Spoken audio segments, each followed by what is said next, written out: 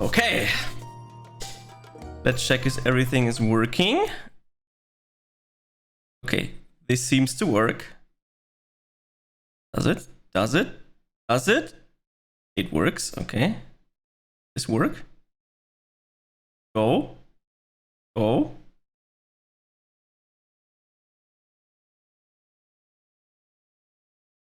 Ah, it's just broken. Okay.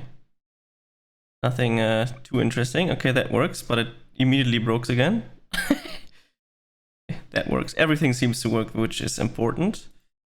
I'm gonna test this. And this seems also to work. Perfect. Then I would say we can go ahead and start the journey.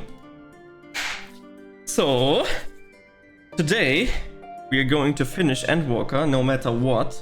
That's the plan. I hope it doesn't take too long. If it takes more than 12 hours, I'm gonna reset the stream real quick. So, nothing to worry about. I have to correct myself because I've spent all morning to recoup and recap all the story from Realm Reborn on up to now. And now I get the full picture and I filled in the blanks. I have to say, what I've experienced with all of this knowledge is way more intense than I thought. But let's go, I guess. Let's finish this. It's gonna be very exciting and crazy. I recommend everyone that you try to redo or rewatch all of the things, and if it's just a story recap of everything until this point, if you're at this point, just to freshen up your mind, because this will be the grand finale of the Endwalker expansion. And let's have a look. As the Heavens Burn is the first quest.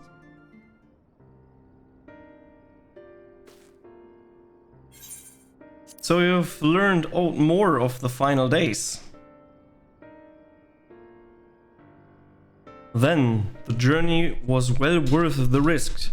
No doubt your newfound knowledge will be a great boon to us all. Unfortunately, during your time in the First, events here have taken a turn for the worse.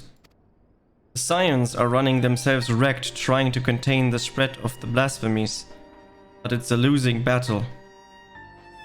To try and ascertain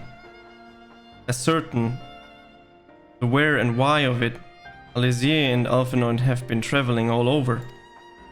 Of all the regions they have visited, Locus Armionus is one of the worst affected. Tancred, Estinian and Graha took a detachment of allied soldiers there to offer aid and succor to those in need. The province is vast. We only managed to visit a handful of coastal villages. It was an accomplishment worth celebrating, still a drop in the bucket at best. In the meantime, Y'shtola and Master Matoya have been making a concerted effort to establish contact with Heidelin and the Ethereal Sea, but to no avail. As for Tataru and I, we've been keeping a close eye on the forum. From what we gather, there have been constructed a vessel to ferry people to the moon. An ambitious project that has likely been years, if not decades, in the making. However, since we have seen no signs of this thus far, I suspect it's still incomplete. You will also recall the proposal issued by the Master Vorchenold to the people of Ratzadhan. Following their discussion, Vitra declared his support for the plan and urged those who wish to evacuate to accept the forum's invitation. So far is good, but that's where things get a little strange. Apparently the forum caught wind of the lunar teleporter in the Tower of Babel and decided to use it to deliver people to the moon instead of their mysterious ship. Therefore, the secure, safe passage for the Hanesh refused to the tower. Alphinaud, Alize, Estinian and Graha traveled to Garlemald not long ago. Trouble is, the capital was hardly the safest place to begin with, and now... The final days have come to Garlemald. Oh shit. Shortly after our friends arrived, they were sent to the rendezvous with Master Fortunal. The panic broke out, and our communications were severed. Not served. From what fragment we were able to make out before the link shell went completely silent, we can only assume the phenomenon has spread to the capital.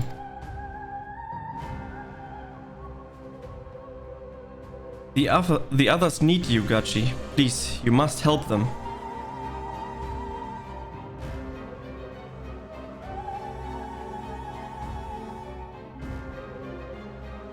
Having you there will make all the difference, I'm sure of it. Camp Broken Glass was their first port of call, so you at best start there. Hopefully Lucia will know where they are.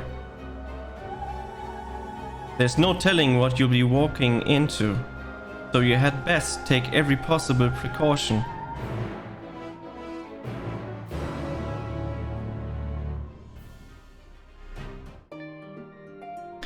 Okay, I guess we have to speak to Lucia at the Camp Broken Glass. That's kinda bad that the final day started to be there, and why did the people from the forum decided, hey, it's a good idea to use the Totem of Babel? I mean, it makes things easier for sure, but... Ay. Gachi, and not a moment too soon. The skies over Garlemald are ablaze, but it's event on the ground that concerned me. As you will have heard, your fellow Science arrived ahead of you. We cut the customary greetings short after we received word from our troops on the Magna Glacis that the Forum's airship had landed. It was then that the heavens began to burn. I dispatched your friends at once to ensure the refugees come to no harm. I would have you join them immediately. Additional support is en route, but we will discuss them later. I trust you are ready to depart. Upon departing of Magna Glacis, several cutscenes will play in sequence. It is recommended that you set a okay. In addition, you will be required to participate in battle. Your progress will be saved at certain points. Okay, we had this already. So, let's go.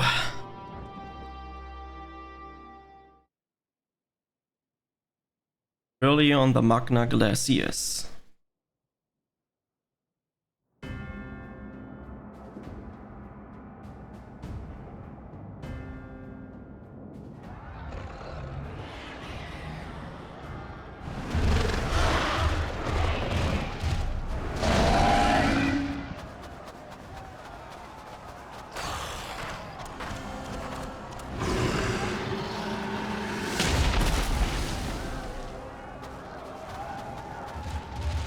No.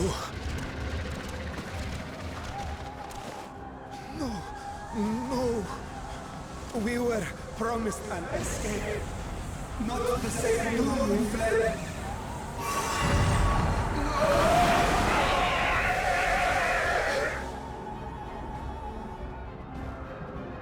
I shall not meet my final days here in this blasted waste. Calm yourselves. Your panic is our greatest enemy. Come, we must build a line of defense.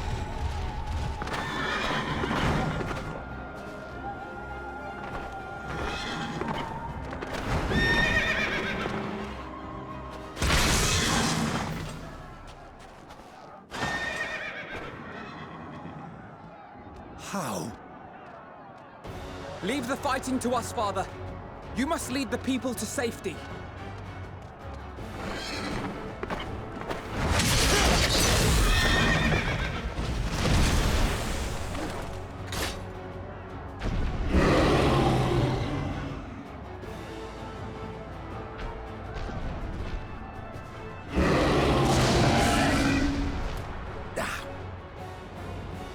I can handle this pair. You shall tend to the refugees. Let us be about it.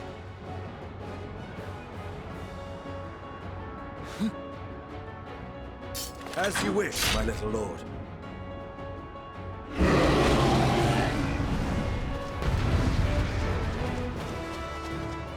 Yeah, do we play Sistinian or Orphanon? That's the question I have right now. As Orphanon, let's go! Protect the refugees. I have no idea how to play this guy, but it's good. Stick to the wounded. Help is at hand.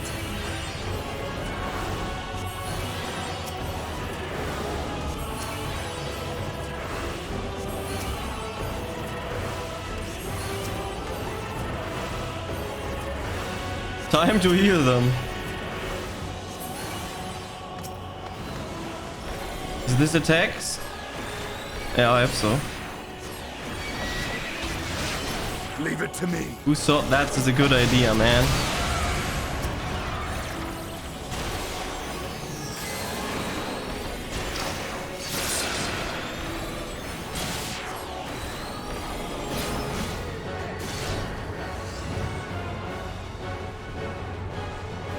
No, no more. There's no hope, no hope. No, they turn into...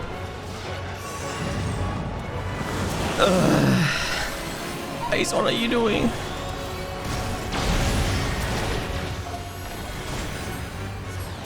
Ah, deals damage over time. Okay. Come with me. Oops.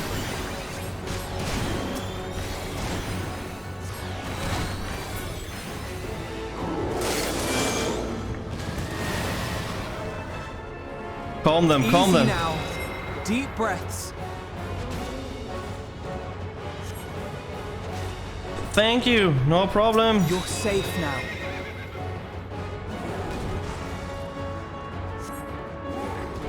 I owe you my life.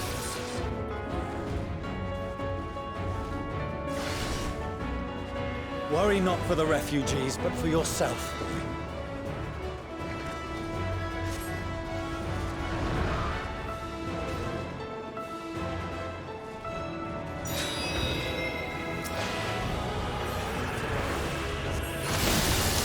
Palestinian is not looking well.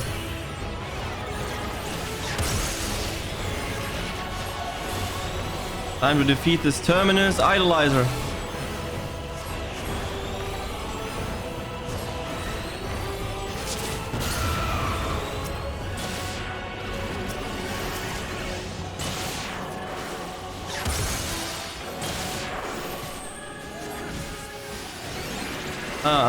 Okay, okay. This is an AoE heal. Okay, okay, okay. Figured that out.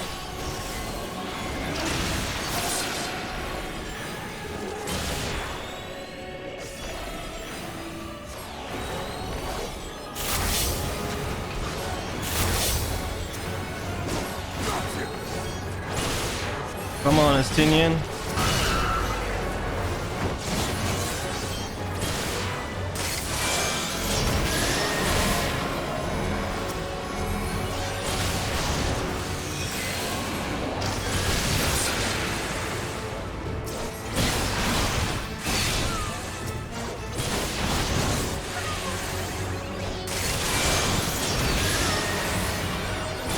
I'm healing you, Estinian.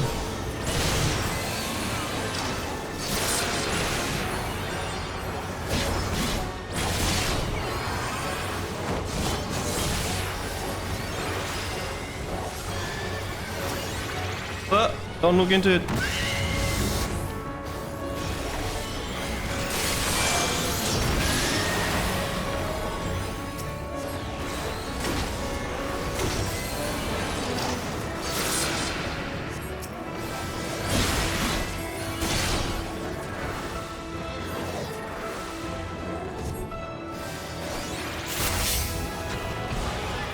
His key settings are completely ass, just saying. But not hard enough!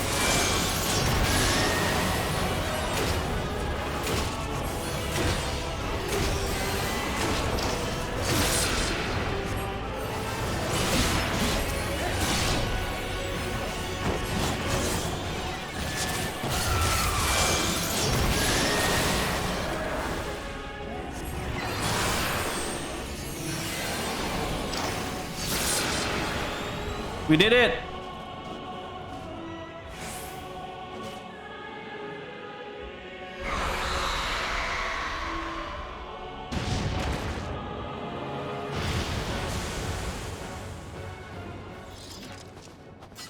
Okay, we saved this area. That's good.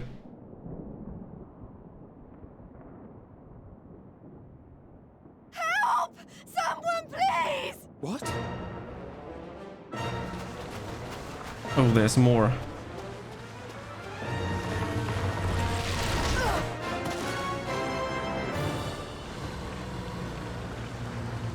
What the hell is this? This thing is ugly as hell. No. Don't. I don't want to die. Forward! Let not a single fiend escape! Look who's this! Who's that?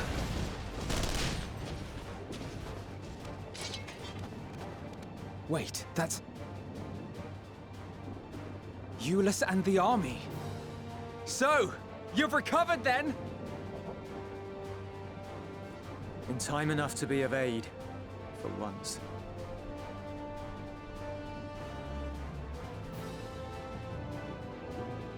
We can speak of it more later.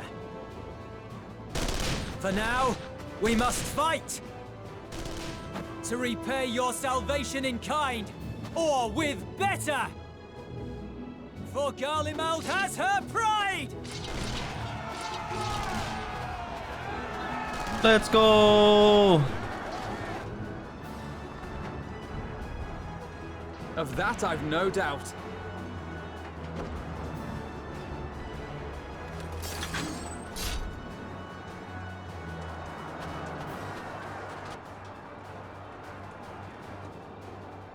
Good gods. Of all possible saviors, the Imperial Army. Oh!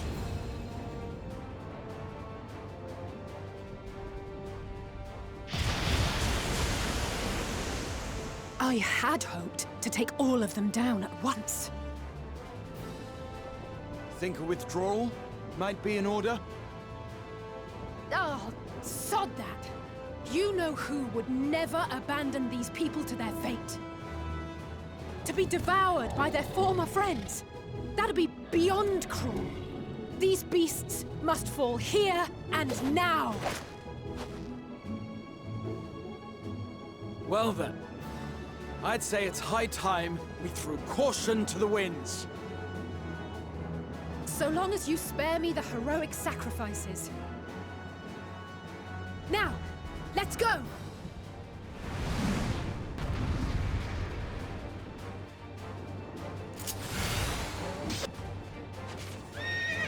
I'm fighting as Alizé. Already played Alizé once, so I have no idea what to do. Increases own damage dealt by 5%. This is resource HP. Okay. This is an AoE. This is AoE. This is a combo, and this is combo. Okay, let's go. Hi Stretch, how are you doing?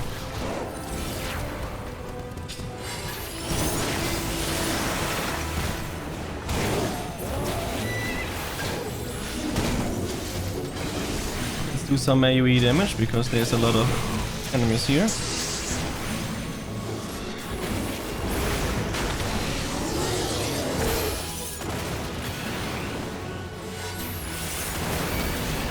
Get destroyed!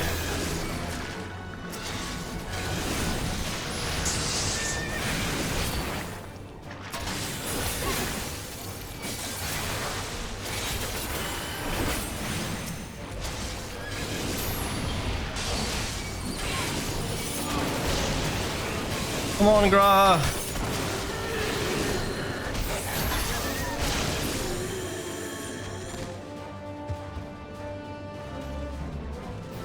Save me! No problem, I can save you!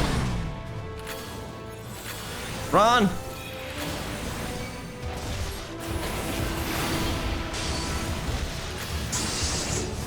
I'm fine.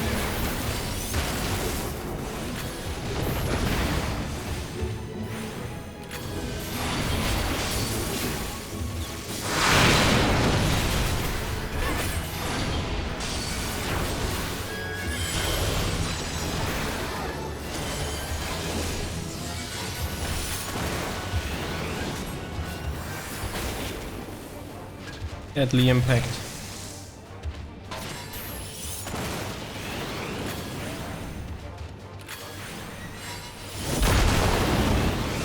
Today.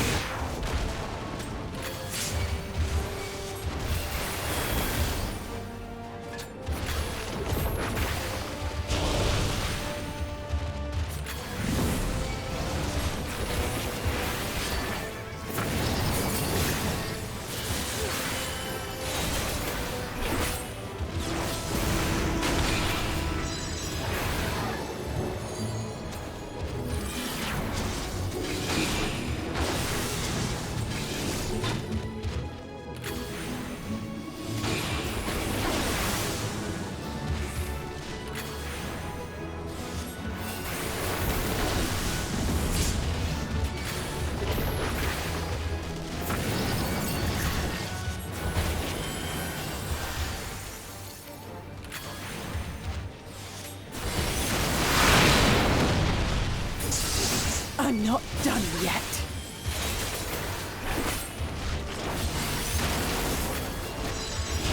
Let's go, Olivier.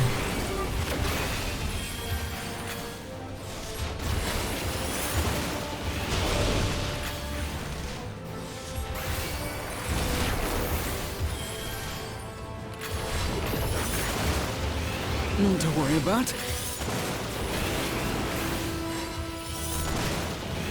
Main is on the US. I see. The air crackles with energy. Find cover. Find cover. Oh, it's from the outside. Okay.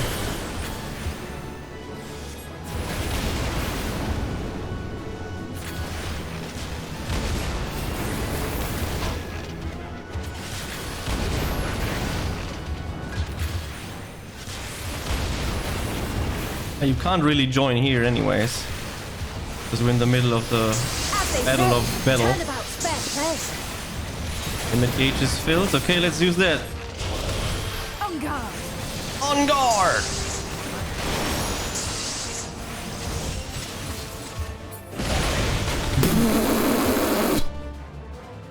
Not broken at all, 200k damage.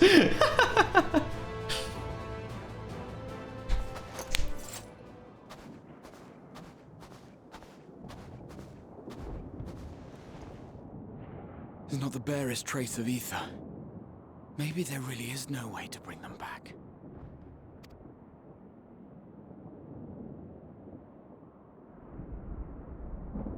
Thank you for saving our lives once again.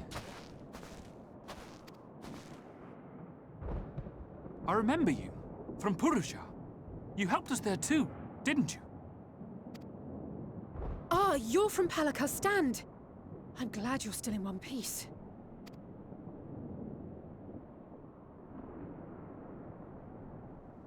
Or you will be, once I see to that injury of yours.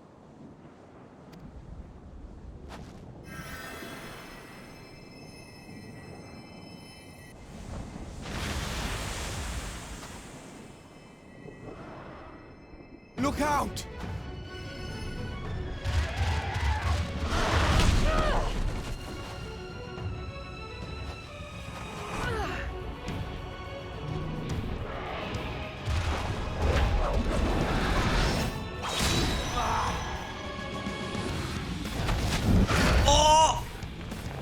Get out of here!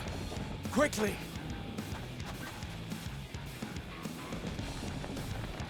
I won't lose them!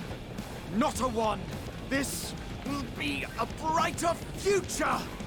I won't let a madman's apocalypse ruin everything we've fought to achieve!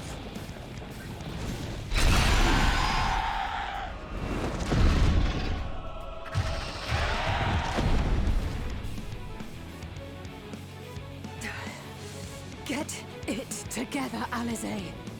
You're embarrassing yourself. And in front of father, no less. You might never measure up to our champion.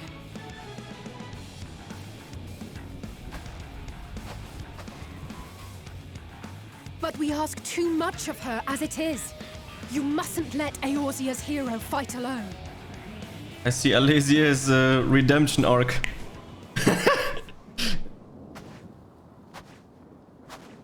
But I'm here.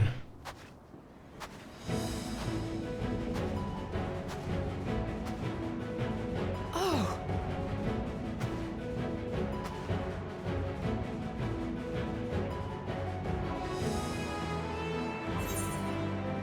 I am back! You've done well in my absence. That's precisely why you should never skip your squad regiment.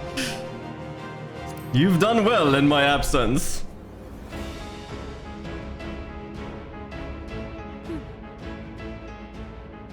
I can look after myself, you know.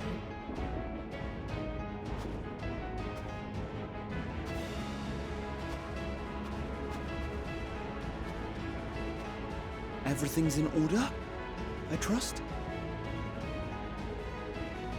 Just a little nod.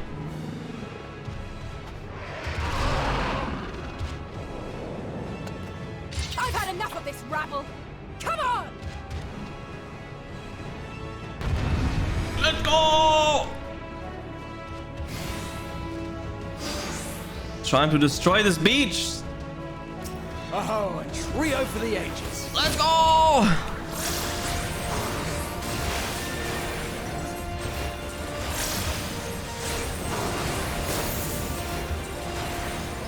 This thing is going down quick.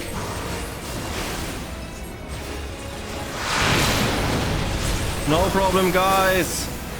I'm here for you. Deadly impact or then deadly joke.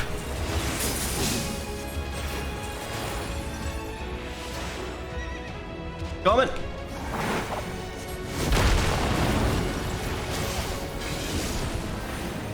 Just the beginning.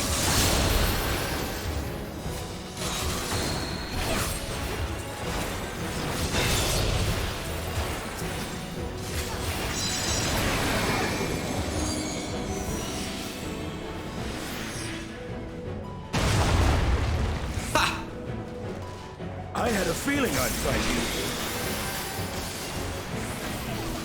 This should be the last of the worst troublemakers. With me!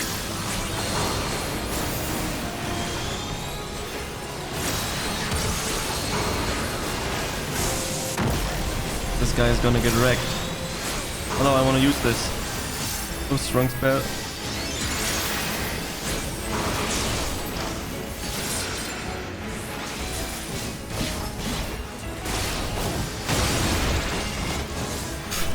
What a noob.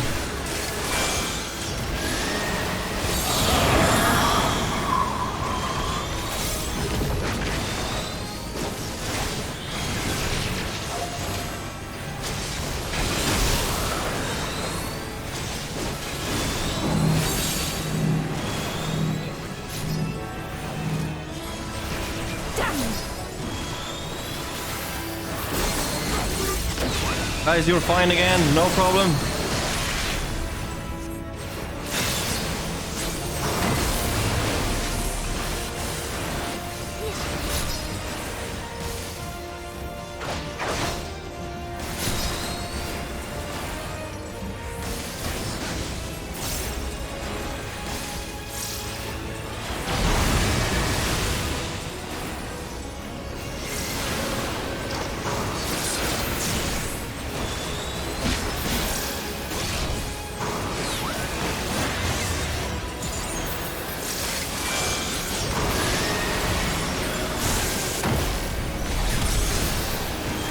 Leave the healing to me. Playing a healer is just superior. I'm here for you, Alphanot. I'm in your debt.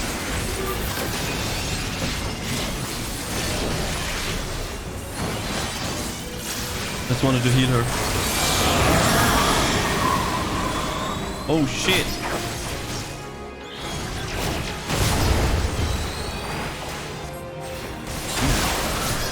Where were we?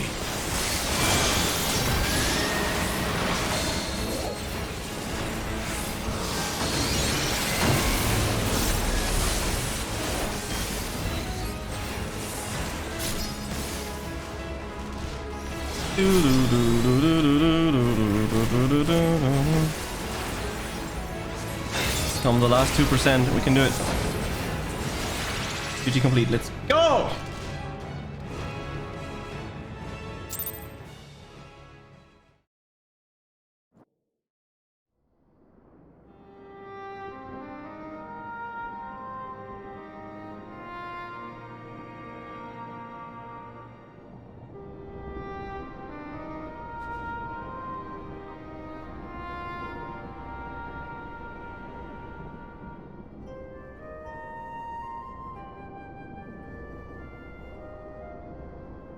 You must board without delay. The ship will depart ere long.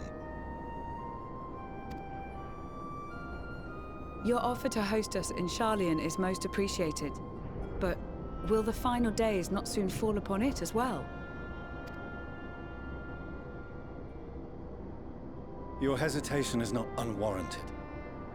The satrap entrusted me with your lives, yet I have failed your comrades. Nor are you wrong to fear that this corruption will continue to spread. I cannot promise you complete safety, even in my homeland.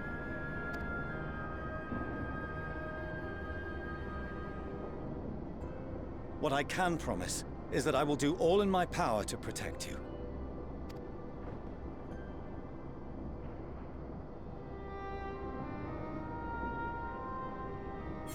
That power is not inconsiderable. Even now, my countrymen are preparing the vessel that will deliver us to a sanctuary on the moon. Join us on our journey there, and beyond, to new horizons. Come to old Sharlayan. Please.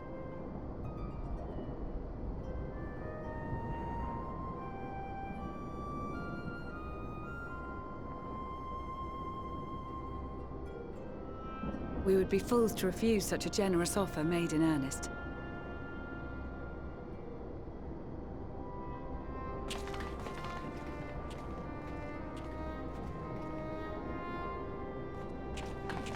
It seems they've a new destination. The people of Radzat-Han have known too much suffering.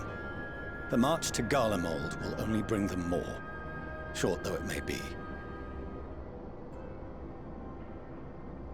I quite agree. Fortunately, they have you to look after them. Yes. Well.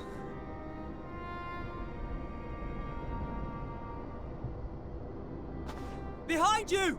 Just there!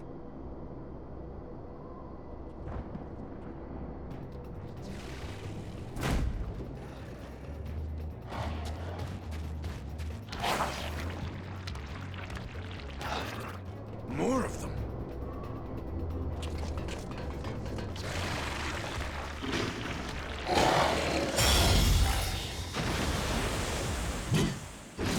Oh! Xenos!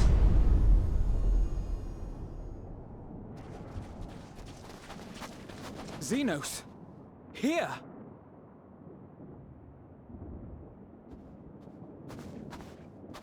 You'll be all right. Hurry to the airship.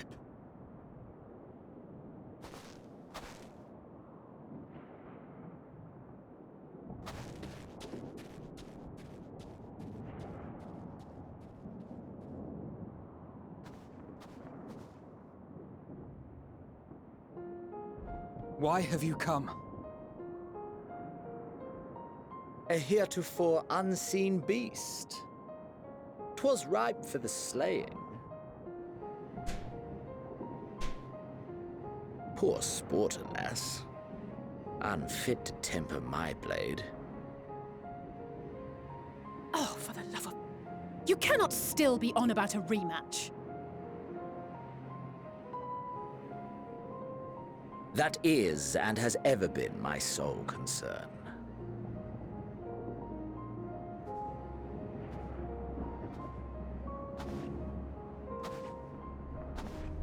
You, on the other hand, are fixated on a different quarry.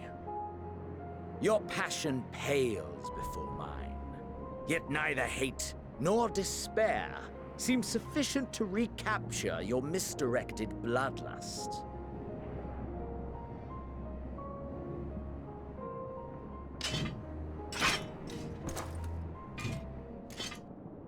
So I hone my blade, and I wait. He wants the full attention of us. That's it. That's all you care about.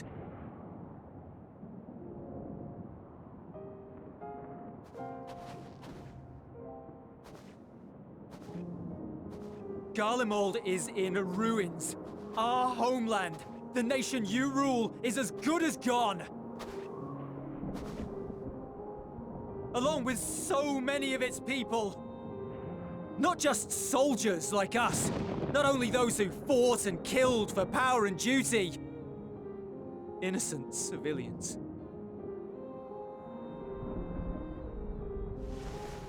Murdered by their own flesh and blood.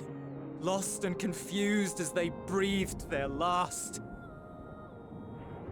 While we who survived with our lives and minds intact were left to freeze to death.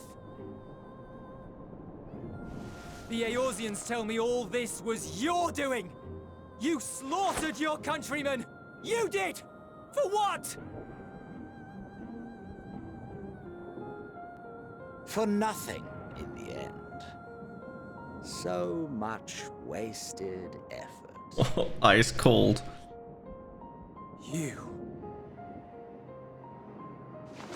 You bastard! For your own sake, Ulysses, you must control your anger. It will serve no one should it consume you and see you transformed.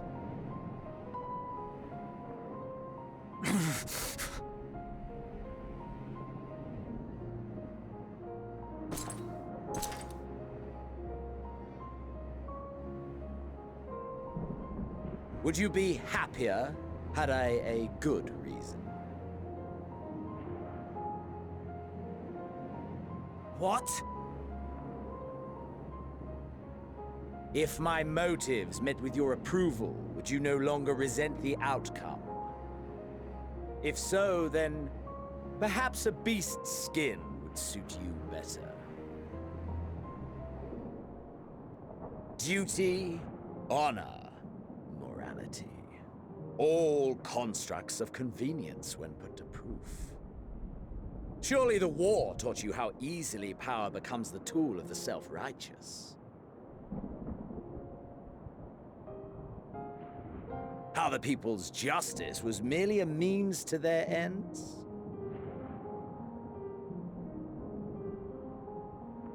Yet you would ask me why. Ask any creature of this star and those above for answers, and they will tell you what suits their fancy. And they would be right to do so. What meaning there is to be found in the petty vicissitudes of your existence must be gleaned by you, and you alone.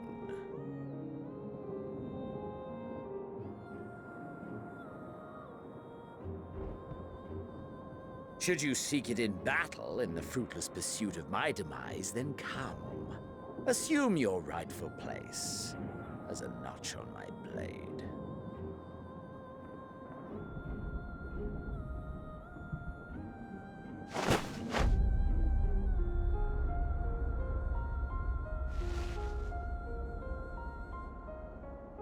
You are a blight on the Garlean race, and there would be no more satisfying way to expunge it than by beating you to death.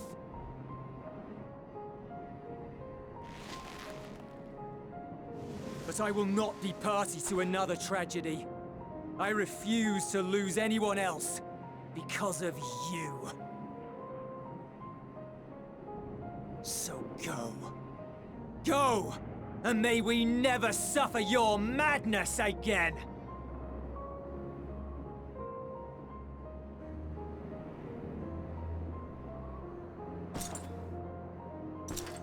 Xenos!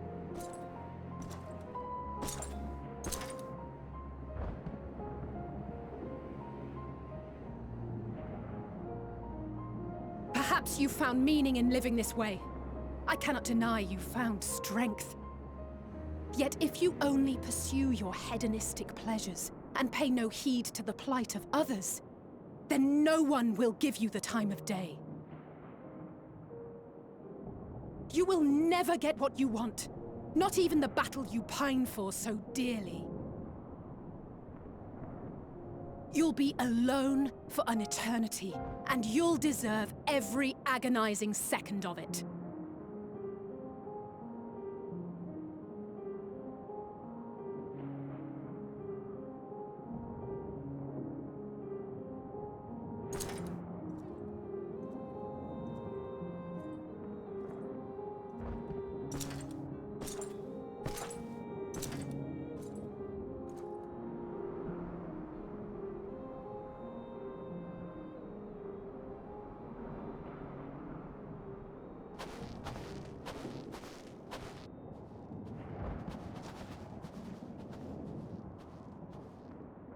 We're ready to depart. The refugee ships will be leaving shortly, but I've asked mine to remain for the time being. There's room enough for you to join me on it, if you wish.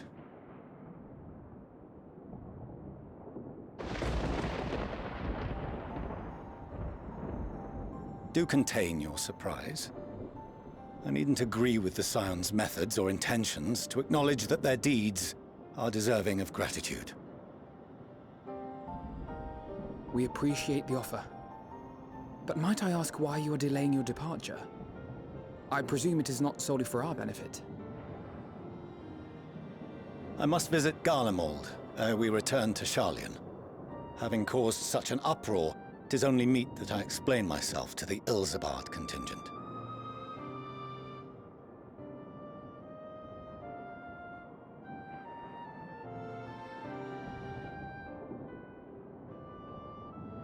Allow us to accompany you then.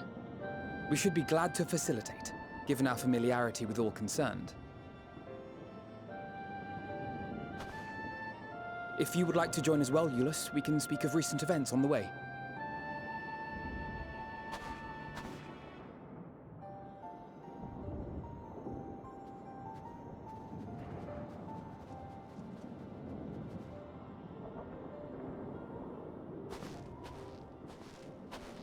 He'll be after your seat on the forum next.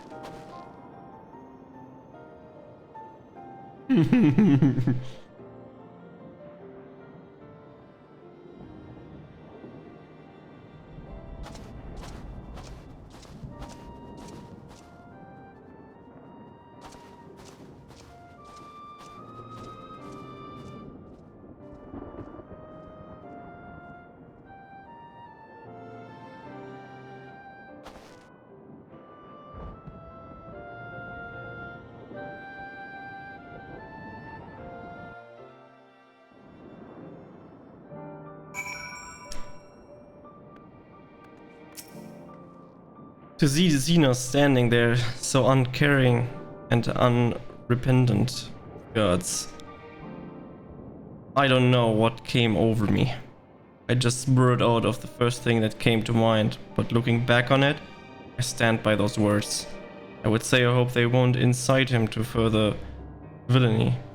But to be honest, I doubt he even remembers what I said. Anyway, enough about all that. It's good to see you again. True. Attempted to transfer your account to EU, but you only have a level 9 bard and 65 Dark Knight. The Dragoon. Dancer? That's Dancer, so there's not really a point, to be honest. You're not wasting trillions of hours that you spend on those characters, right? If you just transfer them to the EU. But what doesn't hold you or hold you to NA? If you're already playing there the whole time. You could come to Chaos, to Cerberus, and join us. If you like to. You need people to play with.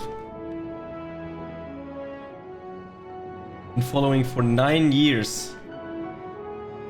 That's a fucking long time. That's when I started streaming. Basically. Yeah, I have to use the custom launcher, otherwise I have issues with patching. Sadly. But I'm not using anything, so it's basically just vanilla. Lucia is taking stock of the present situation.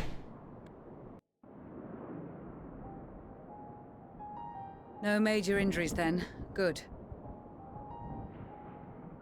I briefed the recovered soldiers and sent them on their way as quickly as I could, but nevertheless feared they would not make it in time.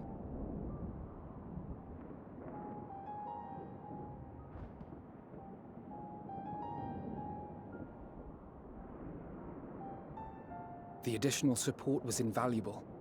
Your men saved more than a few lives.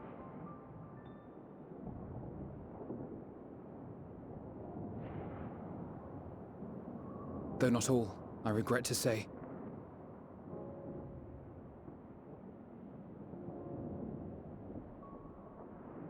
I take it that I'm addressing Lucia Junius. I'm the Forum's envoy, Forchano Leveilleur. And you are owed an explanation for these most dire developments.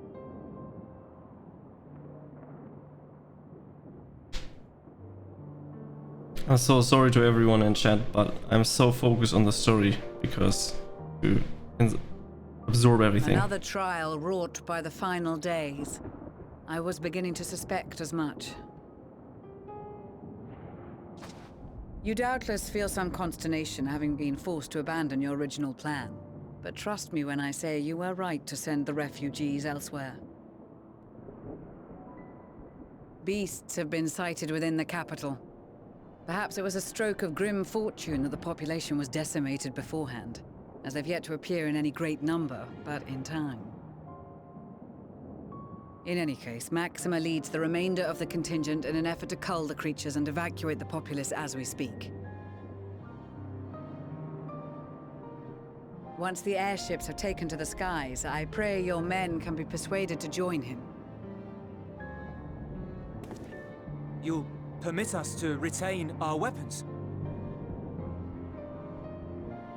I wouldn't have sent you after the Scions were I expecting you to stab them in the back.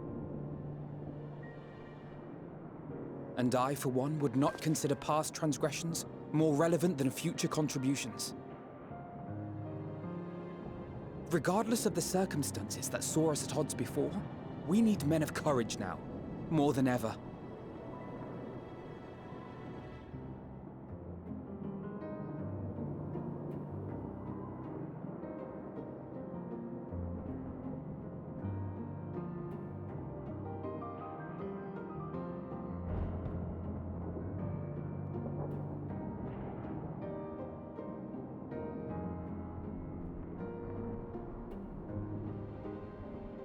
We swore to defend Garlemald, and so we shall.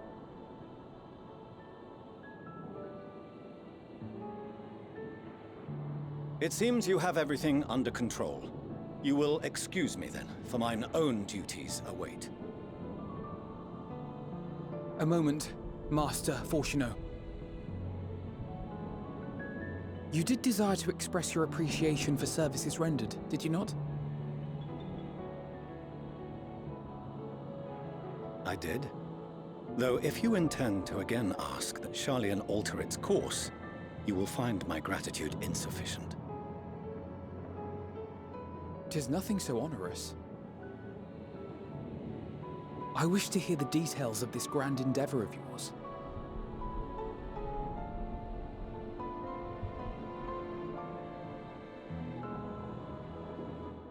Do you swear to listen and to learn, and not to embark upon some scheme to impede us? I swear.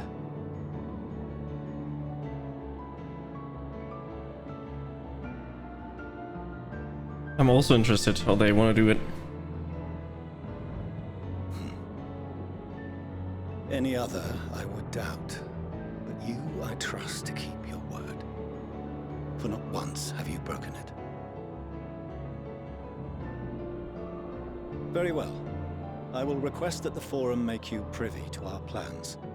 You may await our summons at the Baldessian Annex, assuming the decision is in your favor. Does that suffice? It does. You have my thanks. Excellent. You can regale us with tales of your most recent sojourn to the First while we wait.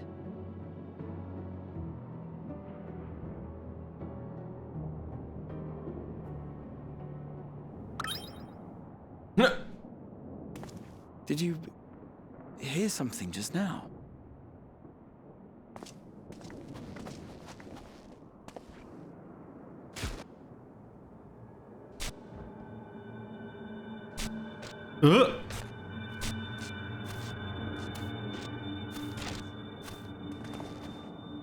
It seems possessed.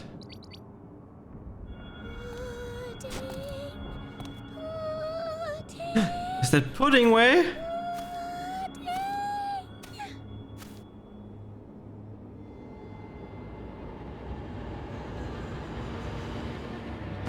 Where is this star's blasted pudding?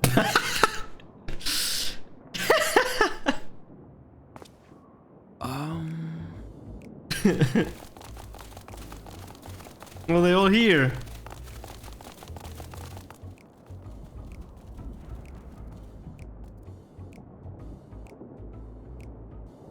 Dawn may banish even the darkest night, and to this bitter clime bring warmth and comfort.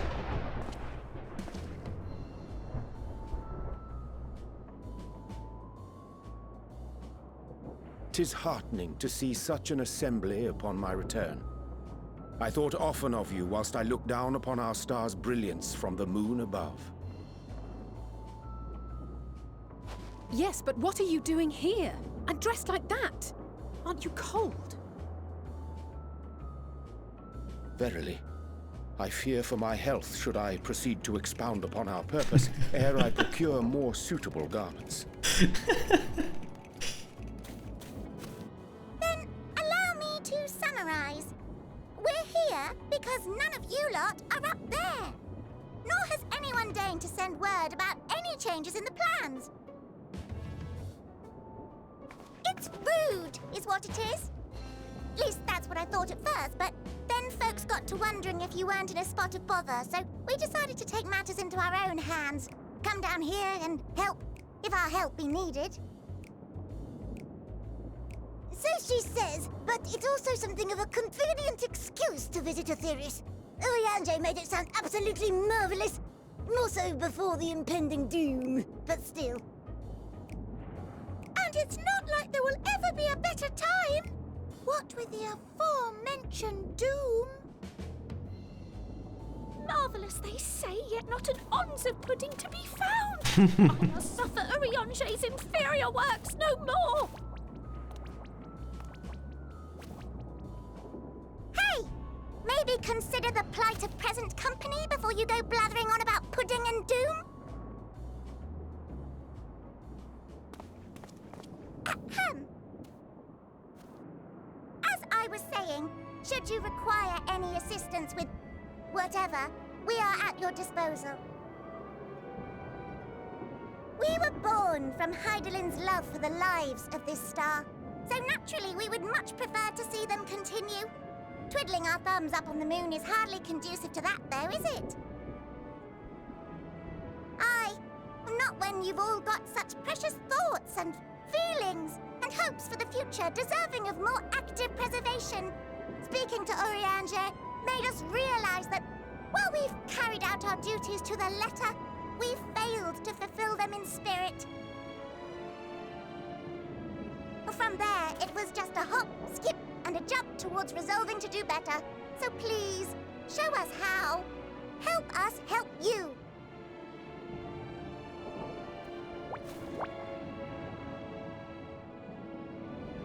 Forgive me, but are they... Thy distant collaborators, indeed. Hail, fellow, well met. You'd be a member of the Forum, would you? It's an honor and a pleasure to meet you at last. I'm Livingway, Heidelin's right paw. That last bit is very important. As am I, if I may humbly say so myself. I bid you welcome to our star, Livingway. On behalf of the Forum, I thank you for traveling such a distance to meet us. As you have surmised, preparations for the Exodus have not proceeded as smoothly as we had hoped. I should be happy to personally escort you to our headquarters in Charlian, where you may advise us as you deem fit.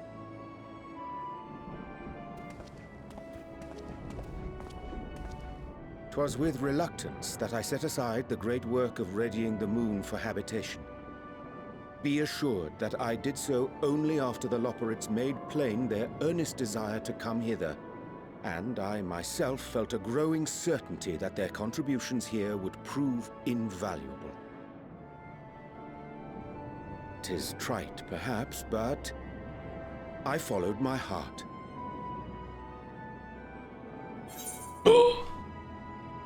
Good to have you back. May thy discipline banish this darkness of nights.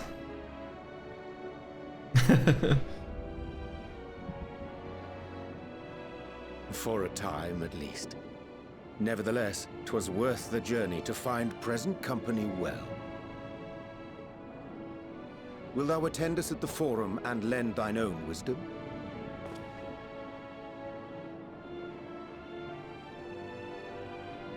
If that's all quite settled, can we start moving before Urianger catches his death? Even I'm freezing out here. Oh, I dare say you'll warm up quickly once you're aboard the airship. Sat shoulder to shoulder with our fur-covered friends.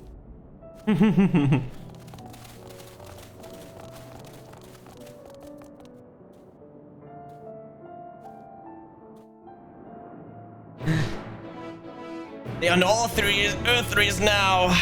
Let's see what's gonna happen.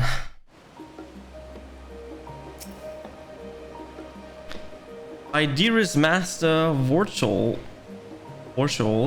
was non-pulsed as we to learn the identity of Heidelin's lunar custodians. As you will soon discover, they have much and more to offer the Forum. Might I suggest we return to the Annex forthwith? We may yet have time to discuss thy recent adventures ere we are summoned to the rostra.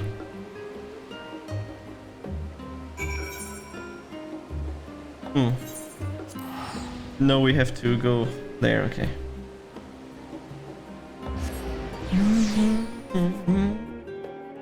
Porting is faster.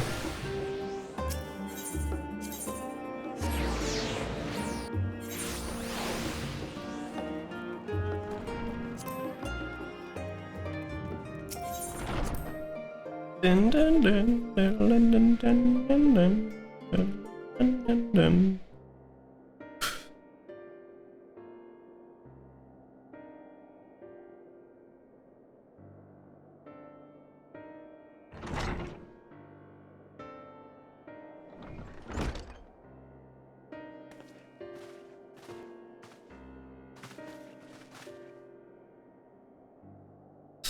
Not that I'm complaining, Urianger, but I wasn't expecting to see you quite so soon.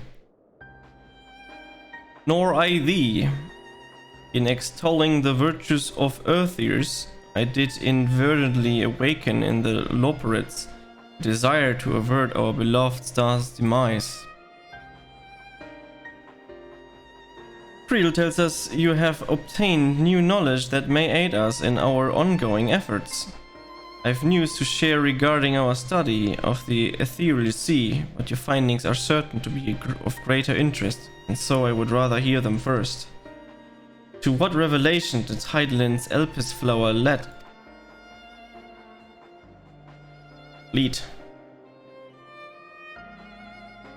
A lot. That's the TLDR. A lot.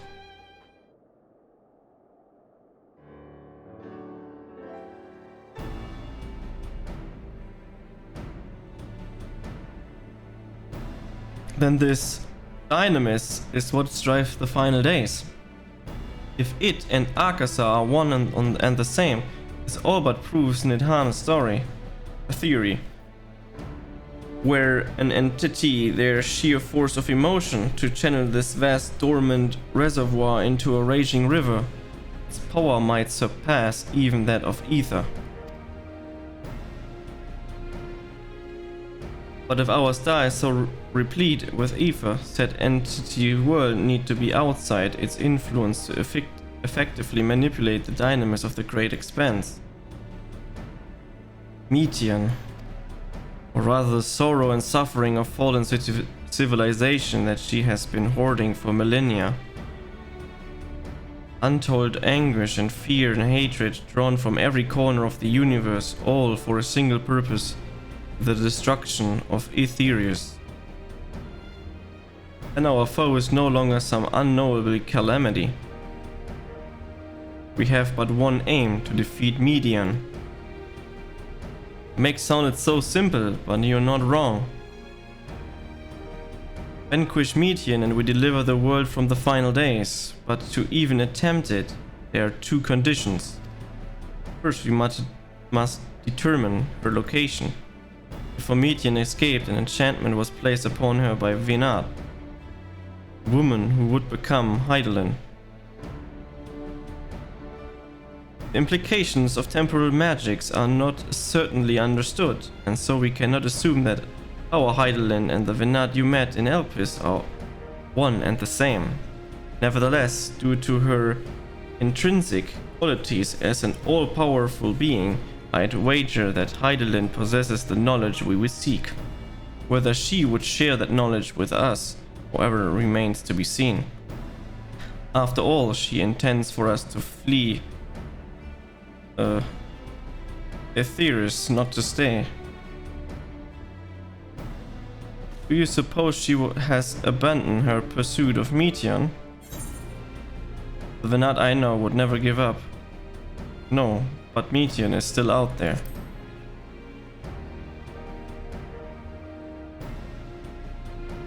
I, though, not for the lack of trying on Hydaelyn's part, surely that's why she used me as a conduit for her will, and provide clues such as Elpis flower. I believe she has been waiting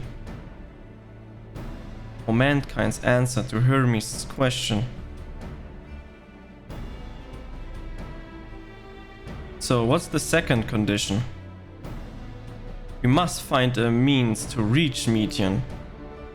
Naturally, our chosen method will depend entirely upon wheresoever she has made her nest. The edge of the universe. Then communicating with Hydaelyn must be necessarily come first. Did you and Master Matuya have any luck with your investigation into the Ethereal Sea? Sadly not, though we enlisted the help of Ehrenwald and other Echo-blessed allies. We couldn't detect so much as whispers from Hydaelyn, even from within the anti-tower. Master Matuya is of the opinion that in the years since abandoning it, the Forum has found some other method of receiving instruction from Hydaelyn. If so, it would most likely be some form of apparatus or observing the Ethereal Sea, a bit closer to home.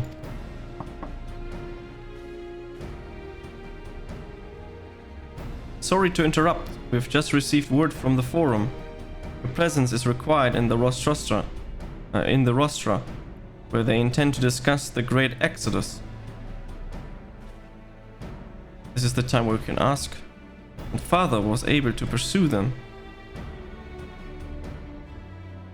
They've finally taken us seriously. Let's hear what they have to say.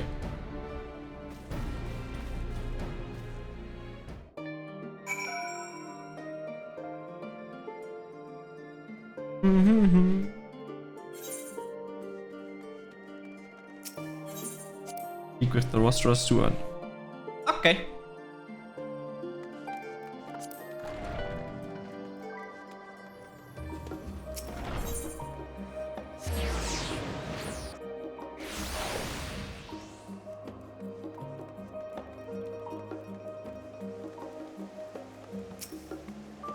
The Forum is in session, and as such, the Rostra is closed to visitors. A sign of the Seventh Dawn? Very well, you may wait in the corridor. Of course, entry will only be permitted on the condition you leave your armamentus at the door. Lest you forget, the sacred institution holds rational discourse in the highest. The implements of war are expressly forbidden.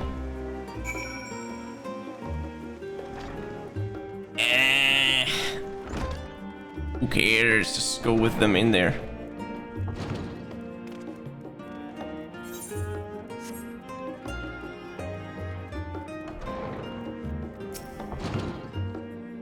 We just ran through the thing and there was nobody in there. Now we wait here and then suddenly they're gonna appear.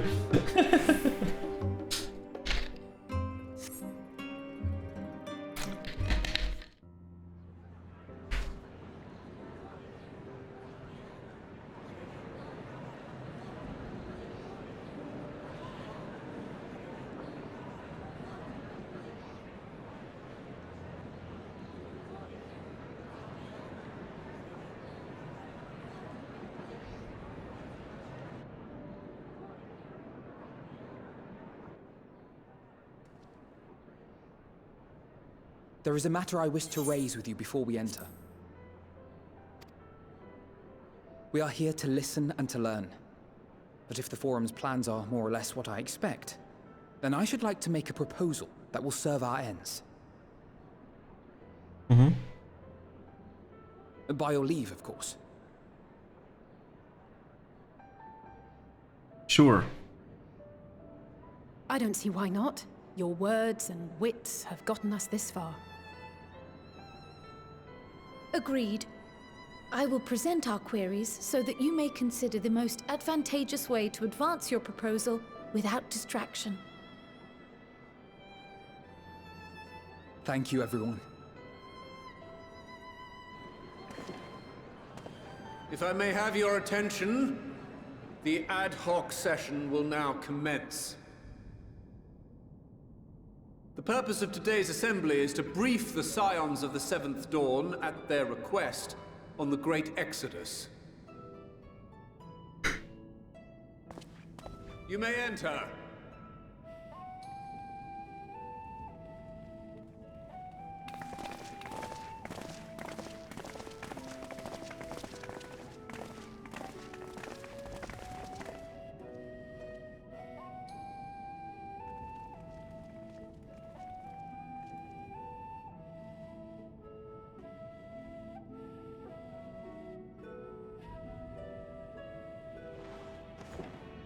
On behalf of the Forum, I commend your heroic actions on the Magna Glaciers. We shall not soon forget your service to us and the people of Radzat-Han. The Satrap, whom we have informed of the refugees' new arrangements, sings your praises as well. As an expression of our gratitude, we will endeavor to answer your questions as fully and openly as we are able. Then let us begin. First, it is the Forum's objective to ferry the life and knowledge of this star to the moon. Am I correct? You are. It is for this purpose that Charlian has labored these many long years. We have collected biological samples and scientific records from across the star. When the time comes, they will be moved from their places in Labyrinthos and Numenon and conveyed to safety.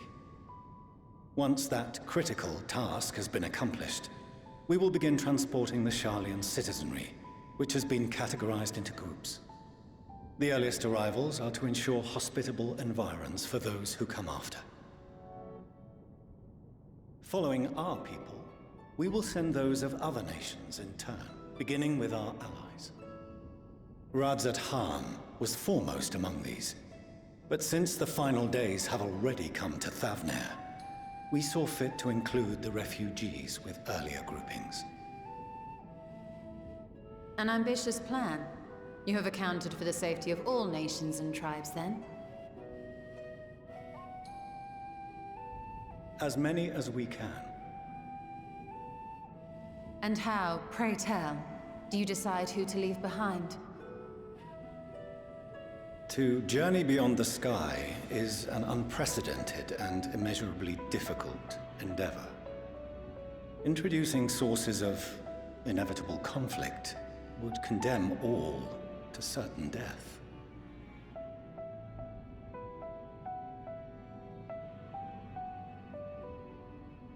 Questions as to the validity of that approach aside, are your plans proceeding apace? We're under the impression that your primary means of celestial transportation is incomplete.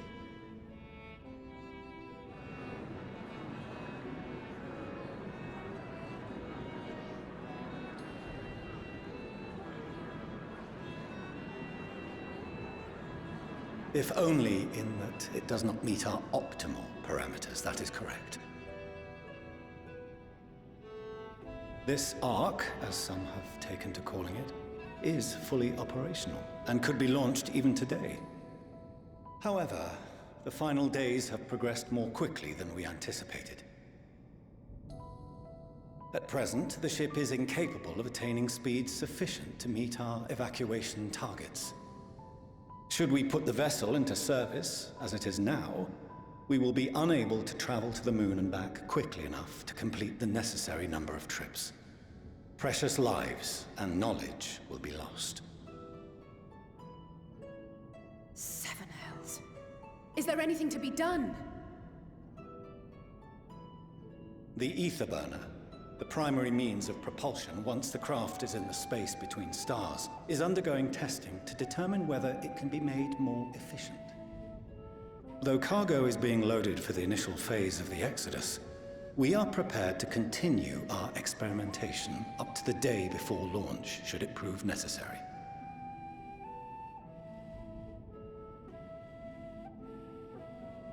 What if the Scions were to solve your problem?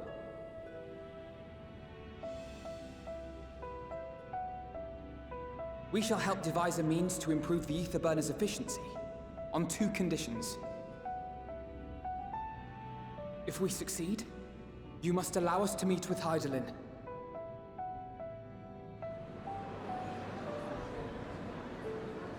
'Twas simple enough to deduce. You have a Concord, and so you would never have abandoned the anti-tower had you no other means of communication. One far more convenient, I suspect.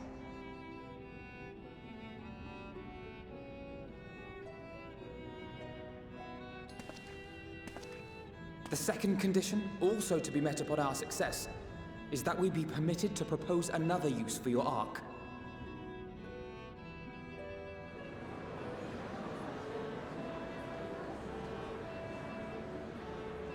We would be at liberty to refuse this proposal. Of course. If we cannot prove its merit to the 99 here, who are we to stake on it the lives of all peoples of this star?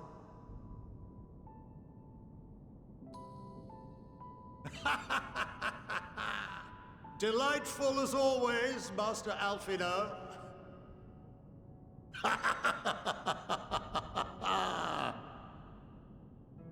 Oh, we couldn't have asked for a finer plan. Allow us to solve this complex engineering problem of which we were entirely unaware until moments ago. What could possibly go wrong? The satire writes itself.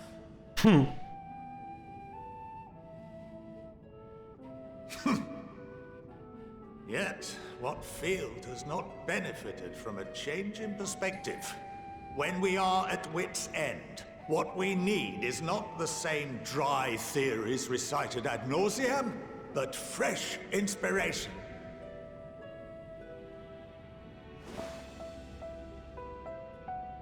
I, for one, have faith in my erstwhile students to provide it, and I find their terms to be perfectly acceptable.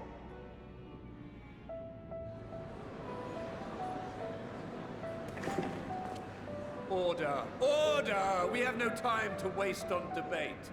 I call a vote. All in favor of agreeing to the Scion's terms?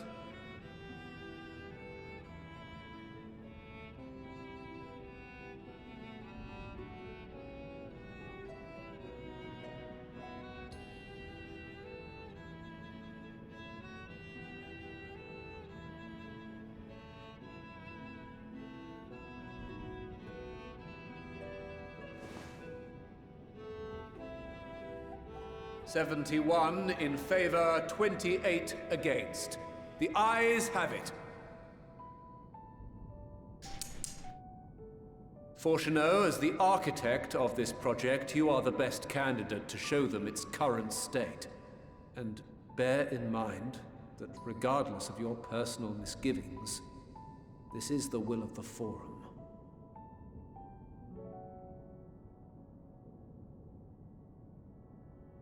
Very well.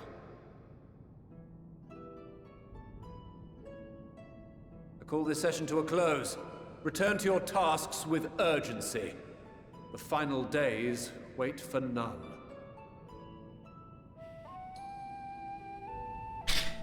Okay, so we are suddenly becoming engineers and trying to fix the efficiency of the Ark. We just use the Leopatoids or whatever they're called. They know. They have a fully working base on the moon, so easy. Sorry about not letting the rest of you know my plan. I was immediately thinking of my fleet for the most part. But since we require both a means of communicating with Heidelland and reaching Metian, in the spur of the moment I saw involving ourselves with the completion of the Ark as a way to work towards both objectives simultaneously. However, we must first keep our eyes on the Borgen by solving the problem of the Aether Burner. I'd like to think it's not challenged beyond our combined expertise, or at least the expertise of our extended circle of associates. It might behove us to learn how the Aether Burner actually works before we attempt to improve it though. I guess. As instructed, I shall take you to see the Aether Burner. Meet me outside the Archean. I trust you can make your own way there. So the Ark is being built in Labyrinthus. Hardly surprising. Where else could they conceal such a massive undertaking? That makes sense. Let's go to the Labyrinthus. Oops. Oh, can we just go from here? Shortcuts!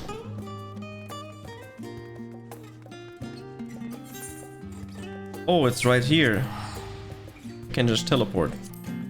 No need to walk.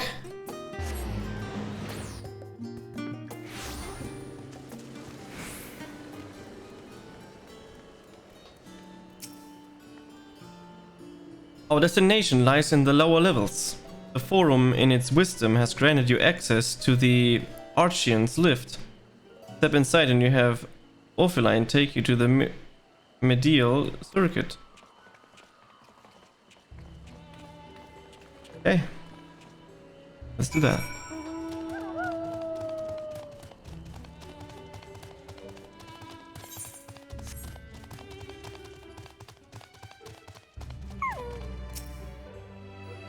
Wish to use the lift, yes? Yep.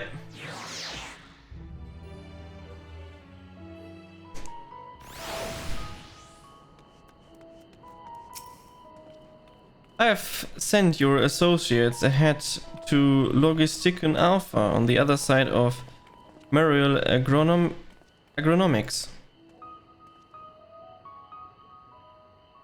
Actually, there's something I have been meaning to. No, never mind. It can wait. Let us attend to the matter at hand.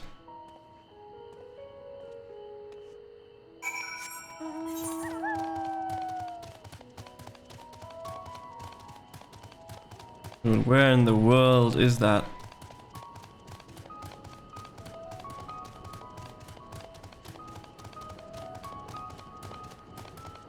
So much travel time.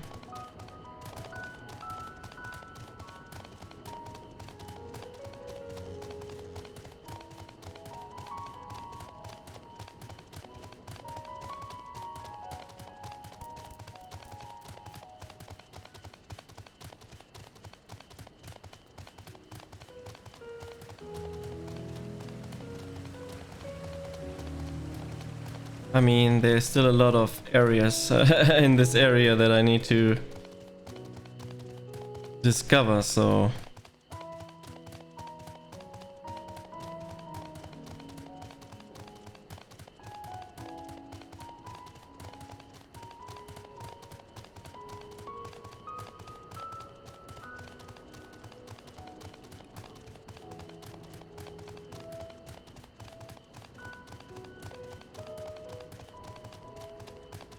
Kinda curious how the arc looks like.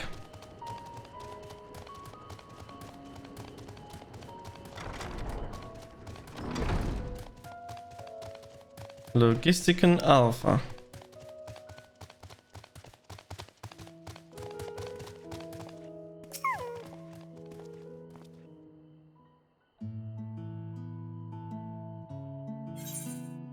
We are to wait here while our father arranges for us to use the next lift. Here being Logistikon Alpha, where the atmospheric conditions of Labyrinthus are regulated. Oh, we've seen this kind of thing. Water is drawn from underground and dispersed as vapor, simulating the formation of artificial clouds and rain. By manipulating the temperature and air circulations, they are able to create the ideal environment for the growth of preservation of their biological samples kept here. Hold on, how do you know so much about it? My father brought me here as a child.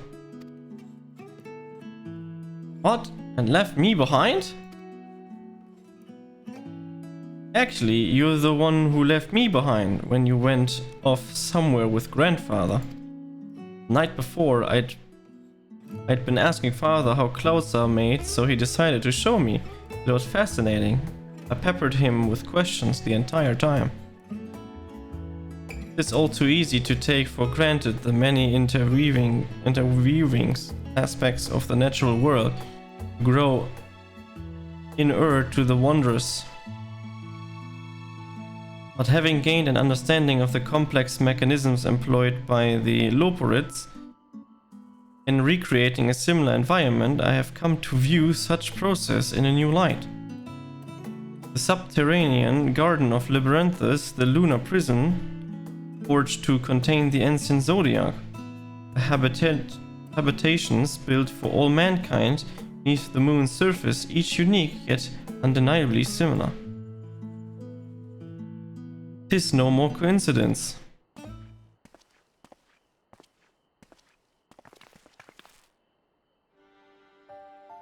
Ever since Heidelin unfolded to us the grim fate that awaits Earthrius, every essential resource we could spare has been delivered to Labyrinthus in preparation to the great Exodus, but that is not all. It is also a testing ground for the technologies that will allow us to settle on the distant stars. Though the Loporids have endeavored to make the moon inhabitable, that is not our final destination. Mankind must learn to propagate life where there is none, to thrive where all is barren. Alice, time is not on our side. I have arranged for you all to enter the central circuit. It is there that most of our preparation for the great Exodus are carried out, the construction of the Ark among them. Though our plans have been made public, access remains highly restricted. You, however, will not be the subject to set restrictions and will have free reign. Come and go as you please. Such was the will of the Forum after all. We will prove ourselves worthy of their trust, your trust.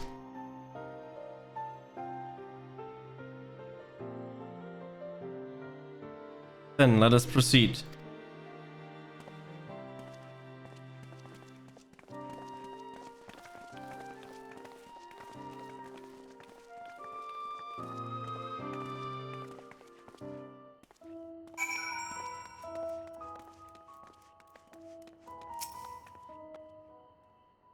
By decree of the Forum, the Scions of the Seventh Dawn are permitted to enter the Central Circuit.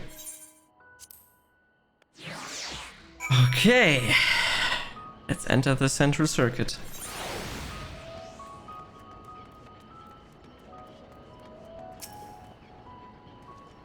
The ether burner is being constructed not far from here, overseeing the work of Koko Dunkol, after whom the forge is named.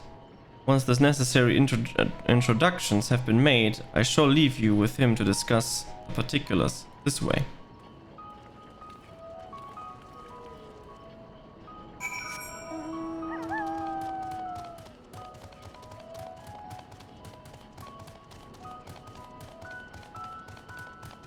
The immediately different area I wanted to actually go. I wanted to go to the Etherite.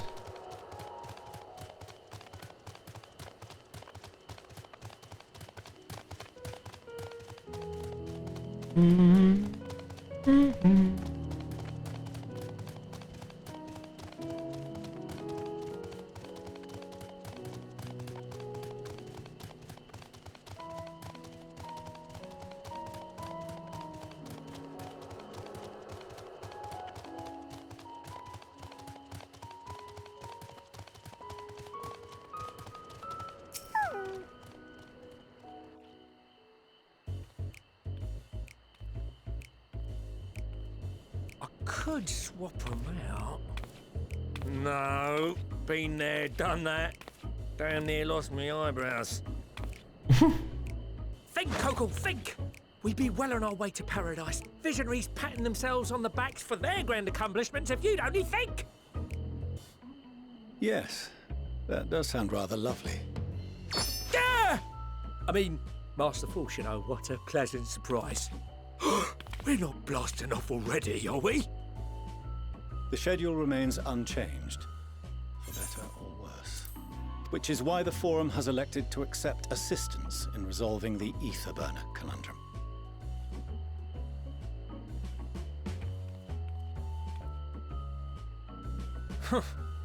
Not seen you lot down here before. There are Archons among their number, but engineering is not their expertise. Nevertheless, the Forum concedes the slim possibility that they may have insights to offer. If not, you are at liberty to return them to the surface, by whatever means you see fit. I assure you that won't be necessary. Now, about your troubles with the ether burner. Aye, aye, I'll walk you through it. Suppose I could do with a change of pace. As the name ought to tell you, the ether burner burns ether, ambient or otherwise, and transforms it into motive force. Think of it like a giant bomb that never stops exploding. Even out in that black void where the ether's right sparse, it's strong enough to move our arc. And it probably won't kill you like an actual bomb.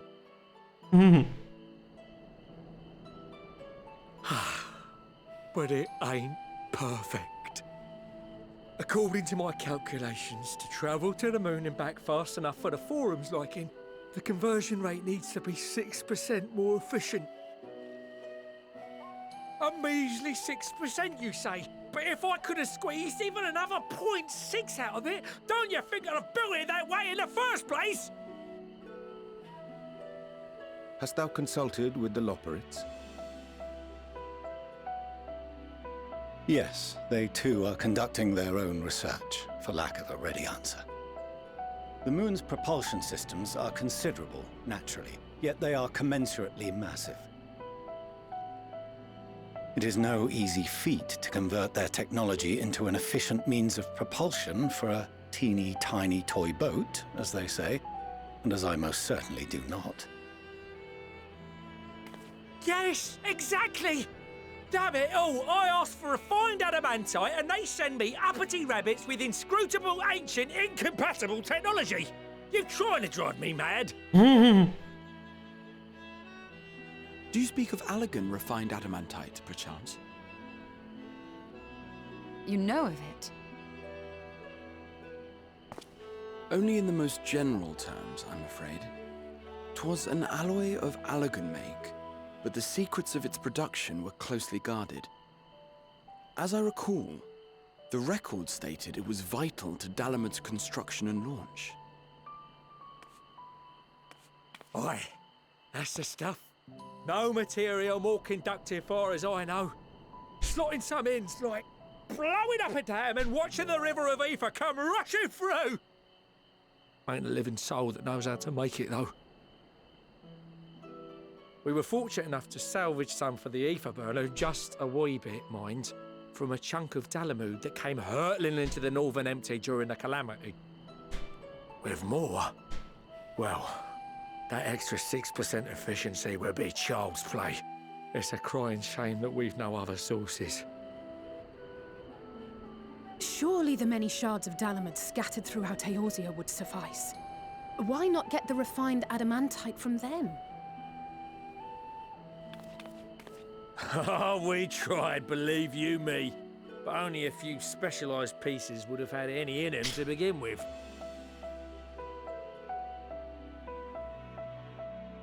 Drive cores from Ragnarok-class internment hulks. Those are the prize bits we really need. According to the Gleaners, getting to them means delving deep into the shards, and the defences are still very operational and very eager to blow them up.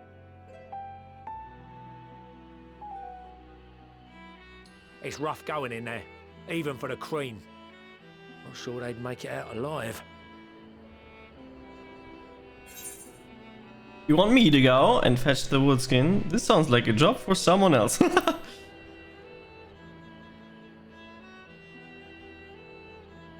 That may be for the best, though you doubtless find the task too dull for your liking.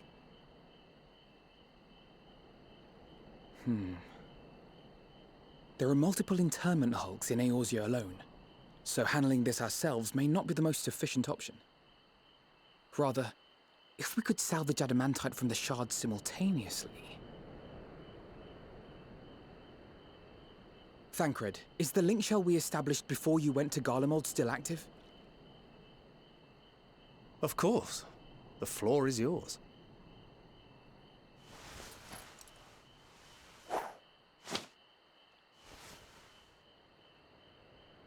What's all this? Gathering firewood, so to speak.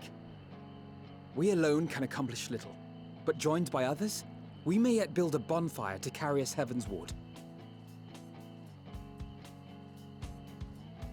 This is Alphino. The Scions have need of you. Let's go! Understood. I will contact the Lord Commander and dispatch our finest at once. My sisters are somewhat preoccupied with the final days, so I will lead the 12-Sword expedition myself. Are you aware of any other sources of refined adamantite?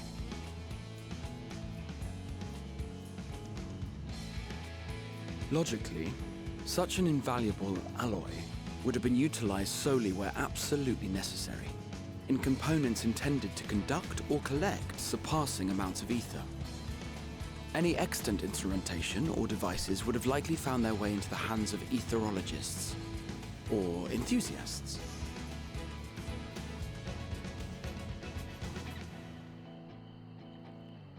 Magical artifacts of Allagan design? The Eastern Alliance will send word to one and all. Are there other ways we may offer aid? No shards of the Lesser Moon scar our soil, but our stake in this cause is no less for it. Is there anything in Othard that might be of use to you? Othard, you say? Oh, you got friends in far places, lad. Any road, if you're offering, I wouldn't say no to one of those Far Eastern sacred relics. Some of them could hold enough ether to summon a whole damn primal. Combine a source like that with the ether burner, and 3, 2, 1, kaboom! I gather you heard his explosive enthusiasm. Might you secure us a suitable relic? It shall be done. I know little of machines, but I promise we will do our utmost to gather the materials you need to finish your starship. I am glad for the work, in truth. Better to busy oneself than wait and fret over disasters foretold. Then why are we all still standing about yapping? There's plunder for the taking, and I'm a born plunderer. I'll be an old Charlian before you know it. Start mixing the grog. I'm certain that can be arranged. Thank you all, and do be careful. Just like that. Aye, just like that. Our refined adamantite is on its way. Now let us consider our next steps, shall we? There's yet much to be done.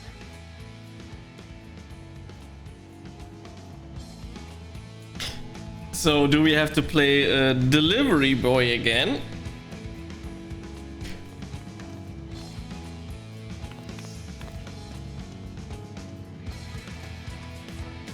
I have a bad feeling about him, not gonna lie.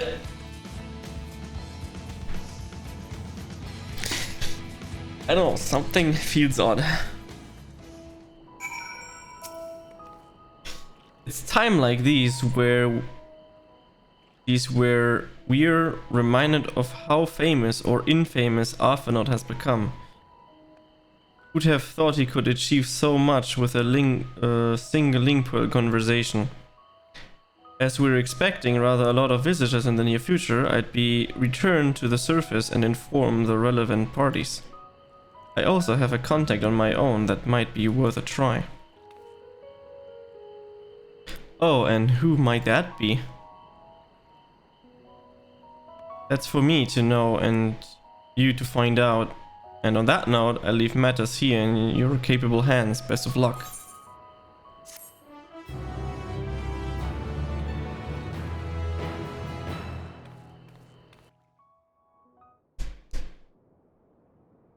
Meanwhile, in Ulda.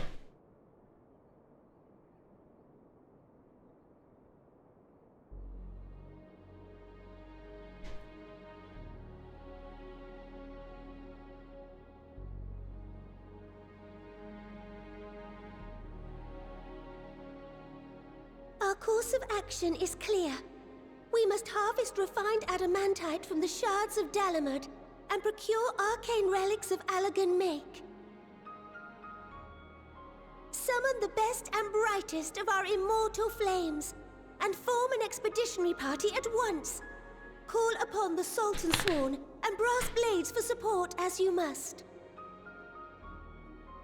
Papashan, send word to the guilds. We will require the expertise of master artisans if we are to have any hope of identifying and recovering these elusive materials. Thiergeist, we have need of your stone torches.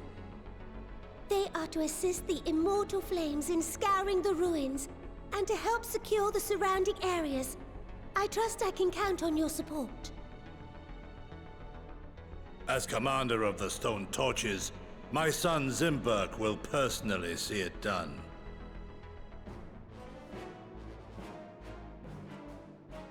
Pippin, I would have you lead the raiding party. Assemble your finest, and with Tizona's blade, clear the way. Lord Lolorito, I pray you take charge of the search for Allagan relics.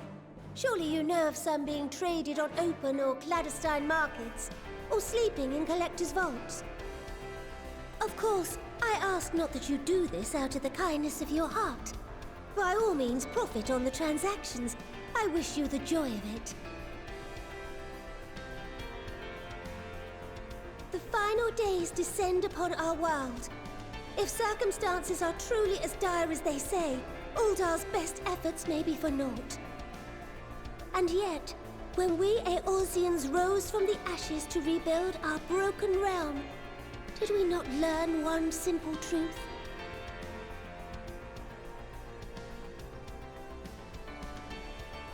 That which seems all but impossible to overcome alone may yet be possible if we stand together.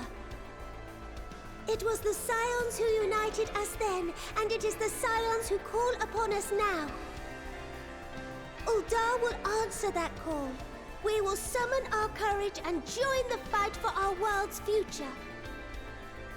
You know your duties. I, Nanamo Ulnamo, 17th in the line of Ul, bid you good luck and Godspeed.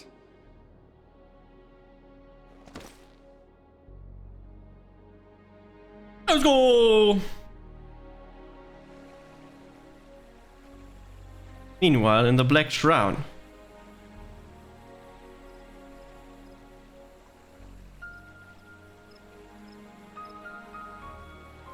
What's redone you're gonna do?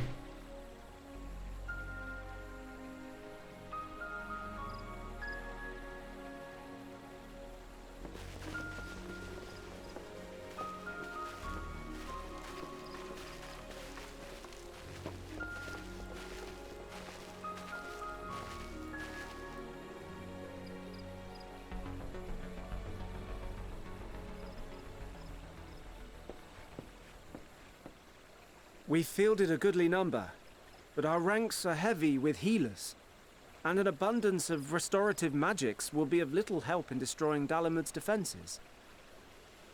Still, it has ever been thus with Gridania. We must steel ourselves for a protracted engagement.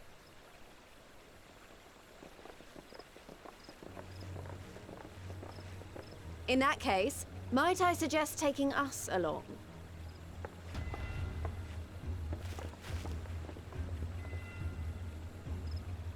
Commander Hext, what are you doing here? None of the shards in Girabania are big enough to hold an internment hulk. So we said to ourselves, why not lend our neighbors a hand? We thought you might be short on people with a talent for breaking things. Let's go. While it pains me to admit it, you are right. Our deficiency so plain to see. It might have been a lifetime ago, but I was once one of the scions assigned to the Shroud. I know this forest well. I know your people. And I know we will be stronger if we fight this fight together.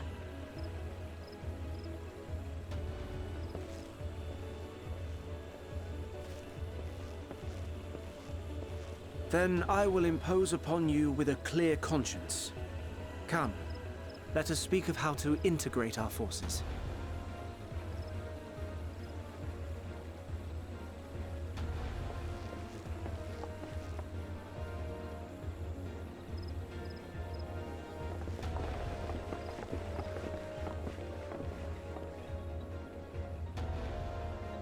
I won't let it all be for nothing. I promise you, Papalimo.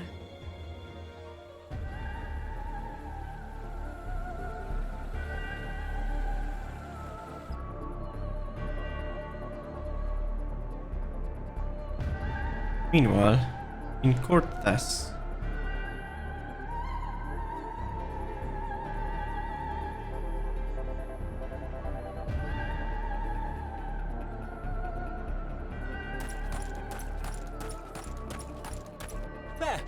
There you are! We've no time to waste, brother. Everyone has already... Ah.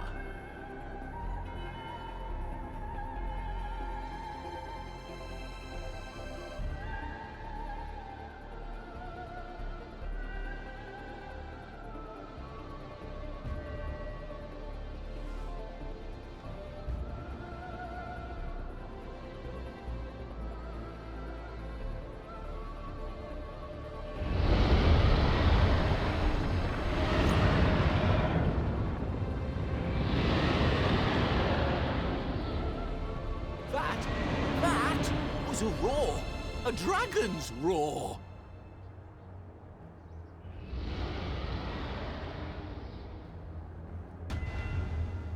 But whose?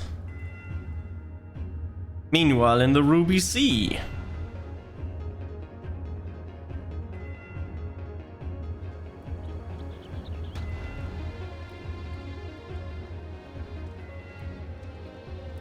And so, in summation, the Eastern Alliance, as well as the Honorable Lord Lolorito himself, reached out to me for assistance in procuring these treasures of the divine, and I, in turn, do beseech the Confederacy for aid.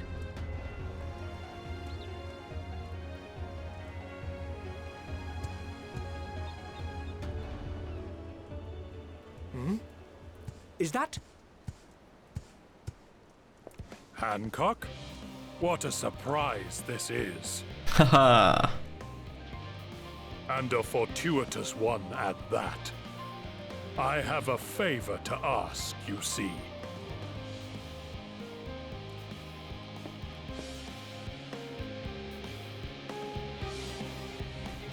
Huh?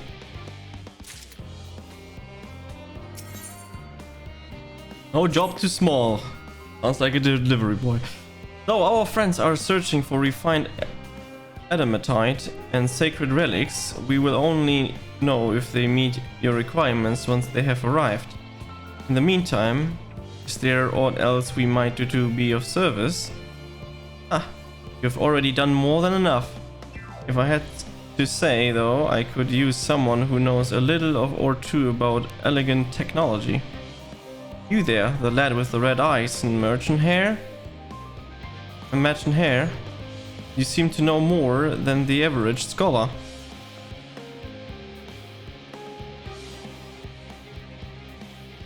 If only Master Kokol knew how right he was, while he and Graha establishing a rapport.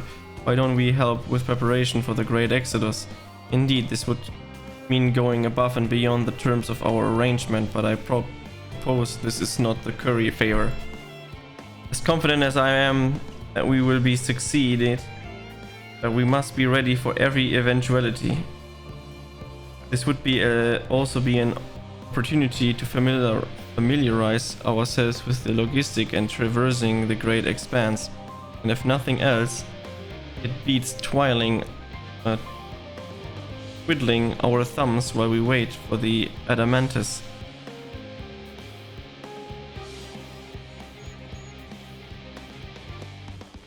Well, ain't you a bunch of helpful buggers? I've had a mind to lend a hand. I know where you ought to go. Charlie and Harmless is loosely with researchers and the scholars type, busying themselves preparing for the Exodus. Pah! That lot needs a lot to help there can get. Well then, off we go!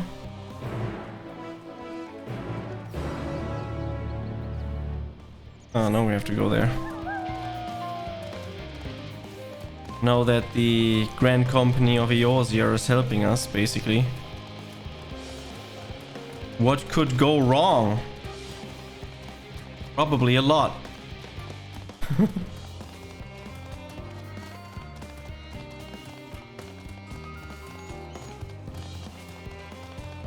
Let's see what we have to do now.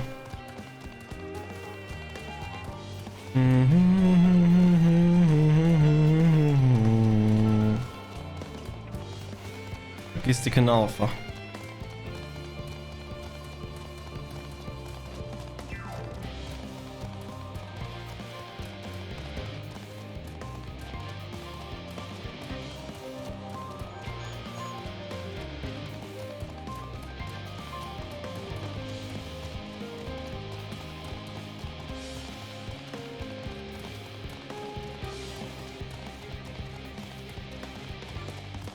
Alize. From what I can tell, a lot of the people actually live down here. I don't know how much help we can offer, but I dare say they'll benefit from somewhat of a fresh inspiration. Scholar Monty Kane mentioned, let's start by asking around, ideally without getting in anyone's way.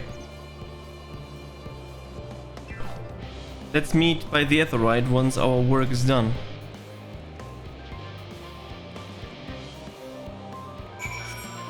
Okay, time to speak to people. It's actually 3 people. Steady current. Helping with the Ark, even with all the power Master Kokol's managed to squeeze out of the ether burner, it's still not enough apparently. And now I heard the fine days have arrived. Horrible creatures running rampant all over. If only we had begun the Exodus sooner. People are dying and there'll be no end to it if we don't fulfill our duties. But we will. We have spent years preparing for this moment, believe in the plan, and all we will be well.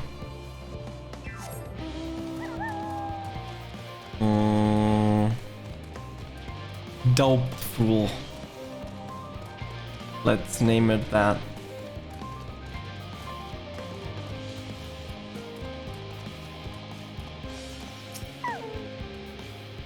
Offering to help, that's very kind, but I should be able to organize the rest of the documents by myself. Mostly lists of the things we'll need once we arrive on the moon, and then with whichever star we choose as our new home. My duties largely concern the maintenance of living conditions, so I'll be a lot busier after we depart. I hear that our lunar collaborator have come down to assist in our efforts. I'm looking forward to finally meeting them in person, after having communicated with them in such a limited capacity thus far. To be perfectly honest, I've never even I've not even the slightest idea what they look like. I do hope they are not enormous, looming giants. Why? I would much prefer something small and fluffy like that beheaded rabbit that ran by. You are not off though. They're cute little rabbits.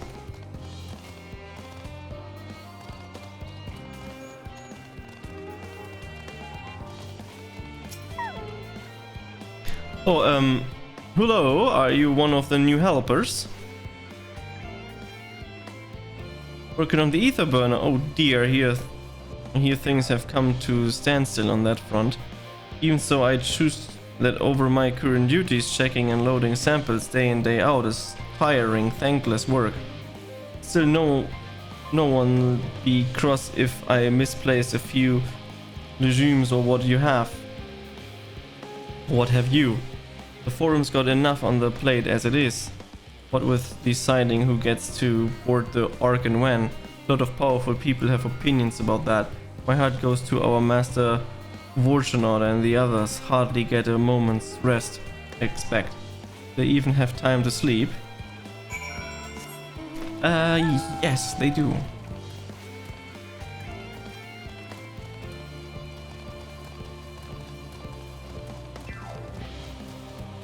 Let's attune to this.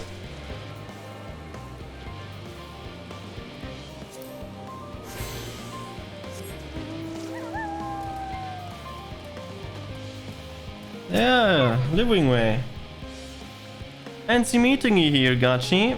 Our friends in the forums brought us to see their tiny toy boat, which was quite impressive considering they didn't use any creation magics.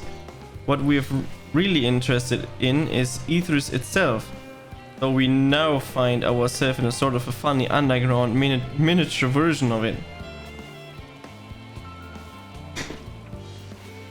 We were hoping the forum would give us a guided tour, but it appears they are rather preoccupied. Honestly, all that time to prepare and they're still not ready. I suppose we'll just have to show ourselves around, or at least that's what we were planning to do until we changed upon Orianger and your good self. Since you're both dawdling about, engaging in idle chit-chat, perhaps you could show us a few points of interest. Won't that be fun? Tell me, we have to do a guide. Tour of Labyrinthus. An unexpected yet prudent suggestion. Given the similarities betwixt this artificial environment and Bestway Sporrow, it would put in our best interest to have the Looprings acquaint themselves with those conditions deemed optimal by their Charlan collaborators. I fear however, that continuing reliance upon my limited knowledge would risk narrow, rather than broadening their perspectives. Mayhap thou art better suited to lead this venture. What a marvelous idea! Might we begin with that great big what's it over yonder? Ah yes, the what's it. I shall leave it to explaining to Gachi. Really? I have no fucking clue. What do you mean?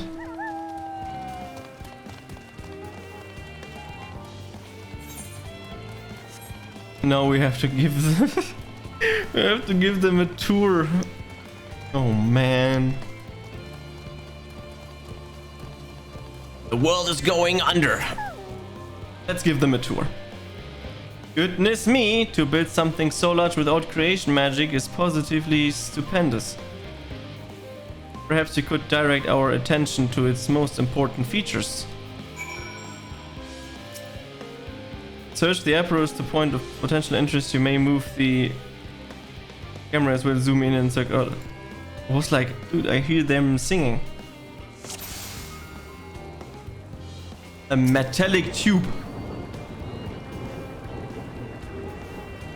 Is that what I hear from inside that great big tube? It must be because of those hooks and the gigantic wheel at the top. Oh, I see, that's how they draw up the water. There's probably some sort of spiral-shaped mechanism inside it too.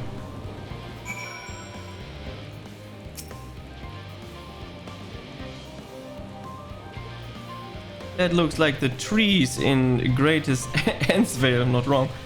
Hold on, that's a big of a strange shape. It's thin at the bottom but big at the round of the top. Quite tall for something so unbalanced too. Now it makes sense, that's where they store the water.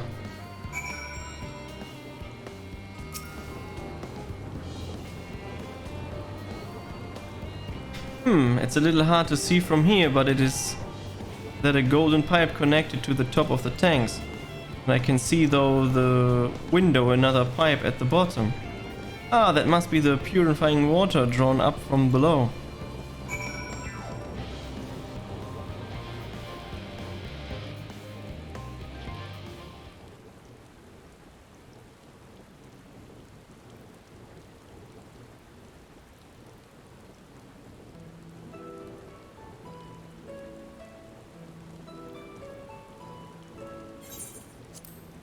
Well, if I were to hazard a guess, water drawn from underground, presumably with some other mechanism, is purified here and stored in that tower before being distributed elsewhere. I'm right, aren't I? I knew it. A design brilliant in its simplicity. I dare say it would take only a moment to install in even the harshest of environments, for us Luproth, that is. Indeed, secure and reliable source of water is the utmost importance for any fledgling settlement.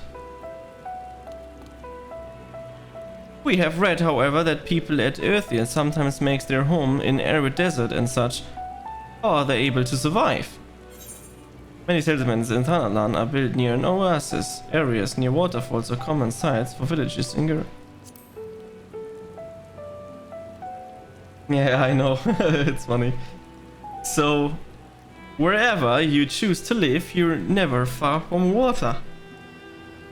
Oh dear, I worry we won't be able to pursue the necessary amount. We can provide enough water to keep them from drying out completely, but it would appear to rely on it far more than we have anticipated. A few adjustments may be in order once we've calculated the average rate of consumption per individual. And also be worth learning more about how exactly they obtain their water in the first place. Master Alphanote spoke of the machinery responsibly for the feed during our journey through Logisticon Alpha, did he not? Mayhap the Loporis will share his appreciation for the engineering marvel. Oh yes, that sounds absolutely splendid. We must journey beyond the sanctuary of Charlie and Harmel. I shall lead the way. You mean we'll have to brave the untamed wilderness? A valid concern indeed. We could not help but notice the many dangerous-looking creatures with big, nasty teeth lurking beyond the safe confines of the settlement. We've been escorted here by burly custodians. I dread to think what would have become of us. Regrettably, too many hungry predators with the aforementioned big, nasty teeth, Loperids, may appear to be potential and rather appetizing source of sustenance.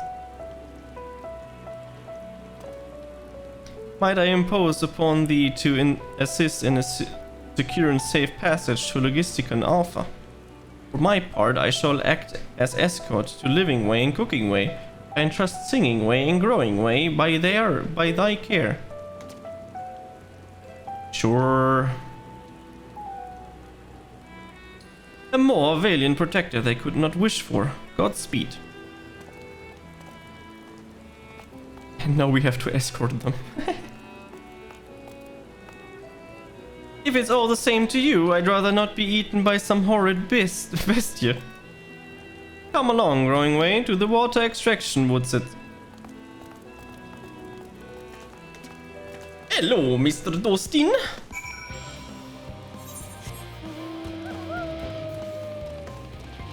At least it's not a real escort thing, it's just that we just run there. Be something. Look at the beasts.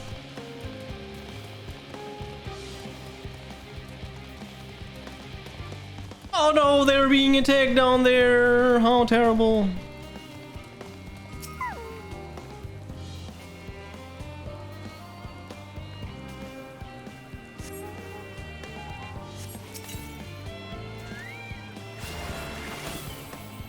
Kill the burning Anala.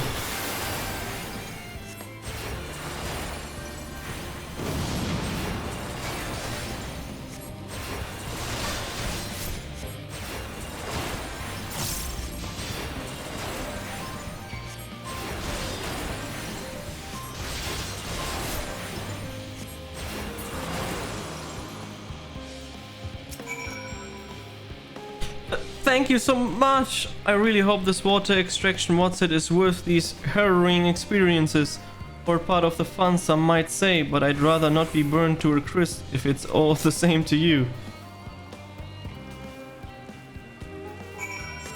Yeah, that would not be the optimal way, I would say.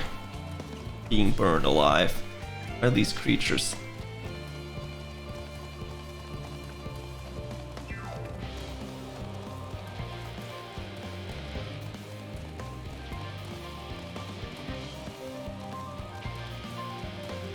But we are almost there, so it's all good. Why does it have to rain?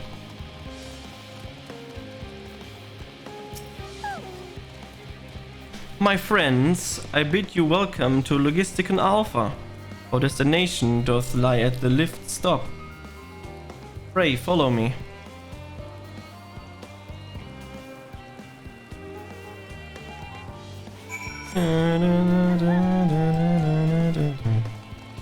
We have to go up.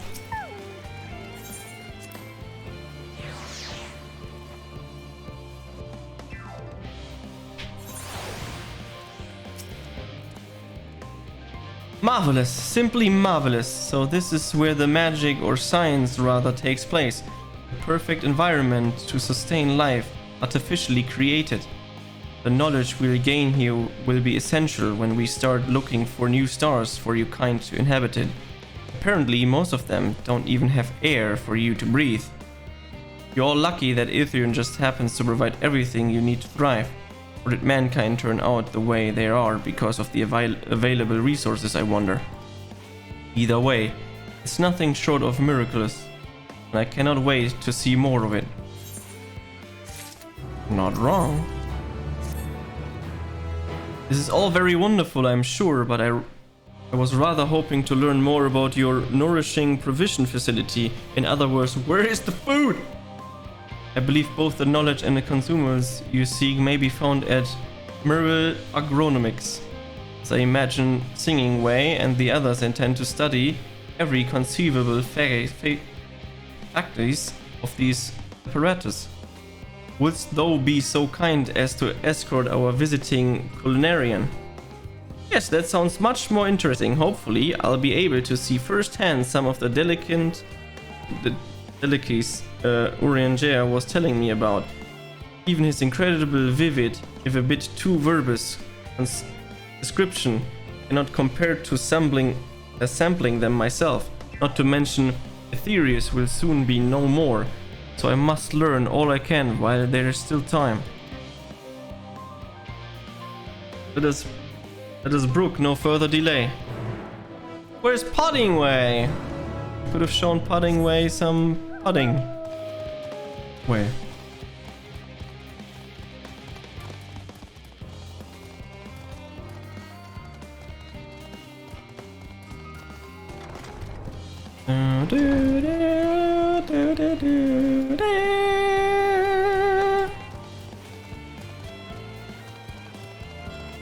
It's so funny that we need to help here and there and this and that, do this and this and this, that we protect that the world is not dying and stuff, and then yeah, you have to give a guided tour right here when the apocalypse is happening, you know.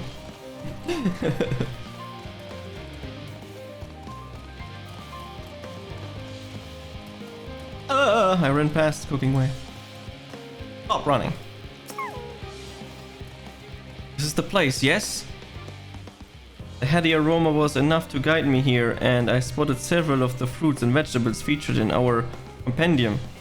I'd dearly love to try some, but I read that those who help themselves to a farmer's crops without permissions are often caught and put into pies. Perhaps you could ask whoever's in charge if they would be willing to part a few samples. Stop cooking ways, no, accompanying you. Let's go. I can't say no to Cooking Way. Cooking Way is so cute. What fine mess is this? It's raining, I know. Ah, it's you, the one who climbed down the mine shaft. I'd show you around if I could, but I'm rushed off my feet preparing for the exodus. And I'm not the only one. We all got to find ways to do what we can do down here, up here. First on the moon, then on whichever star in the forum decides will become our new home. It's all so sudden, so unreal. Don't you want to go to the moon? Well, it's better than waiting for the final days to claim us. No matter how careful it's all planned, we'll never be able to take every variety of flora and fauna with us. Even the ones we can take may not survive in the new environment. So many species doomed to extinction. Sorry, that's not what you came to talk about, is it? Nothing quite so dire, I assure you. We merely wish to sample a little of your production, if we may. By all means, help yourselves. Much appreciated, my good fellow. So, where to begin? Are here at the tiniest thing.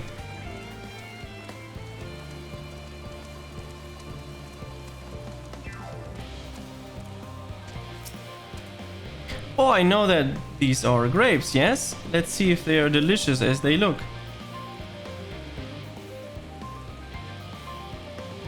So sweet, so sour, the taste is much like a ripe philosopher's carrot, and yet the texture is entirely different. The contrast between our outer skin and the fruit within is most particular, though far from unpleasant. Yes, I think I'll try another. And then people buy things. Well, that's certainly given me good me food for though in a far less visceral manner than any philosopher's carrot. But tell me, what is your opinion of grapes? An erupted volcano of the choice make scarcely anything. I'd rather eat rancid. Oh god, my character does not like grapes. Yes, they are rather Moorish, aren't they? And from what I've read, quite versatile too. Something about people stepping on them to make intoxicated beverages, as I recall. Anyway, that's enough about grapes for the time being. On to the next treat. Oranges. Orange by name, orange by nature. What came first, the fruit or the color? Who cares? Let's eat! Yes, that's... Equal parts sweet and sour as with the grapes, yet nothing alike. I may have to consult Orianger about expanding my vocabulary. I simply cannot find the words to describe it. Perhaps what I'm looking for it is bitter. This is all very complicated, you know, so many flavors, so many choices, and each individual with their own personal preferences. Now I see why you all turn your noses up at the idea of eating nothing but carrots. Marvelous though, they still are in my estimation. Let no one say I said otherwise. Ah, but speaking of carrots, I've yet to sample any of the vegetables. Let's see what's in the fields over there.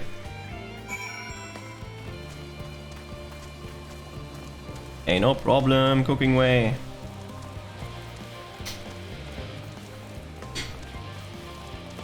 Melons and pumpkins. The color, the texture, are there some sort of enormous round carrots? No, in any case, any proper normal nomenclature in less of a concern than the taste.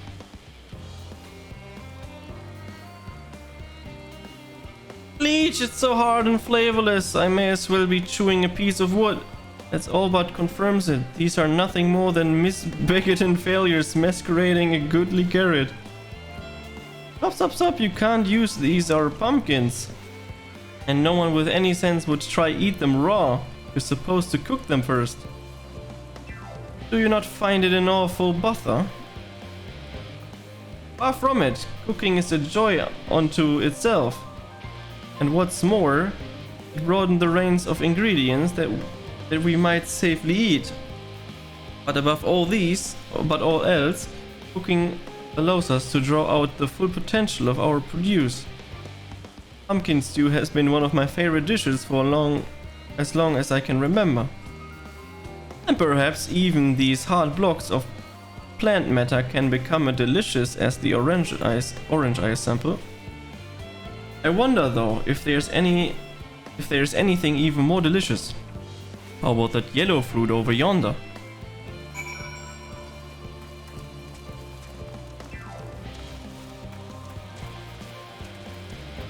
Reminder, the world is currently dying. And the chocobos on the tree. What a wondrous fragrance with luck.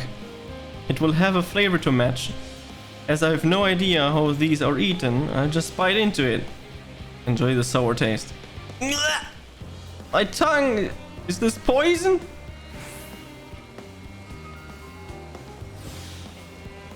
A lemon? You mean it's supposed to taste like this? How can something so similar to an orange be so revolting? Heck, it may be some time before my palate recovers from the ordeal. As such, I had best call an end on this round of sampling. Let's say our farewells and return to the others.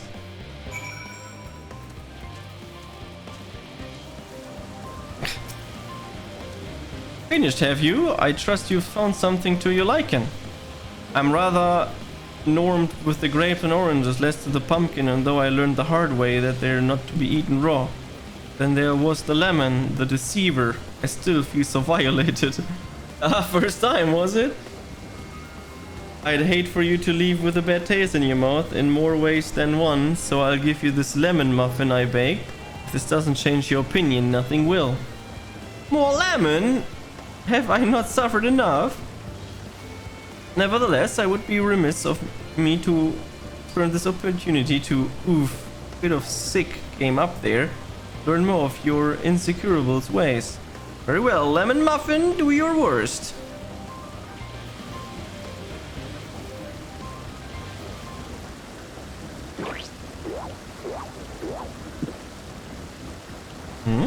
This is delicious. Although I still detect a hint of lemon, it compels the sweetness of the dough to create a perfect harmony. I never would have guessed its vile bitterness could be utilized so elegantly. My good chap, this is simply breathtaking. We rarely use lemon in its natural state, but it has a starring role in all sorts of recipes. And the same is true for many other ingredients. It comes down to making the most of the resources at our disposal, and sometimes that can even be the difference between life and death. I know we won't be able to take every species with us. No doubt the forum agonizes over what was worth preserving and what will be consigned to history. Hard choices, but make them we must if we are ready to survive. A strength of will, now I know what Heidelin sees in your kind.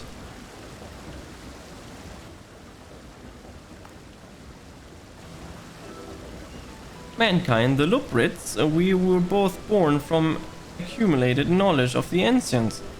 They've learned all there is to learn about the nature of sentient life and the fates of the star themselves.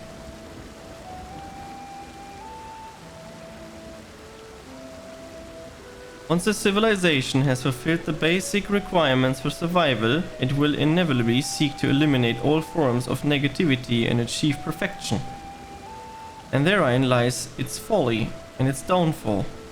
Perfection is an unattainable ideal, is the paradox of immaculated carrot. Yet civilizations since time immemorial have deemed the pursuit of perfection as progress. They pay no heed to the cost incurred in their futile quest, and is all too often become the architects of their own demise, their dreams forever unfulfilled. What then is the alternative? The answer lies in knowing that our existence can never be perfect. Be content with what we have and make the most of it. Suddenly lore. When life gives you lemons, make lemon muffins.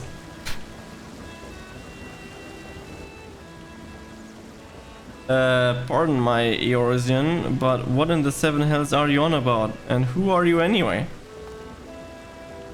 Way at your service. I'm here to help prepare for the trip to the moon.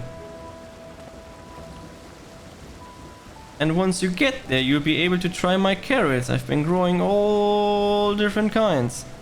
You don't worry, there'll be room for your crops too. We'll work together to preserve as many of the Ethereum species as possible. You're up to the challenge.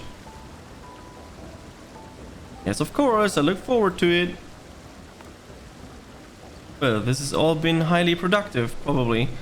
Let's go and see if Oriange and the others have run out of machinery to inspect, shall we?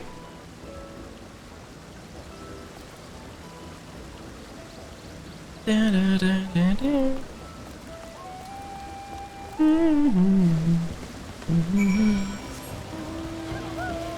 Oh my god, we actually have to walk back. Really, game? Really?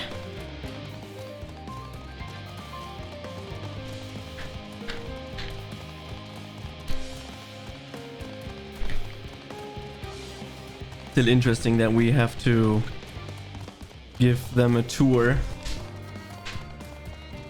while we're waiting.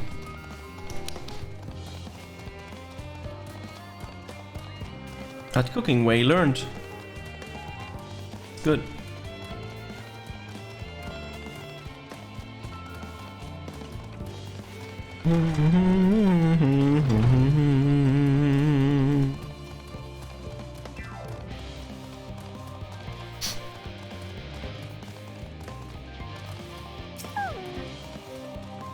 That was most enlightening, especially the part with the lemon muffin.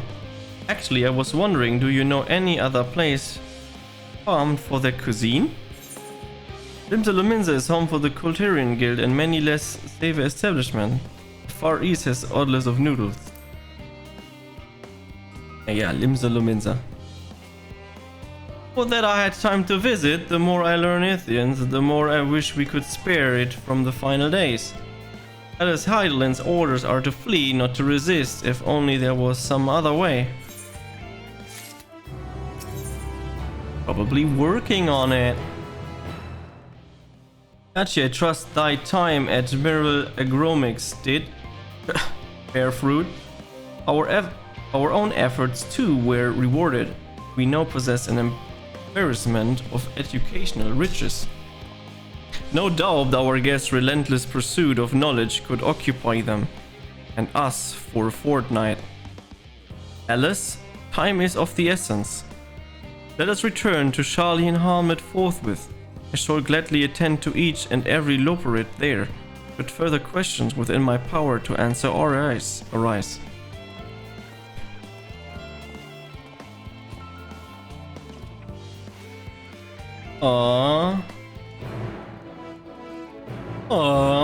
Growing way.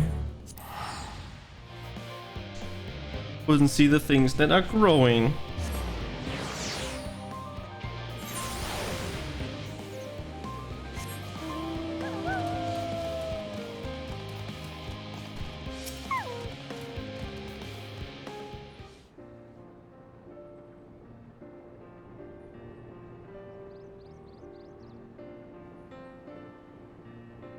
Sigh. Yes, Gachi, that was indeed my verbalization assigned to express my emotional state. Do you want to know why? Because I saw the EU construction environmental data for Aethers Logisticon Alpha, that's why. The forest so lovely and so leafy. Are all of the forests like that? Blackshroud is quite leafy indeed in the place of utmost tranquility. There's verdant at least. The tree of Travania stand particularly proud. You should see the forest of the first. One was purple. Blackshroud, let's go.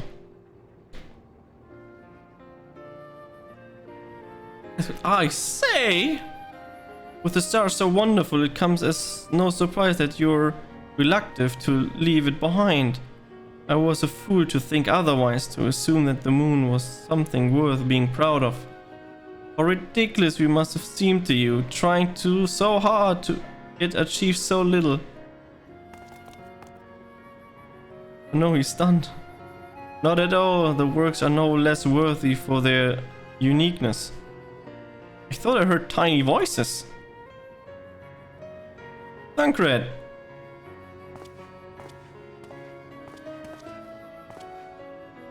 How didst thou fare? Oh, I was able to glean a fair bit from the researchers while helping to move their cargo. Preparations have proceeded without interruption here. Despite news of the coming end, we have the forum's leadership to thank for that. It doesn't mean people aren't worried though. Quite the opposite.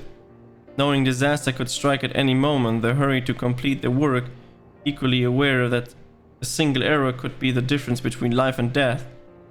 And we can hardly tell them there is no cause for concern. Perhaps not, though aided by our goodly growing way, we may yet find other ways to lighten their burden. Me? Be of use to the people? I'm honored that you would think me so capable, but I'm not sure that I'm up for the challenge. Nevertheless, I believe in thee. If you say so, I suppose I can't hurt to try. I passed someone mopping in the Western Plaza that looks to be in need of a helping paw. Perhaps you might start with him.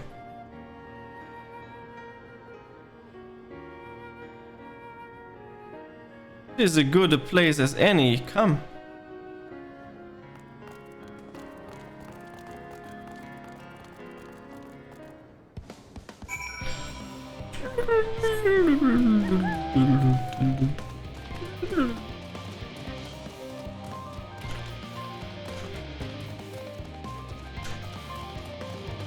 Troubled researcher.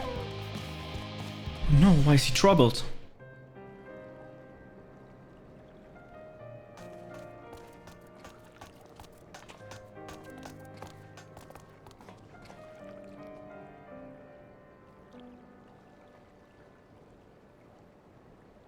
Oh, can I help you?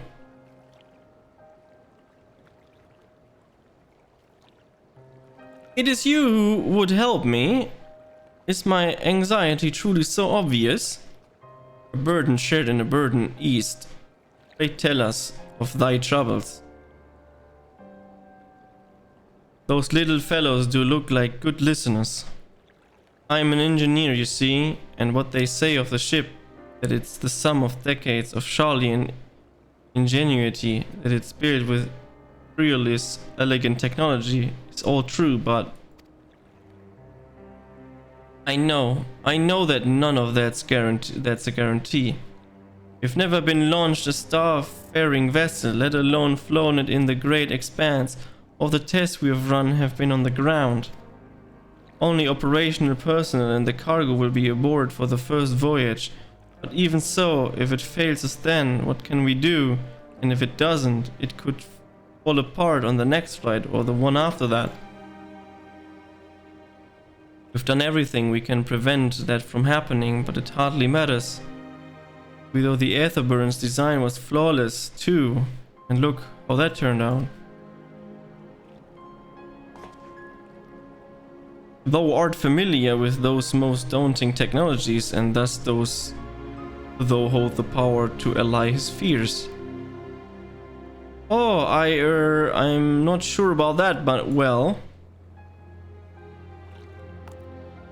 Maybe you could tell me if there are any aspects of the ship's design that you're especially worried about. Our ability to walk about and perform our task, for one, have devised a means by which they employ gravity, the spatial-temporal spell, regulate the environment. But what if it's not strong enough? What if everyone floats away and being crashing into things as soon as we have left the store? Aha! Gravitation! Maybe I can be help after all. Up there is no difference from down here, you see? The same rules apply, and if you consider them as part of one great big cosmos rather than separate places. See, and now they have a conversation. I suspect both parties shall find comfort in this conversation. Yet if Thancred's tale be true, still others would benefit from insight born of experience.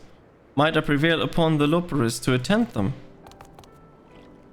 An excellent idea. If I do say so myself, there's not weird like more than the ease these hearts of the fine people of Earthris, and learn more about them while we're at it. So glad am I here to hear it. Gather thy companions and bring them hither.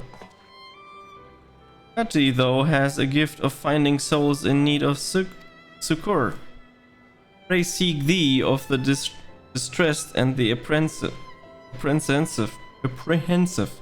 and inform them that help is at hand. I shall await them here, that I might introduce each to suitable Loporit. Yes.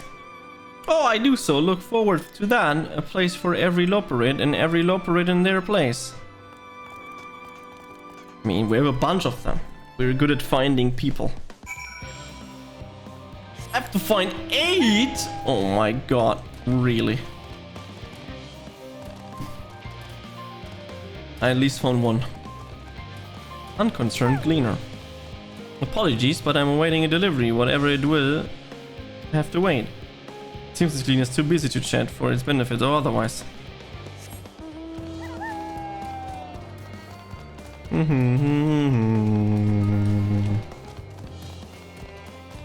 Let's see if we find more. Level-headed engineer. Concerns? Nay, there's no point in worrying at this stage. It will only make the work go that much slower. The woman seems to be coping well.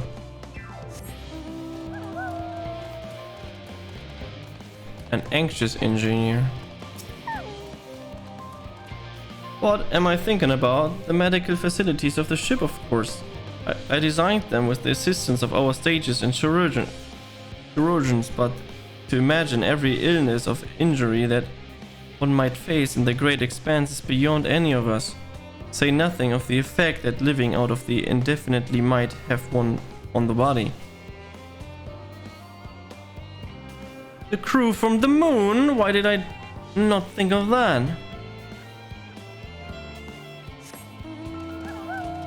Found. Easy. Aha! The end of the world is nigh.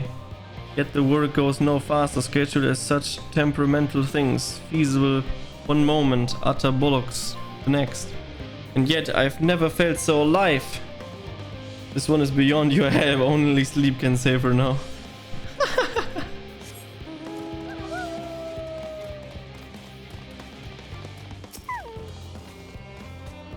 Yes, you idiot. Have you seen an envelope lying about?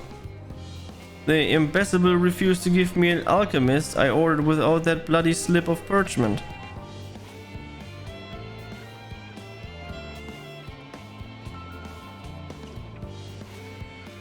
Unless your friends have a spell to make me remember where I dropped my damn envelope. I doubt there'd be more help than you, and you've wasted enough of my time already. It would be unfortunate for all of the inflicted men to the Loporids. I need to find 8 that are...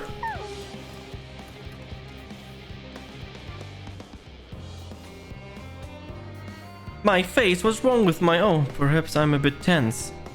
I was tasked with ensuring that the proper fauna, and only the proper fauna, are brought with us to the moon. However, the suitability of a few specimens is still under debate, and I can hardly make the decision myself when I know so little about the environment up there. Including the looprits in our discussion is a wonderful idea. I absolutely will, thank you. Perhaps the biology itself might offer some clue as well. That's 2 out of 8.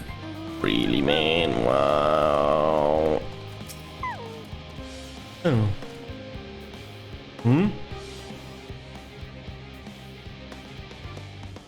Consulting our collaborators, I suppose that would be more efficient than sitting here brooding.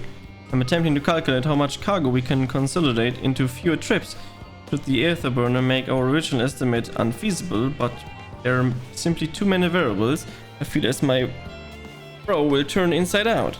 But perhaps our lunar associates will have more insight into how much weight constitutes too much weight for our purpose. Thank you for letting me know.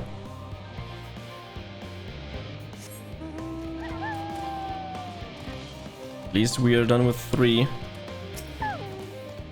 Is anything bothering me? Well, we've been loading cargo for bells now, so my back feels like Voidsens played at it as a piano. My feet and knees are drum and crumbled too. The Gleaner seems fine, he just needs a break. There's no break for you. Skeptical researcher.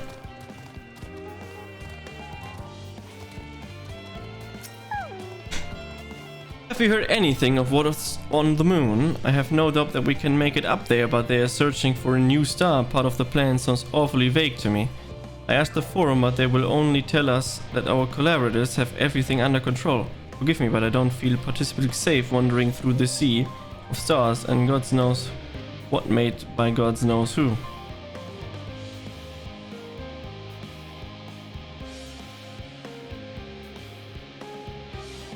You mean to say that I can speak with them directly? Amazing! Hope they like questions.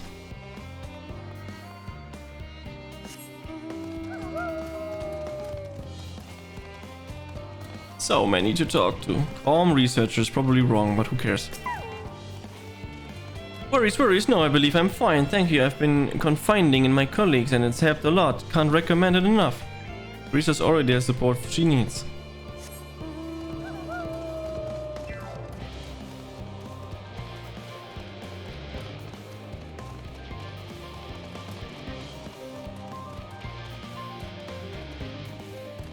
Occupied administrator. How might I help you? My, what a lovely idea! I too noticed people becoming rather tense, so I rushed out to pluck some fresh and fragrant tea leaves.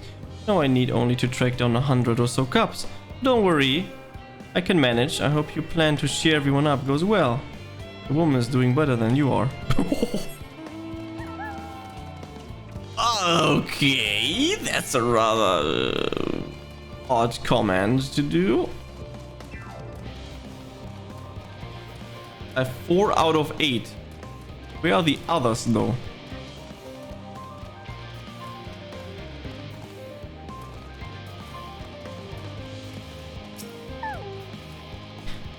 Asset assistants? What are they going off to a time like this? Beg pardon, but I do not have time for the idle chit-chat. I need to reconfirm that ether levels are consistent throughout the vessel's machinery, and it seems I shall have to do it single-handedly. I swear when I found those assistants of mine. The Loppers are willing to help, why didn't you say so? At least they won't mourn about their check 24 times already and haven't slept in weeks, lazy sods.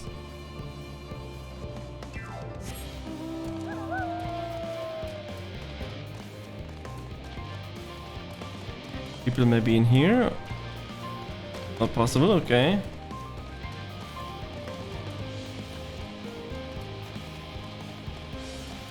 Can't talk with that guy, so rip.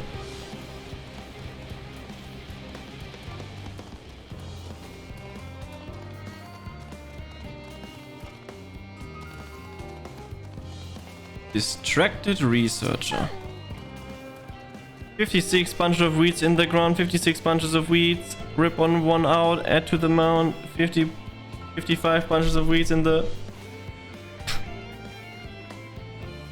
Yep, I'm not neglecting my duties, I swear. I was in the middle of a break, you see, but then I found myself unable to relax at all. So I went for a walk, and then I noticed these weeds and... Pleasant conservation partners, oh so fuzzy. Goodness me, that does sound like a much better way to relax.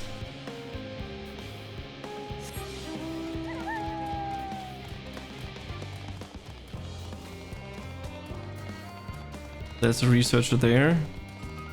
Hyperventilating engineer. Sounds promising. By the gods, my chest is tight. Am I dying? Is this what dying feels like? Oh, do pardon me. I didn't see you there. There is no cause for concern, I assure you. No cause for concern, even though we might need to depart at any moment. And if the hull is designed to buckles under the strain, the entire vessel may explode on launch, claiming countless lives and dooming all mankind. But it is highly unlikely. Yes, highly unlikely. Highly. Well, this can help me triple check for structure's flaw, you say? Why, that would be wonderful. I'm breathing more easily already. Okay, 7 out of 8 is absolutely terrible because now I have no idea where to check.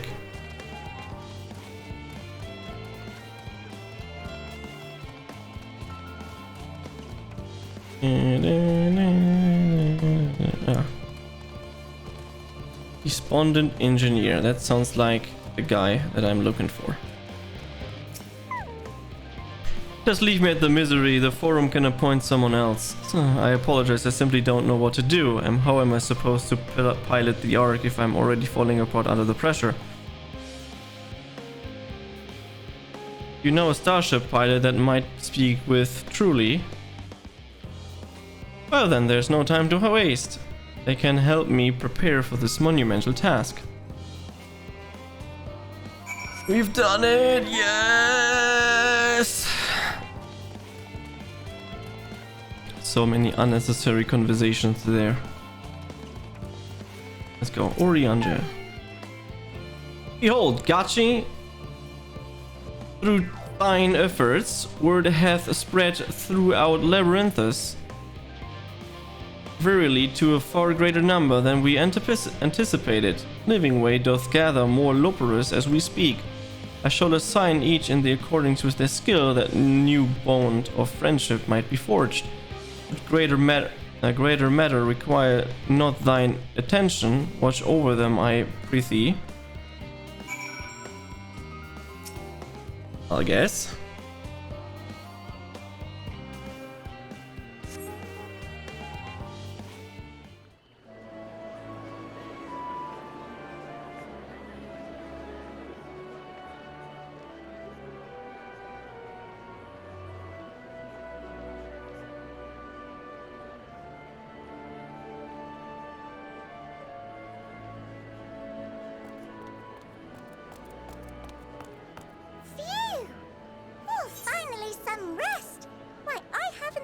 So much in, well, in forever.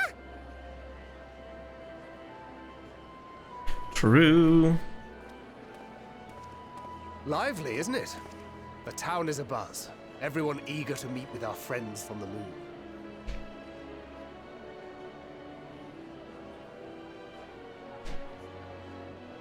'Twould behoove you to consult with Sleeping Way.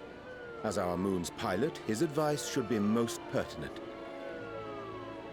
I'm impressed. Truth be told, I struggle to tell one from another. No offense intended, of course.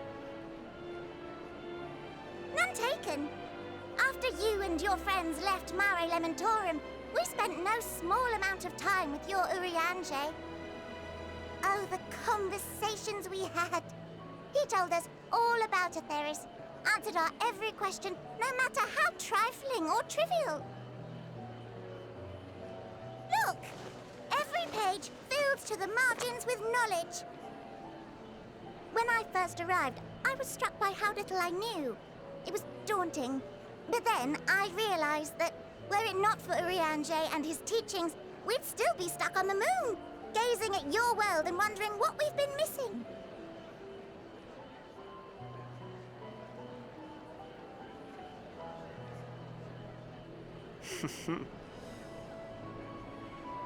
What would they think if they could see Urianger now? I dare say they'd be more than a bit surprised. And impressed, no doubt.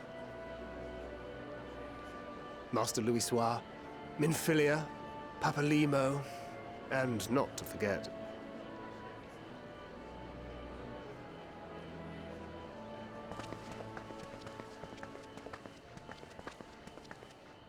Oh there. Heard there was a visiting expert who we might bother with a few questions. I take it you'd be the one.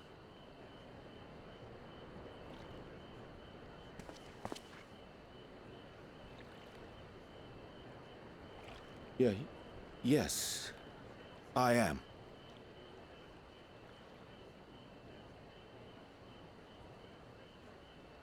Wilson and Blovida, Sharlayan's foremost researchers in the field of teleportation magic, and Moonbreeder's parents.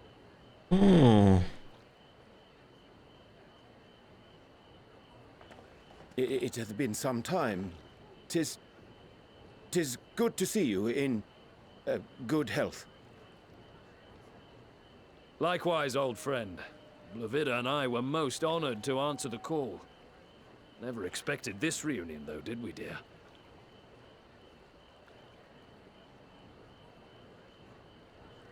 Arthur, the nerve. Sending that letter, then running off to the gods know where.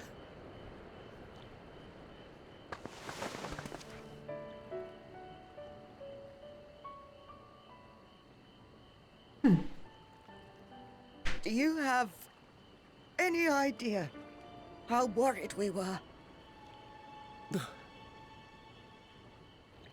I'm sorry.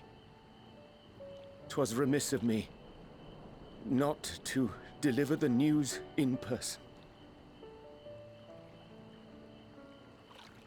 No, more than that. 'Twas I who... Our daughter was disillusioned after Master Louisoix left her behind. The day the Scions called upon her was the happiest I'd seen her in years. She made her every choice of her own free will. No one could have ever forced her to do otherwise. Don't blame yourself for her death. Celebrate her life. You know that's what she'd want. If there is one thing we resent you for, it was that we could not be there to mourn her with you. Reading the words you penned in that shaky hand, we must have cried as much for you as we did for her.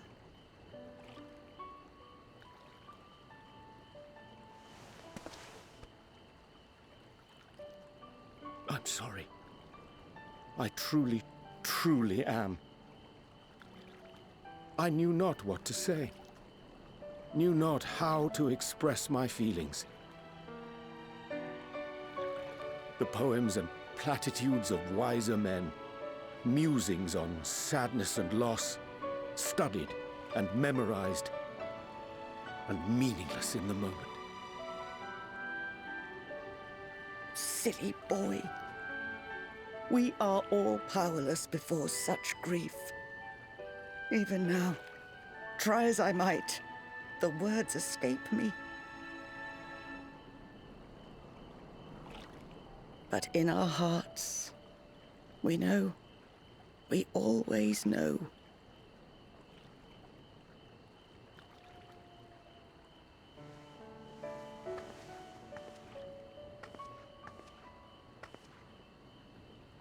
I remember when you were young, how the lads teased you for choosing the company of books over others. Our moon didn't take kindly to that. Be nice to Urianger, she'd shout, and give them a walloping. No matter how many times we scolded her. So we offered a suggestion. Rather than starting fights, Why don't you be the bridge between Urianger and the others? She had to mull it over for a while, arms crossed, brow furrowed in intense thought. But from that day on, she never let you be alone. She'd drag you outside to play, pepper you with endless questions, read the same books you read, all to try and understand you that much better.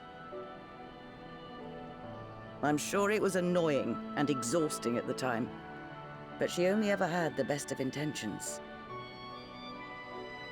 And look at you now, at the center of the crowd.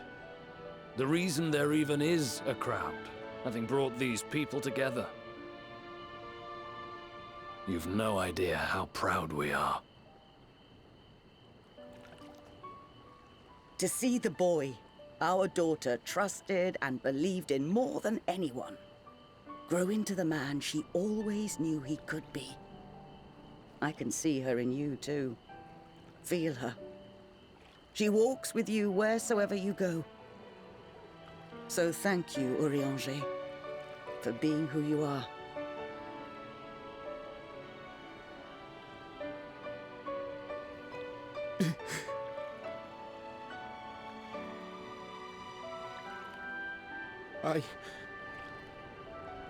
I think I can feel her too.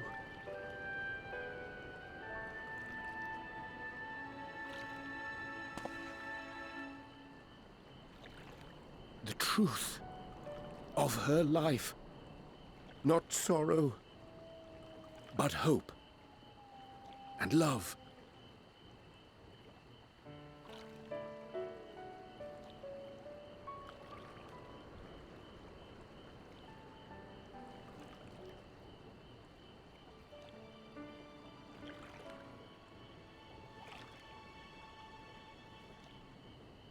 This moon breeder. She was important to him, wasn't she? You could ask the man himself. Oh, no. But watching this exchange reminds me how much I've yet to learn about your world. And its people. You can live here your entire life and hardly learn a thing. And that's why it's too soon for this to end.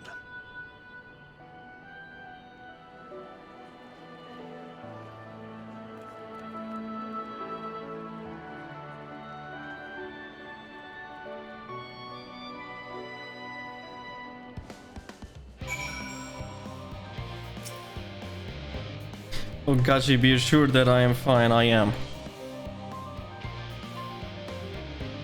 So glad to see them too. After so very long, glad that still that it was in your company. As difficult as it was to accept their kindness, would have been far harder had I faced them alone.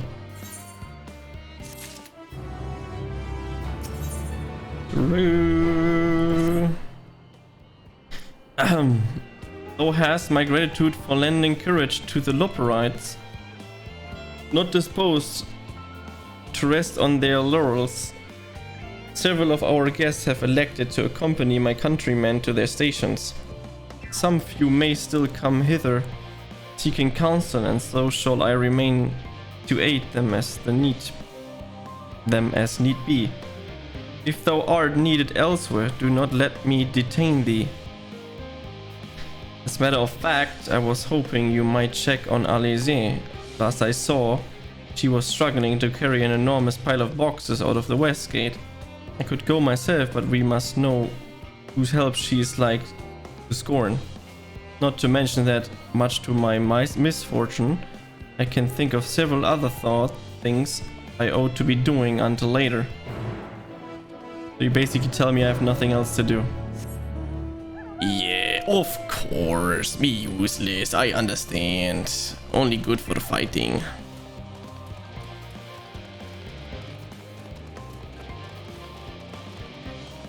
Central circuits. Then let's go to Alesier.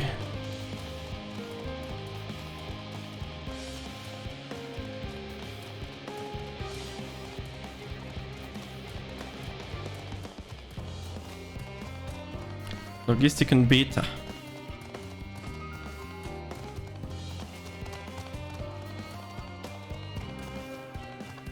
There she is. Alizier, let me help you. Squeal, squeal. Actually, what are you doing here? No, I don't mind if you help with the boxes, but it's far from the most exciting of tasks. Are you sure?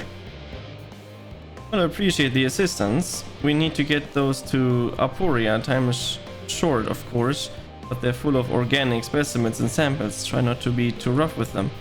Alphinaud should be waiting for us when we arrive. I'll see you there. Deliver the crates of samples to Alphinaud. You will have 3 minutes to complete the test and you fail, you return to the beginning. Okay. I just need to know where. Ah, I see.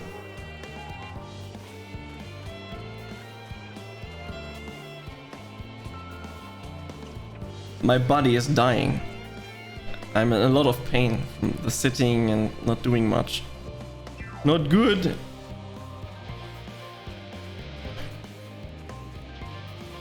Another reason to push through the story now. With a little bit more time. Oh, run! We're delivery boy again.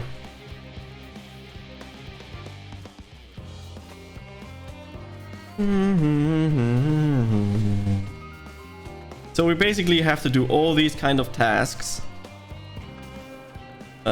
because we wait for the Adamite to arrive. Oh, you're helping with the crates. Wonderful. You can put that there with the others.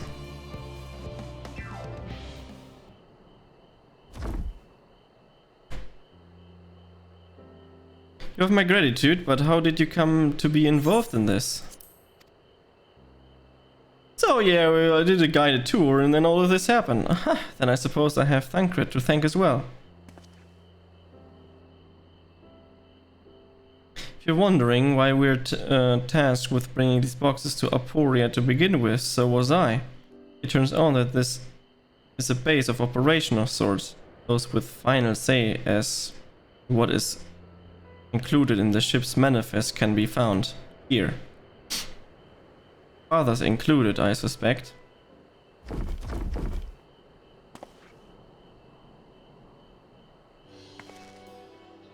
That should be everything. You carried all of that at once. Are you trying to injure yourself? Oh hush, they're lighter than they look, and not everything as your light arms. Suppose we should let someone know that we are finished. Theo Bolden is in the courtyard. We can report to him. Did it just said courtyard, not courtyard? Why don't you come along? Should get credit for your assistance. At least, considering we were where we are, we might even learn something interesting. The good old courtyard. Courtyard.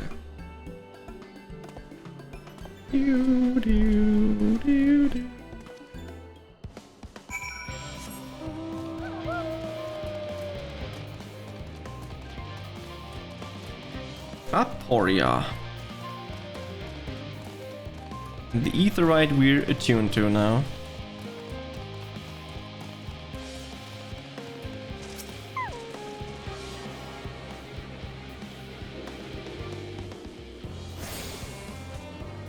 You're tuned to the Aetheryte. Very good. Gods, it never ends, does it? What can I do for you? We've brought samples from Charlie and Hamlet's Series 110. The crates are by the entrance. Ah, thank you. I had expected one of my colleagues, but we are dreadfully short-handed. Just a moment, you are Forgel's children, aren't you not? Alphinaud and Alizier at your service. You're well acquainted with father, I take it. Right, I've been friends with your parents since our days at the studium. I remember when you were Yeah, hi. Waddling hither and thither. Clearly, it's been quite some time since we've met. Just got to see you again. Wilder, your father's knowledge, no less. You knew our parents when they were young. What were they like? Pray spare no detail. I should like nothing more than to regale you, alas. I am meant to be in charge here. I am reams and paperwork want for submission. You can help with that in exchange for the sort of stories our parents would never wingingly divulge, of course. Very well then. They happen to be the 3 sets of documents in need for delivery, so how about you each take one? Sure.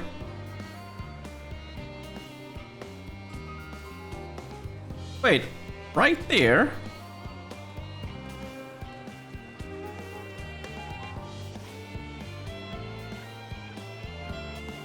You will find a forum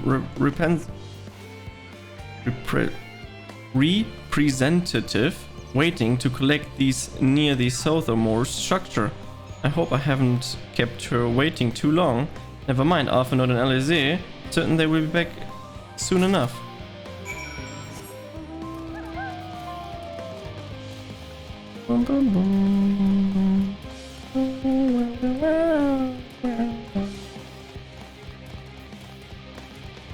Somewhere in the south. There we go. Are you not one of the Scions of the Seventh Dawn? I thought you were meant to be working on the ether burner. Yeah, but we are playing the delivery boys right now. Leopoldin's paperwork? I was beginning to worry he had misplaced his quill. I appreciate your help in seeing these documents to my hands at last. As for your other task, pray keep this between us, but I sincerely hope your science succeed. The Exodus is without a doubt the most monumental undertaking in the history of the Forum, and so we must be circumspect in all respect. Risk is a privilege we cannot afford ourselves. At its heart, however, Charlian has ever been a nation of the curious. It would be a tragedy indeed if we were the ones to stymie our pursuit of truth.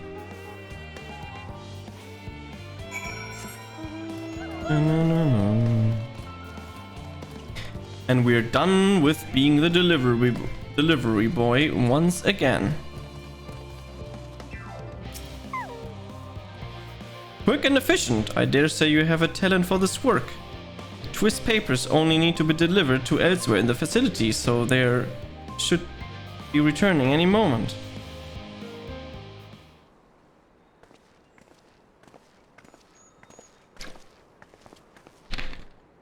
We return with not a scrap of paperwork remaining on our persons.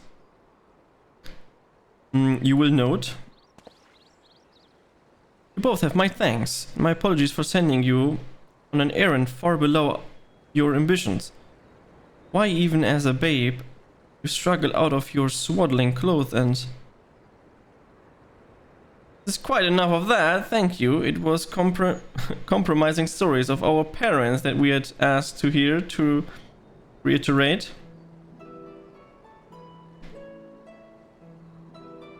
Of course. I've known your father for so long, I must have something. Well, as you know, part of why the Livius name garners such respect in Charlian is your family story's history. You too can trace your ancestry directly to those who came aboard Njunkrep Hope, a lineage few can claim.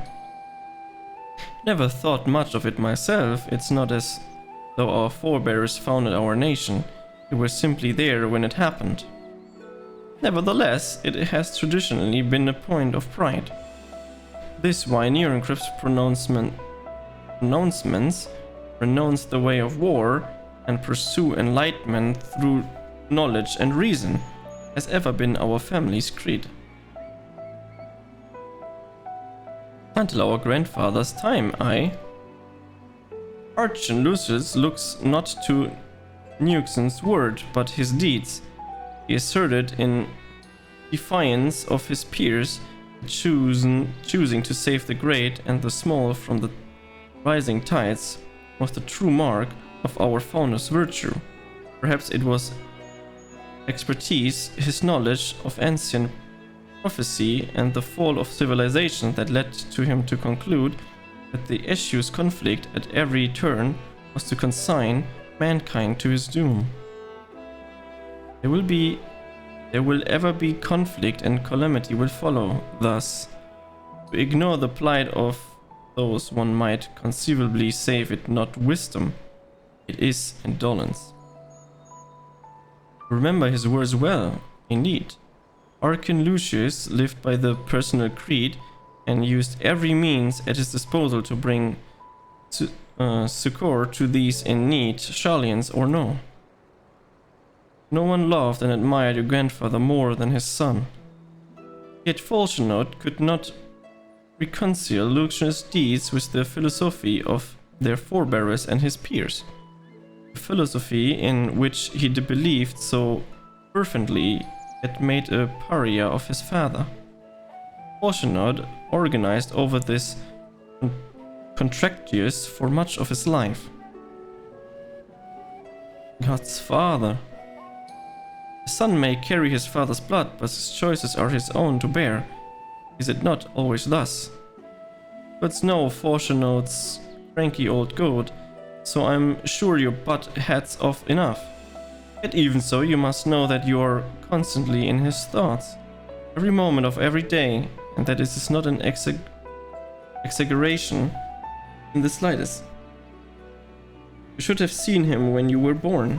Barely recognizable he was, with a kind of dumbfounded grin I'd not seen since he first took a fancy to your mother. He was practically skipping when he told me the news. Take my words for it, he loved you to an embarrassing degree. But he is also frustratingly single-minded.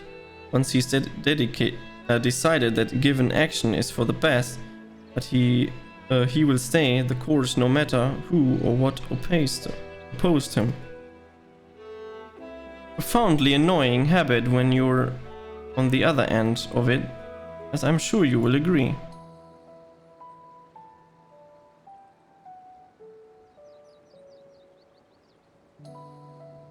I'll say thank you for your insight. When next we meet our parents, I shall mention that we spoke.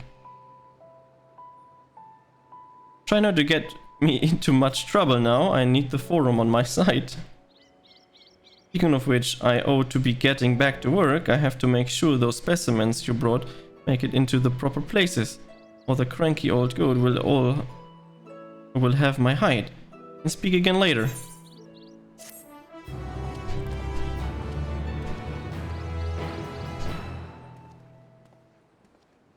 Well, you three.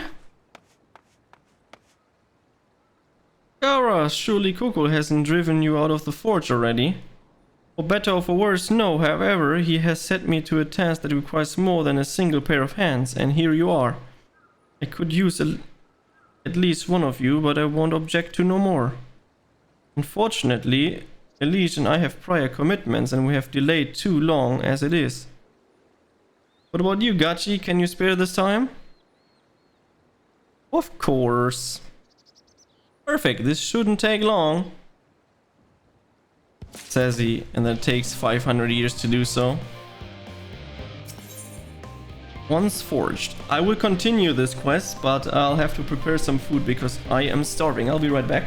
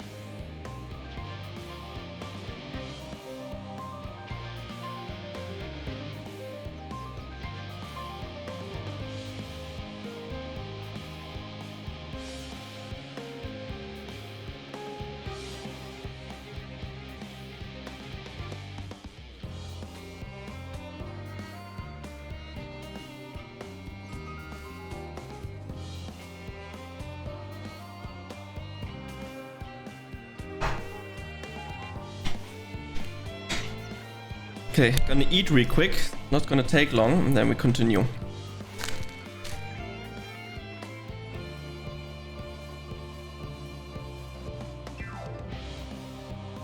So far, most of the things that we played, it feels like filler action. Going everyone around.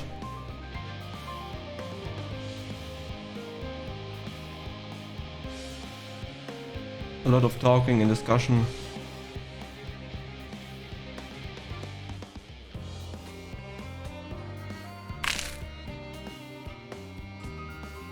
All a bit big up, build up.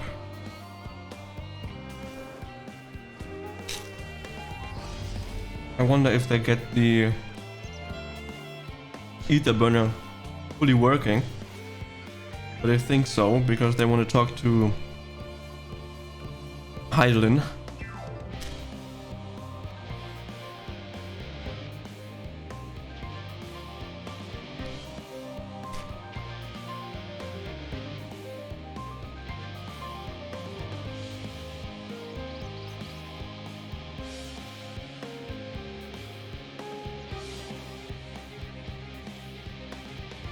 Level 88 and I'm level 89. My character is level 89 and the quest is level 88.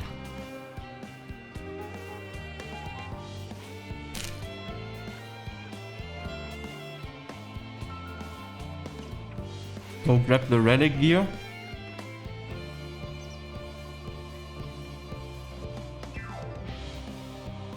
Where do I get the 89, the relic gear? Don't I have to be finished with Endwalker? You get it?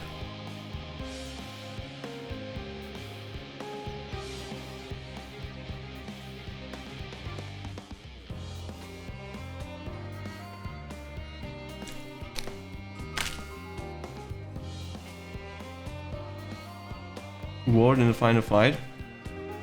Okay.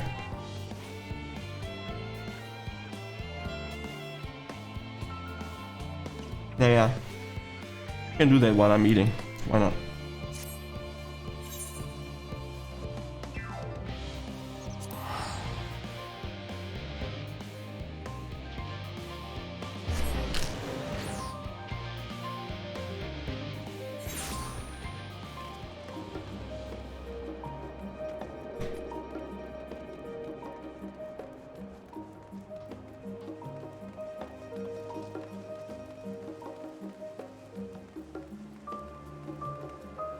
There's no one here.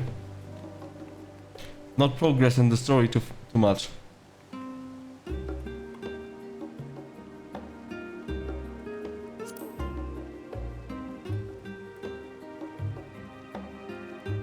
What?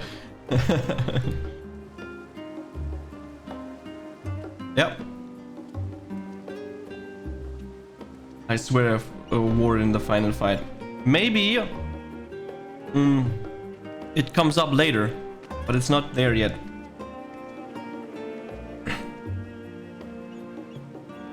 Maybe we can get it later. Maybe once you have done the next dungeon. Yeah, probably.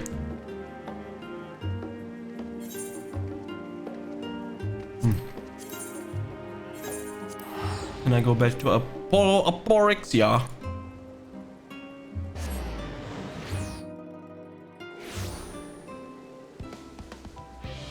Spawning in water.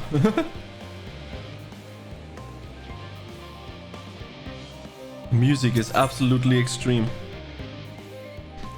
Okay. Time to get my mini mozzarella.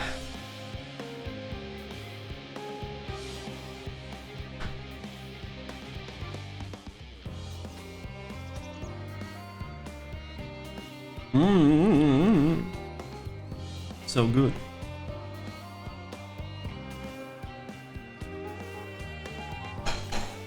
I can snack these every time there's like a talking cutscene, so we're gonna do that.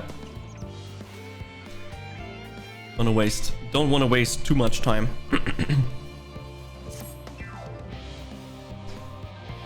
In the event that our, and I quote, promised heap of adamatite falls right out of the bloody sky into my lap. Master Kokoa wishes to be ready.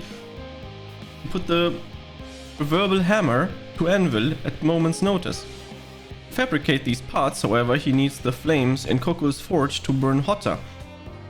He sent me to increase the amount of ether being funneled to his furnaces. The flow of the fire expected ether in Labyrinthus is regulated by an elemental reactor south of here, to which I have borrowed the keys. The adjustment will require the two to carry out safely, but I can explain the process when we arrive. This is where we part then. We'll see you in Charlie and Hamlet once the adamatite arrives, if not before. This way then.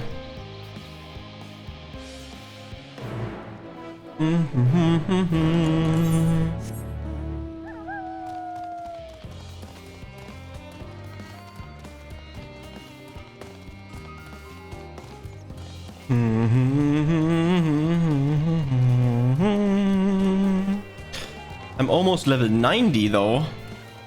Just this character. A little bit over 60%.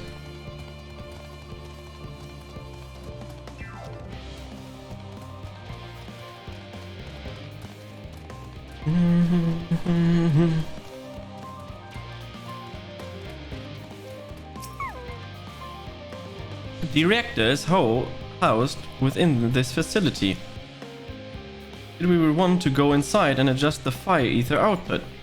When I do, a rather large amount of water express ether will issue from the vent at the top. I expect this to attract at least a few elementals, which we would both rather not be drawn into the reactor itself, trust me. And I asked you to put down any of the draw to me near. They'll pose you a little trouble, I'm sure. Wait here if you could, if you would.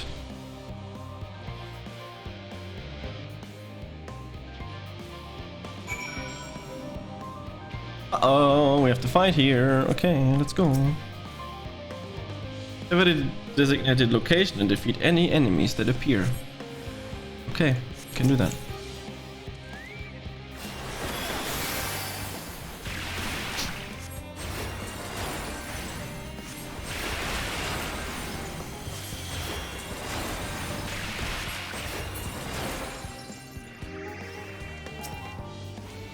Let's go.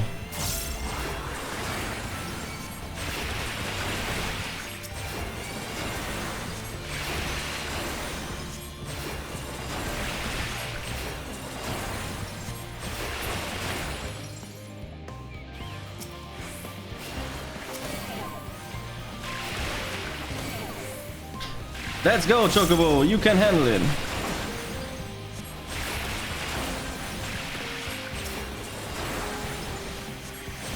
Chocobo's doing a good job.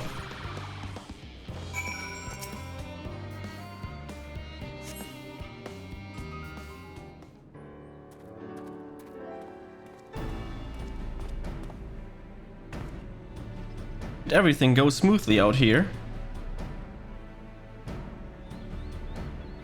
I thought as much. No major complication to speak of inside either. And the water ether appears to be venting properly. I expect Kokul will have seen a difference in his forge flames by the time I return.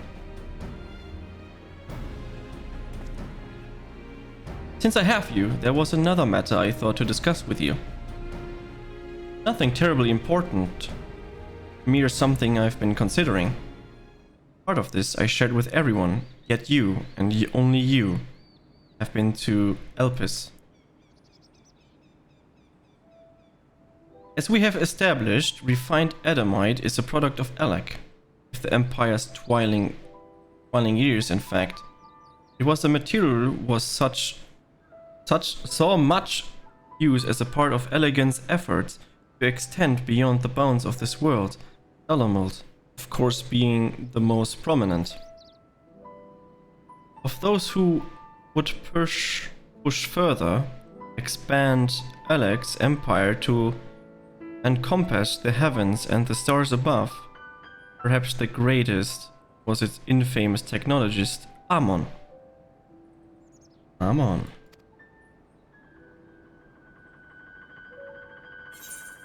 Amon wanted to travel the Sea of Stars. Did you remember his life as Hermes?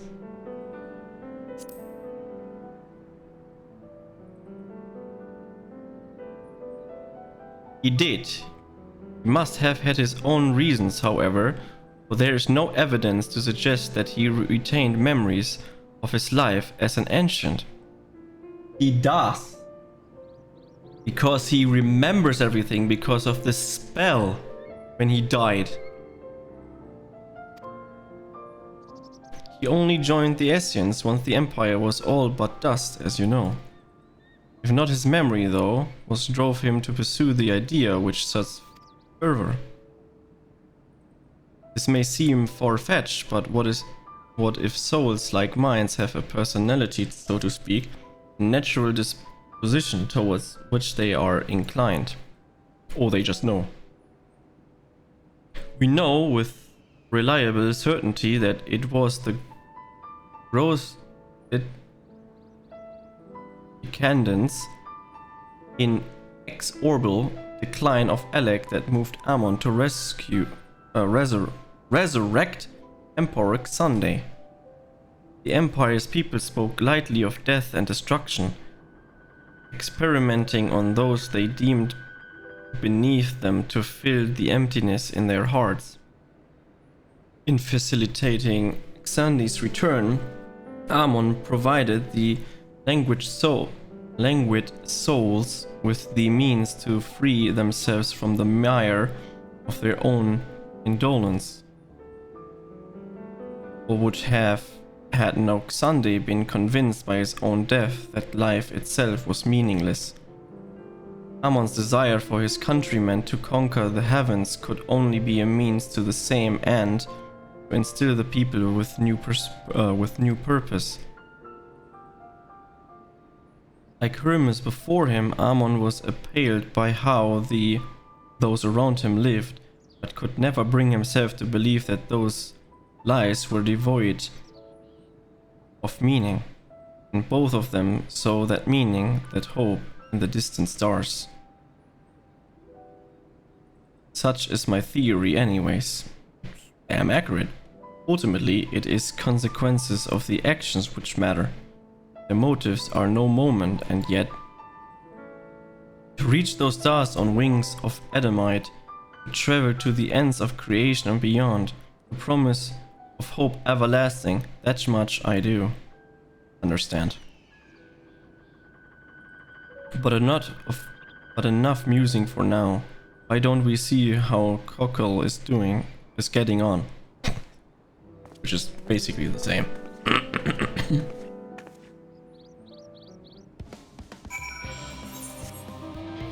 My reading today is absolutely horrendously bad, but it's fine.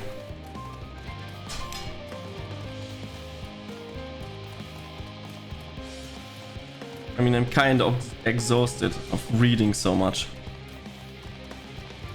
all the time. Logistikon Gamma.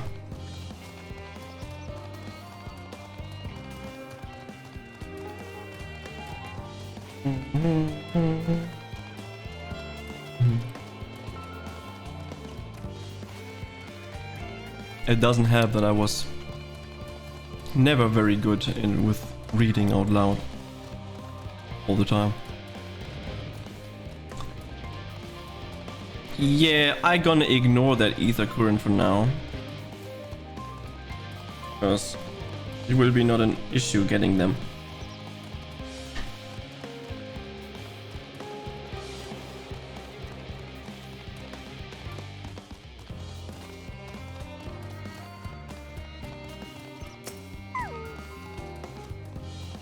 Phew, I can feel those flames ablazing from here.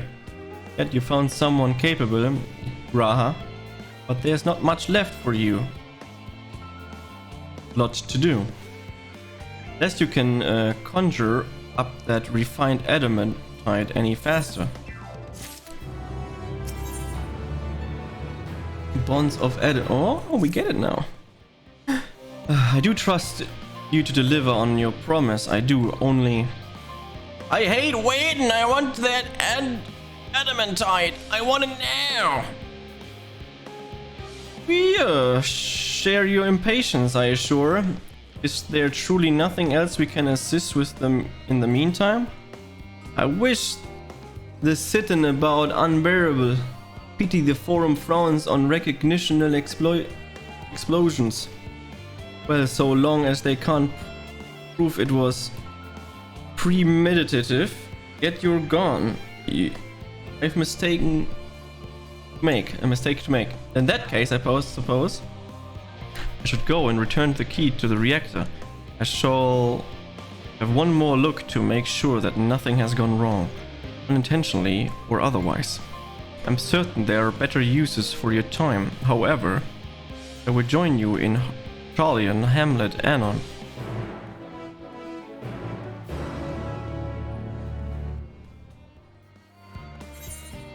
Let me teleport there.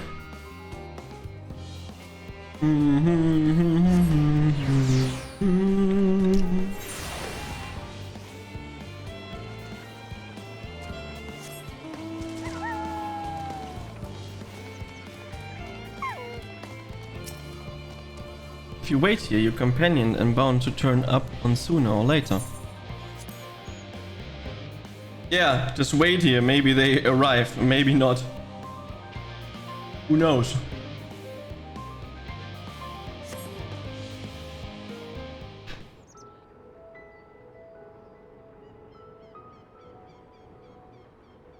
All set, I take it? Finally, no reading. We finished what we could. Delivered supplies, tracked down escaped animals. Trivial tasks as they may be.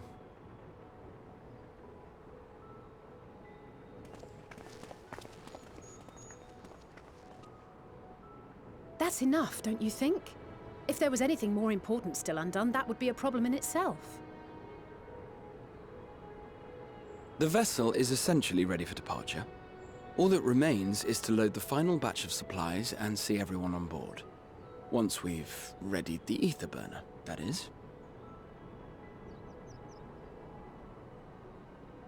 Ah, had a feeling we might find you all here.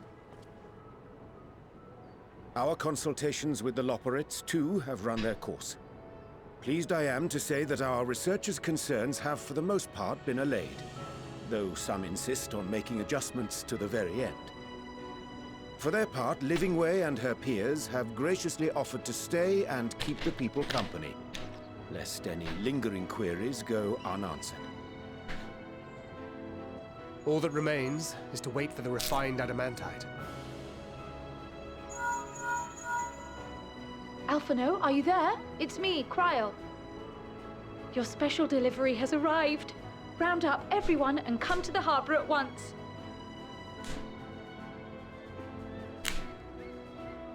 Speak of the devil. Let us go at once.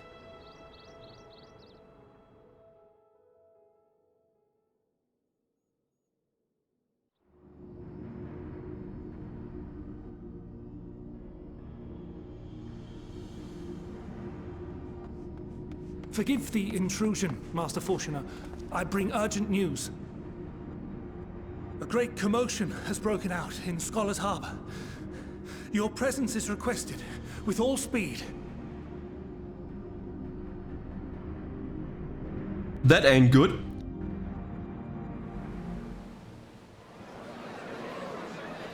Now, where might this delivery be?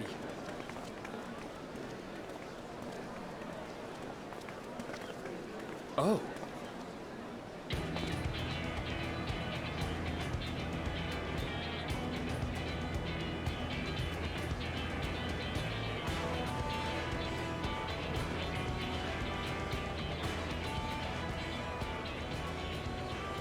I'm sure it's very important, but we cannot accept these without the proper permits.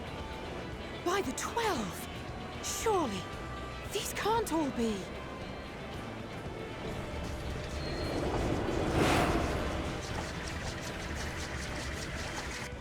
Hey, Sith!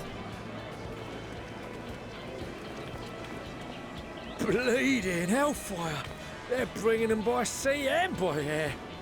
All these folks in these crates.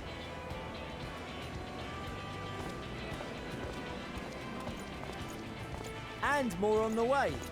Got your adamantite right here. A bigger haul than any of these sorry bastards brought, and that's no lie. Yes, because you were charged with seeing the shipments from Gridania and Uldar here, along with your own. Give credit where credit is due. Sounds like the sorry whinging of a sore loser. An hypocrite to boot. Ain't no way a scrawny whelp like you took a dozen steps inside a Dalamant shard. I'll have you know I went all the way to the entrance. Furthermore, 'twas my contacts that enabled us to enlist the cooperation of the Sky Pirates. Left you outside so you wouldn't get anyone killed, did they? Well then, credit where credit's due, you did a right fine job sitting on your ass. Take that back. Make me. I will not stoop to your level.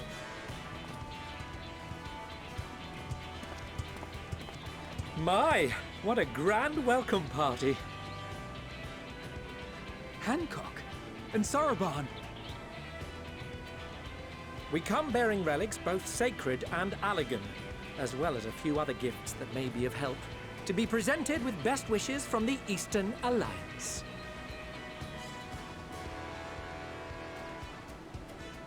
I myself have come with a sacred relic of Rayson Temple.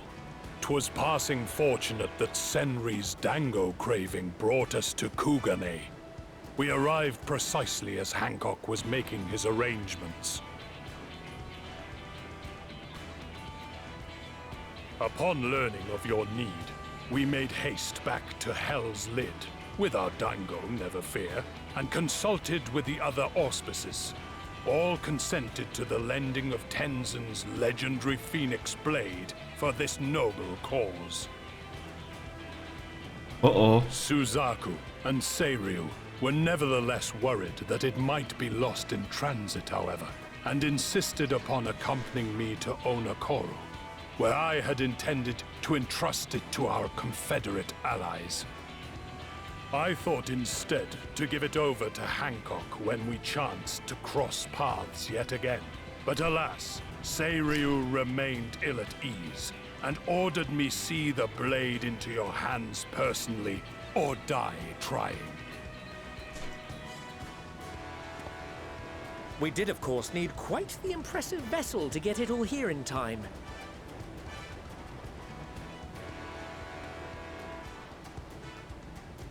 That is all wonderful to hear, but what are the extraordinary costs? I shudder to think of the ransom we must pay for such a bounty. Fret not for your coin purse, young Alphino. Lord Lolorito looks ever towards the profits of the future, and thus the East Aldenar Trading Company went to some lengths to reduce the financial liability. And since the Scions funded the entire venture, not a gill need be rendered up in compensation. Everything is already yours. We funded the venture? When? Don't let the name fool you. This coin keeper knows a thing or two about spending.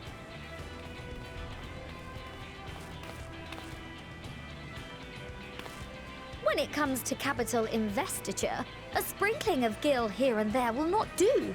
You need enough savings to make waves when it really counts, which is why frugality is paramount. Dotteroo! We also had the benefit of a generous patron. Generous being rather an understatement. Who is it? She has supported us from the shadows since the very founding of the Scions. We even had coffers to fill. Oh! Millions. I remain, of course, an entirely neutral party. I simply thought our family's coffers were needlessly full. We can hardly take them with us on your teeny-tiny toy boat, now can we? And would be ashamed to leave all that hard-earned wealth unspent.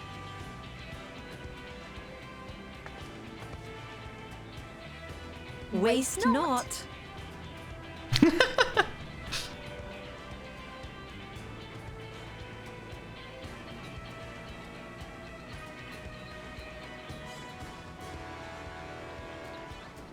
However did you manage so much in so short a time, though? We expected word to reach only a fraction of our allies. Did I not tell you I have my ways? Erenville, you were involved too. I received a letter from Cryle after we parted ways in Labyrinthos. She explained what the Scions were trying to accomplish, and why you might soon require the services of the Gleaners, spread across the world as we are. I pray you do not interpret this as a betrayal of Charlie. I accept that the Forum's aim in pushing us to our limits was to preserve what knowledge we have, and I bear you no ill will for it. Yet, in collecting that knowledge, what I came to appreciate most about our star is that there remains so much we do not know. That is why I chose to help the Scions, to combat the obliteration of those countless, undiscovered wonders. I held no illusions that they would be less demanding taskmasters. Though, rest assured, if I had, I would have been sorely disappointed.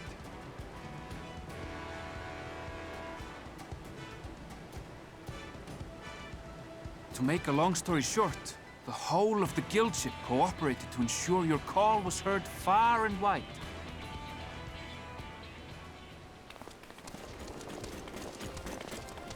Everyone is here. Let's go.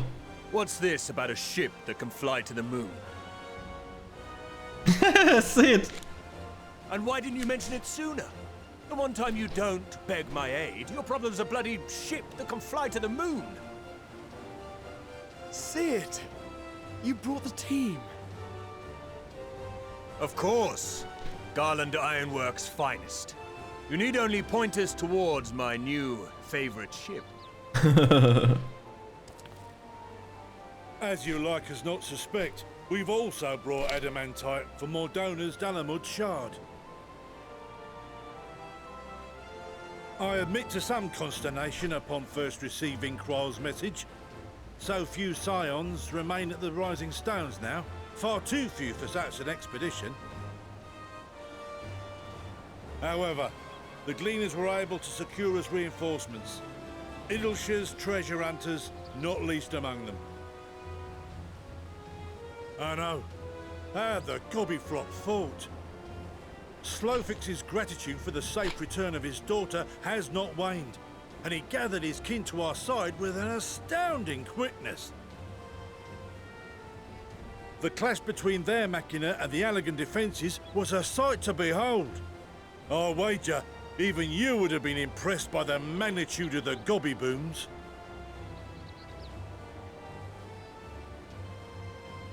Fascinating as all this is, I fail to see how it explains your presence here.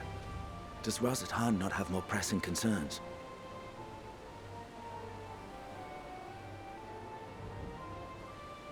We do. Yet averting the final days would be the most expedient solution. That, and I am indebted to you.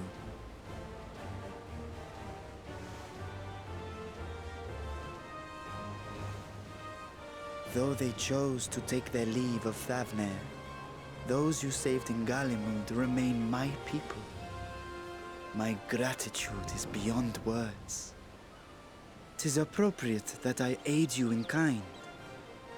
If in the doing we bring salvation to others of this star, so much the better. You will recall that I spoke of my father, Midgard Summer, and his journey across the great expanse. As he traveled betwixt the stars, His resplendent scales drank of the ether in those nigh empty surrounds, and imparted to him the strength to persevere. Thinking they might further your cause, I called out to my kin for consent. Ajdaya's answer was silence, as ever. Tiamat and Chrisvelgre, however, responded favorably to the suggestion. My sire, too, stirred from his slumber long enough to speak and say, "Very well. Thus have I brought you his own worm scales. Fit them to your purpose, and seek a worthier fate for us all." Oh, hell yeah. You'd be hard-pressed to find someone else so familiar with the unique properties of dragon scales. So I invited myself along.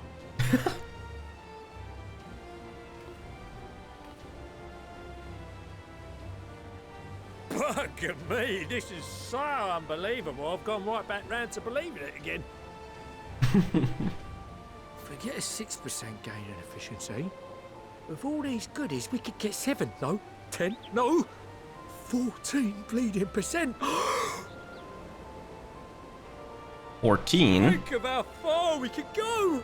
What we could do with that much power.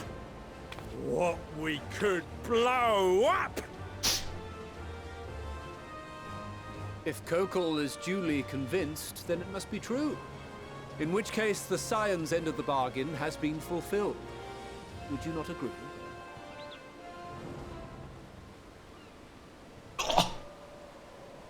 I just figured out what they wanted to do. Was Arpanaut had in mind. Took me long enough. Yes, Father? He's gonna say no. I know not what you seek of Hydaelyn, nor for what purpose you would take command of our ship. Yet this much is certain. To do so will be to dictate the fate of this star and the lives upon it. The lives of each and every creature, in their magnitude and their fragility. Do you understand? And are you prepared? What? We have seen and we have felt how much each life shapes this world. And so we are determined to abandon none. We understand what is at stake, and we are prepared to bear this burden.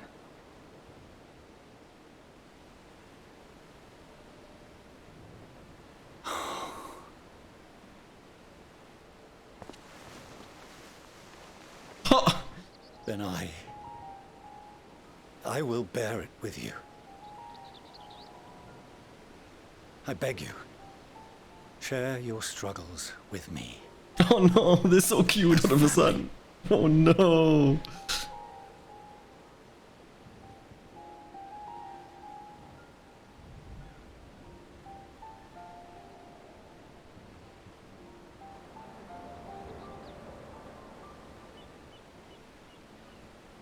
You grasped my fingers with such tiny hands the day you were born.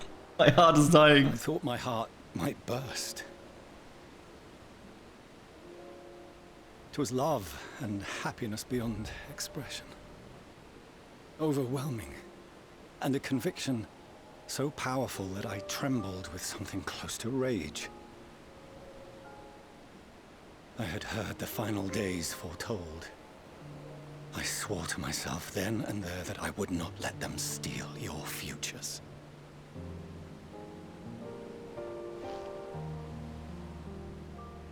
The great exodus would succeed, must succeed. No sacrifice or sin was worse than the alternative. If anything gave me pause, 'twas mine own father. The Archon Louisois openly decried Charlian's policies, a perspective which I regarded with increasing disdain as I grew older.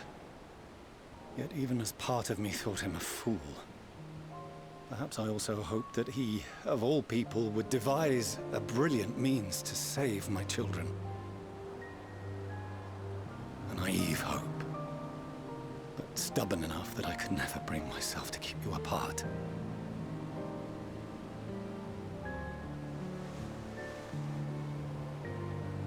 No, that was his doing, when he perished at Cartano. As we pulled that twisted slab of Dalamud from the sea, I remembered the warmth of your newborn touch.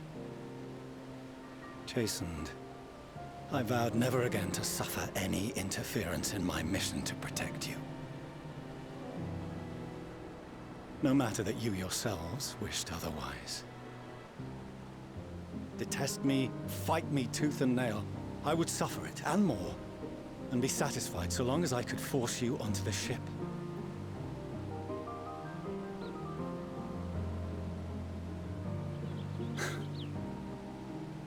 I was wrong. You two have grown so much stronger and so much wiser than I dared dream. You have earned the right to walk your own path, and already begun to do so. Good.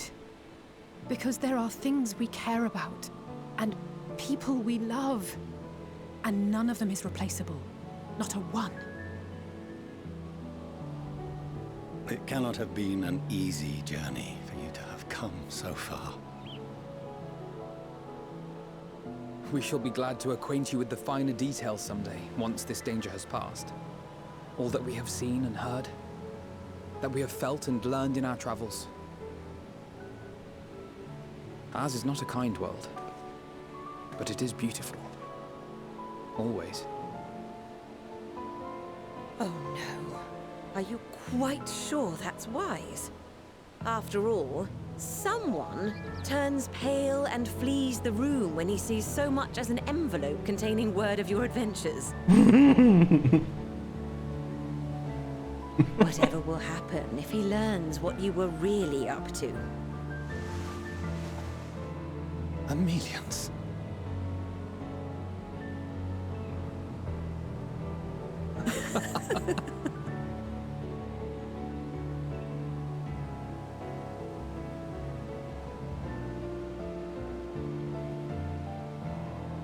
Though I have wronged my children most gravely, I owe you an apology as well.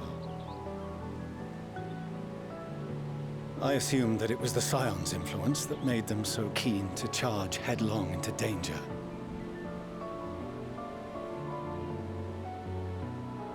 Yours, in particular. I see now that said influence instead brought them together with the many fine people gathered here today. In which case, I hope you continue to guide them.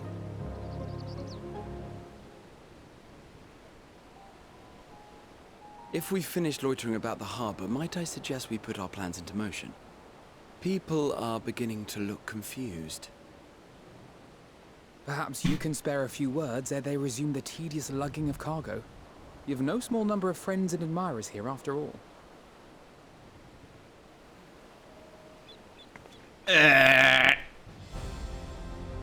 Let's go.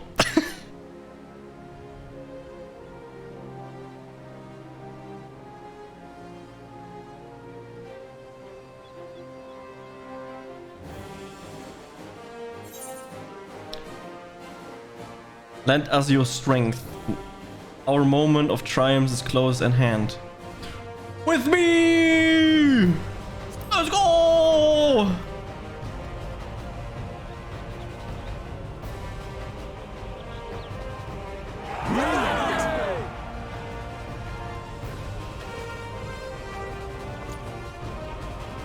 Short and easy.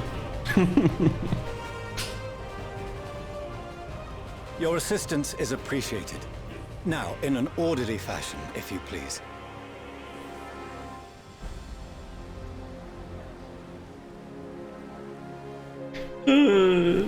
Why was this so beautiful? I feed the emotions. We have finally managed to clear the harbor, which means the rest is in the engineering's capable hands. Meanwhile, Father has issued to us an invitation. As we agreed, he will reveal the means by which Heidelin may be contacted. We are to meet at Aporia when we are ready. Given the vital knowledge she holds, I suggest we leave without delay. It transpires, however, at the forum's method for speaking with her is no without risk. I'm curious to hear what those might entail, but regardless, be warned. Most of those who arrived with the adamantite have offered to stay and see any remaining tasks that need doing. The forum has already asked for my assistance in overseeing the process, so you needn't worry about the thing. Thank you, Tataru. We're off to Aporia then.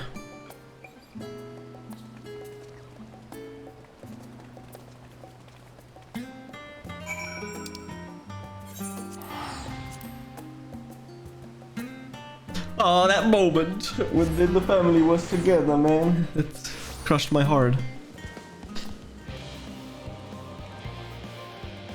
But it's time! Gachi, I've already shown the other inside. You will want to speak with Clary Lane. She has the key to the lift, and you can send you down after me. Okay, let's do that.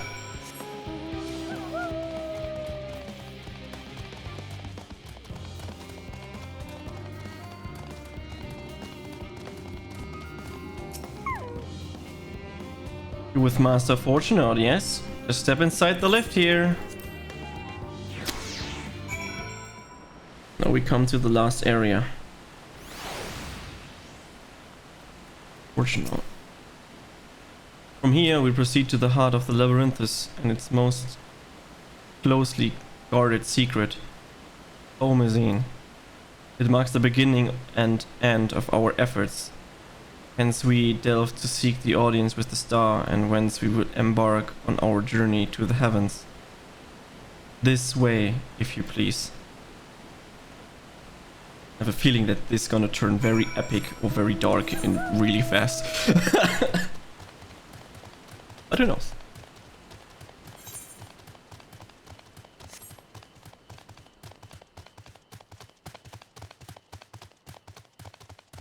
Let's go. Let's speak with Heidelin.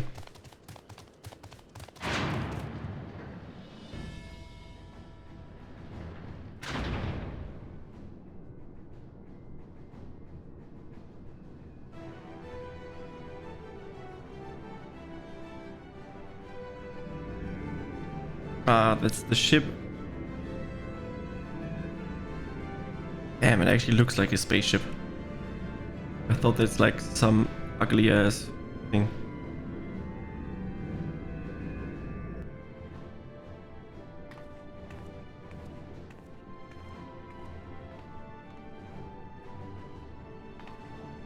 Oh no, I have to read.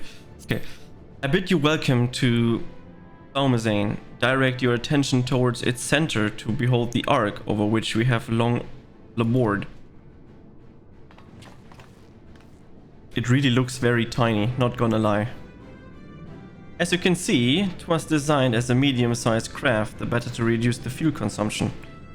Miniaturizing magic have been applied to its interior to ensure that the thrust-to-weight ratio does not place too great a limitation on its weight capacity. The afterburner, as you know, has been removed to further modification, but we shall reattach it soon enough. I have received word that Kokoro and the several of your alliance are working on it with an intense fervor. They are sure to see it done. It was by their expertise that many a prior disaster was averted. If anything, I fear they will not afford us much time for speaking with Heidelin ere they finish.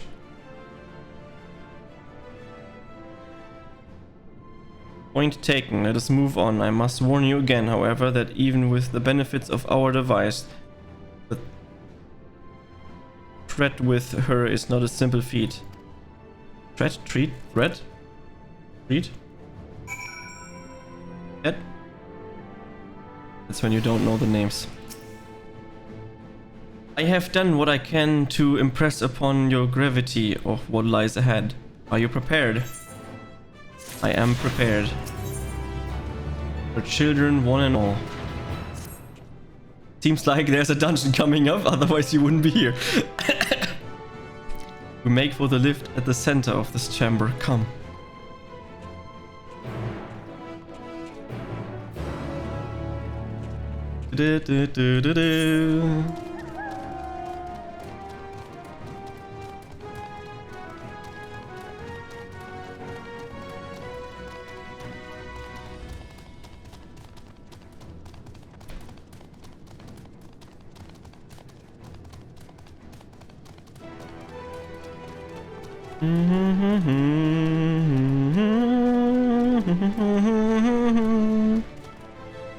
Oh, we can actually go here. Cool.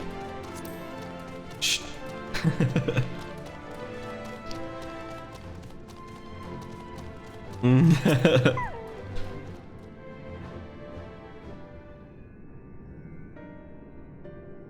As you all know, alongside our physical world exists an ethereal plane, what we refer to as ethereal sea. Probably we have to fight inside that ethereal sea to meet Heidelin. At the heart of the star, the physical and ethereal are one and the same. Thus, the deeper we go, the easier it becomes to pass between said planes. We utilize the principle of in constructing the anti-tower in once more here in Thomazane. No sooner did the Forum decide that an exodus from the star would be necessary than it began work on this facility. Our work culminated in a device that allows us to peer deeper into the aerial sea than ever before in search of Heidelin's ever fainter echoes. The ITS scope. You communicate with her through this device? For a time, yes, but since the 7th Umbral Calamity, it has been rare to hear even a whisper. If you wish to reach her, you must journey closer to the center of the star than we have ever dared, beyond the ITS scope. Even so, I make no guarantee that you will find her, nor of your safety, not so deep in the aerial sea. We understand, but we are to deliver this world. We have no choice but to try.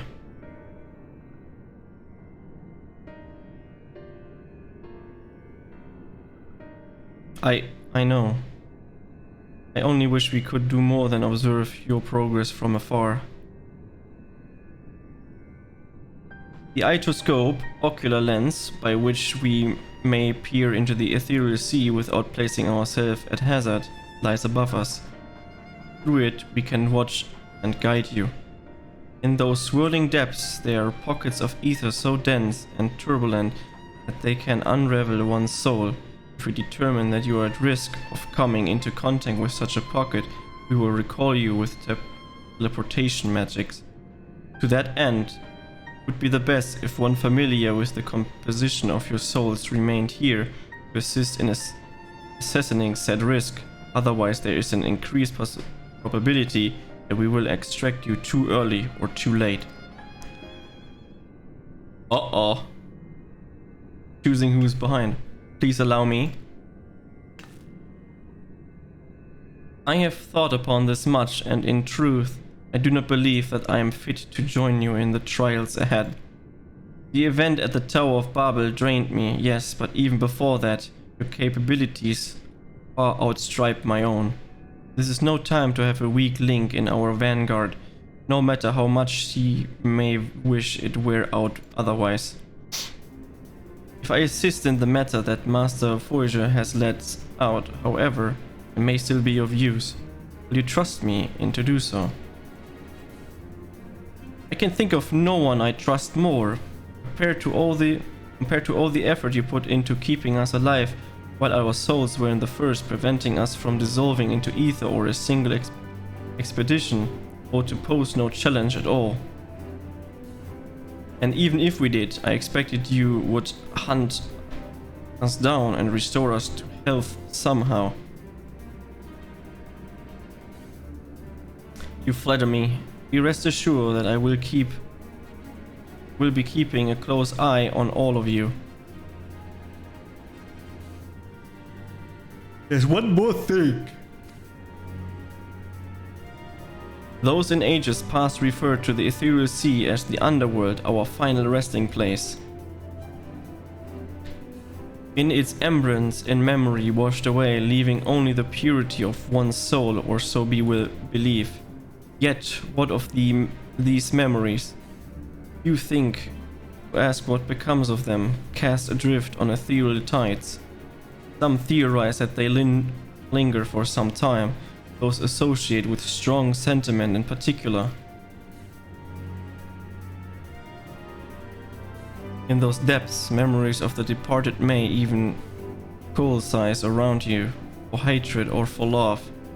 Thus do I caution you to be wary, but also to have faith. Remember those who did gladly extend a hand to you, that they may lift you up once more.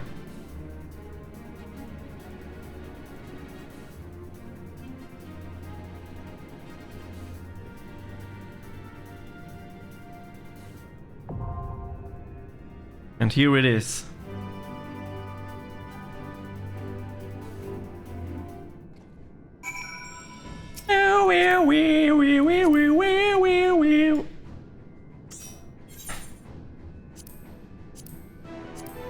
Oh, it's for level 89. That means we're close to the end. Sweet. Oh, that was an instant pop. Holy shit. I guess I'm not the only one there. I've seen 17 people looking for that dungeon, so... or 17 parties.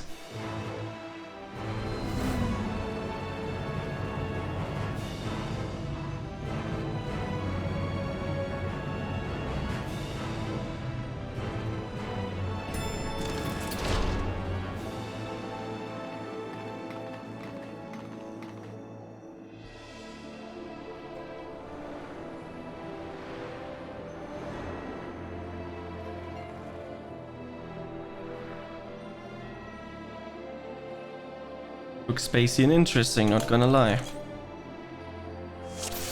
All seems in order with the lens, and I trust you can hear me. Those things are pure malcontent, the residue of lives unfulfilled.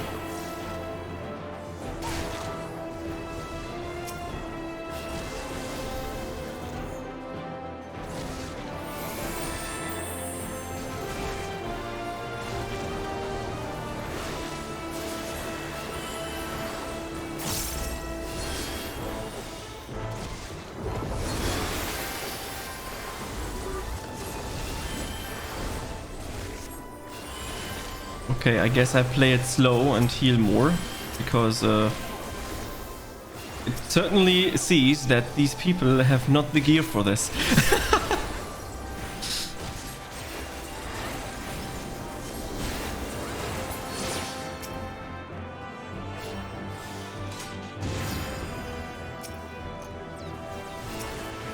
And since you're not synced, that means a lot of peer pressure.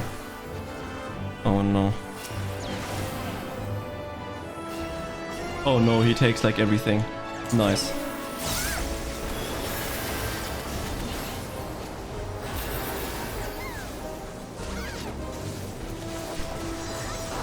Okay, let's pull him some holies, I guess.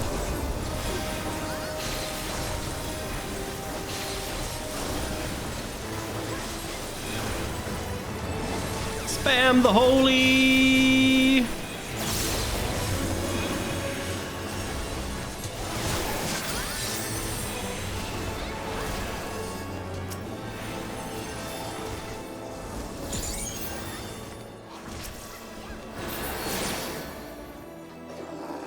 Whoops, accidentally used all of the things.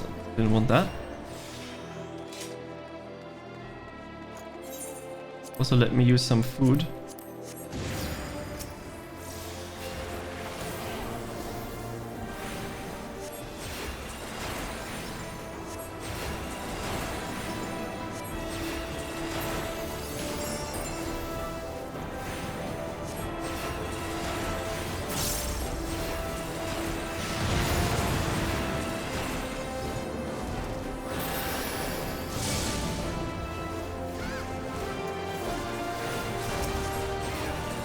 I guess we have to attack those.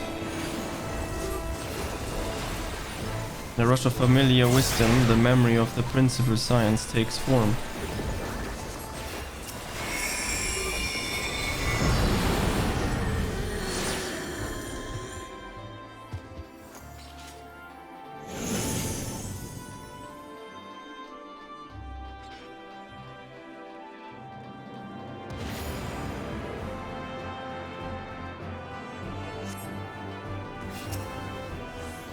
Via the undersea, undertiered.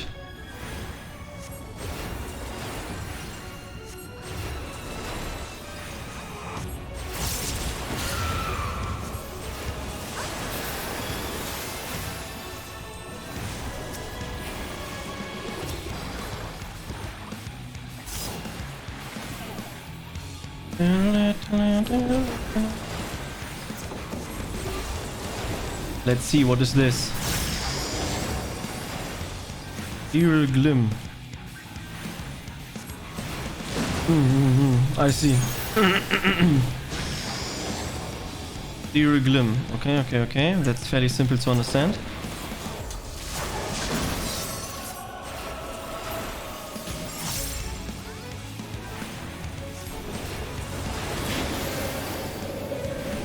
Can you shoot?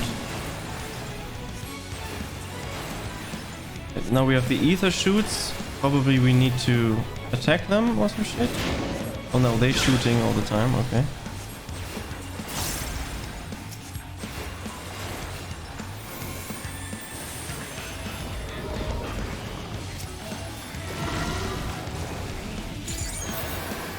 Oops, wrong button. That's fine.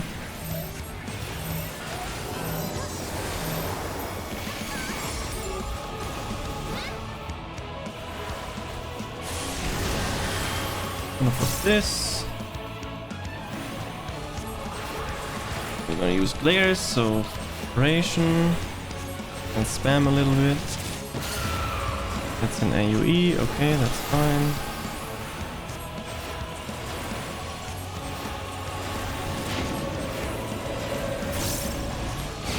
Presence of wind.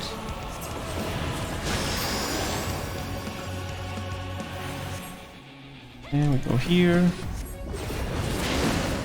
Oh, didn't pay attention.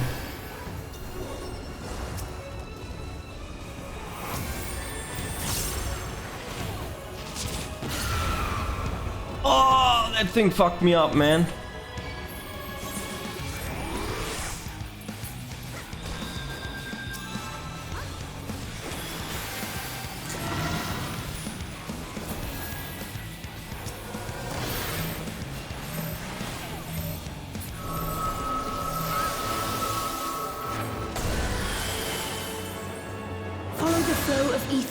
It will guide you.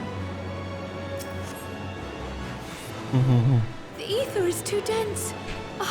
I'm losing you.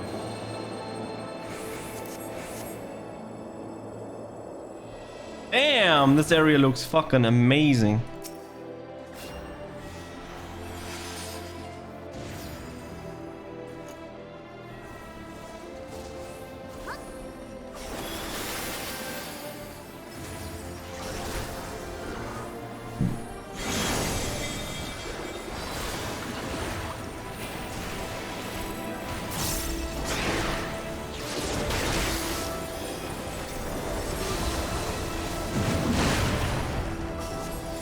Memory.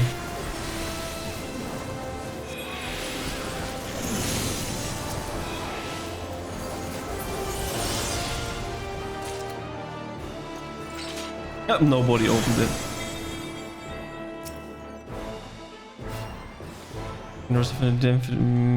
Kind-hearted knight takes form.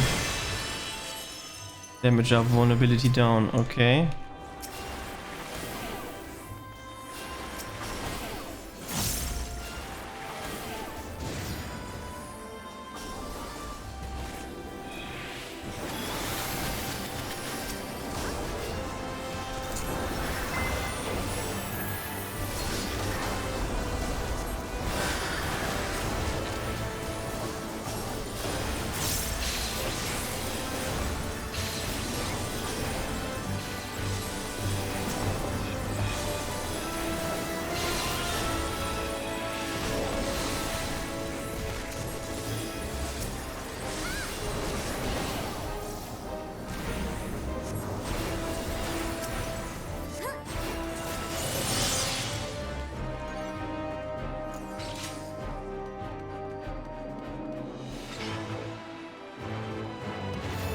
I guess I need this.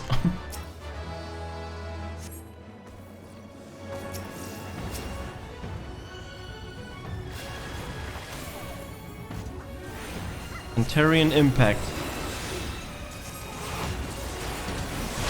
Yeah, just wanted to say, sounds like an AoE, not gonna lie.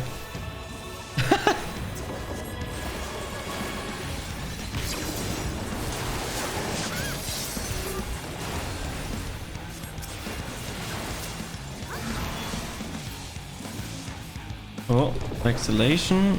Vexillatio.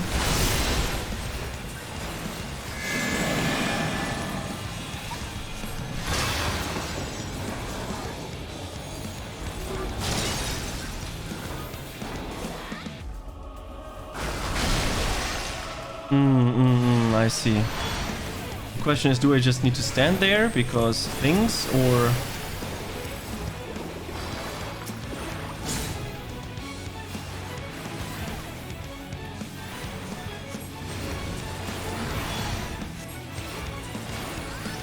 Ruffled shell. Something circles. More circles. Okay. That attack looks kinda cool, not gonna lie. Do not use holy. There's no reason for holy. That is the AoE again.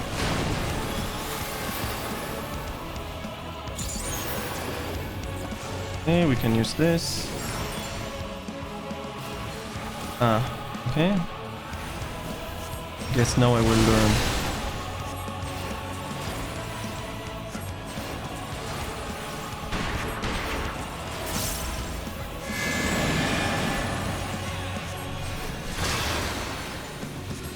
We just have to stand here, okay.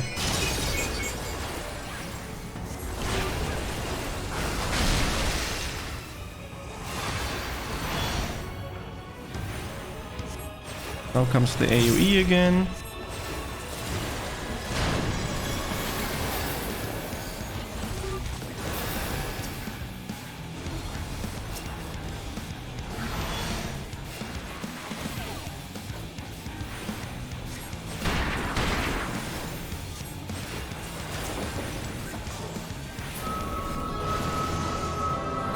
Level 90.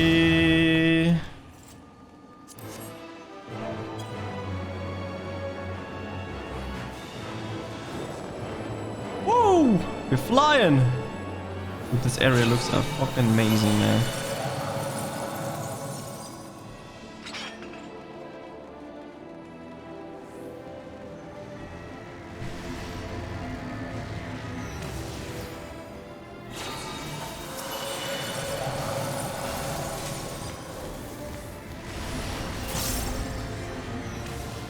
What is this? This is a blossom. Ah, that's the blossom thing that I've never used in my entire life and that I would potentially need to learn at one point. Oh no, this is gonna be absolutely terrible here. We do this, and then we spam this.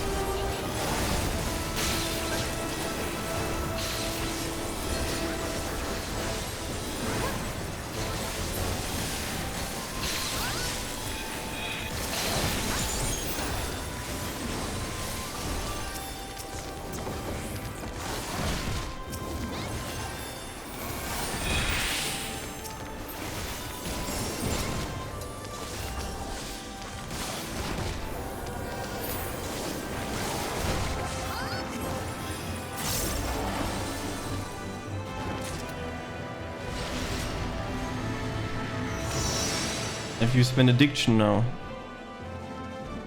Infilius spirit.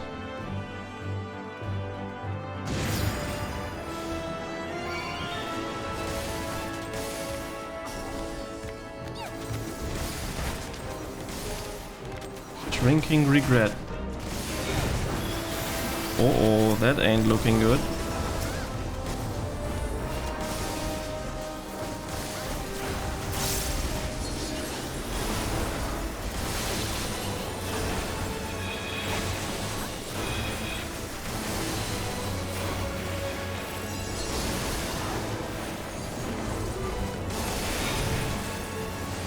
Oh my god.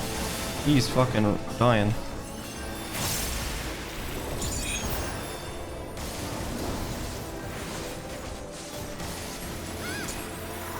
He's falling quick.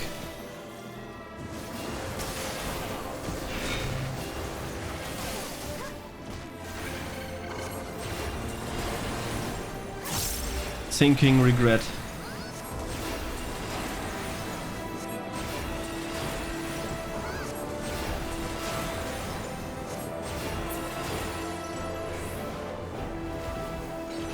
Something new of healing. Can't, I'll need to pass. So bold, so headstrong, stubborn to the last.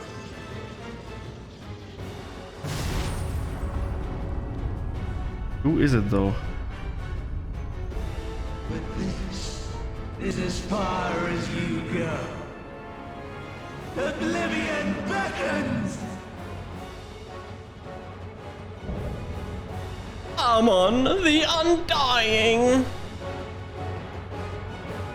Yeah, I noticed as soon as I saw the face that it's Amon.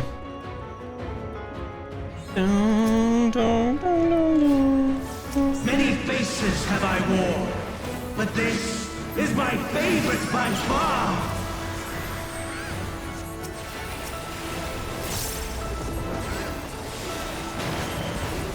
Oh, that's a big attack. Okay, crazy. You will persist in this folly no longer!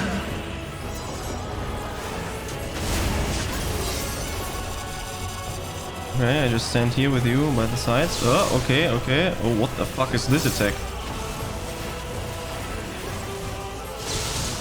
The stage is set!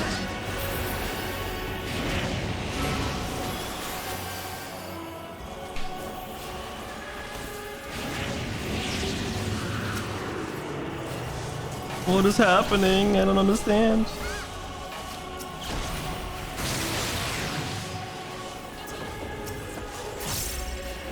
Left Bihaga 40, so something on the left, I will guess. This left, okay, makes sense. And Trekti. That is an AoE, which hurts. Let the curtains rise for the main attraction! Curtain call, okay.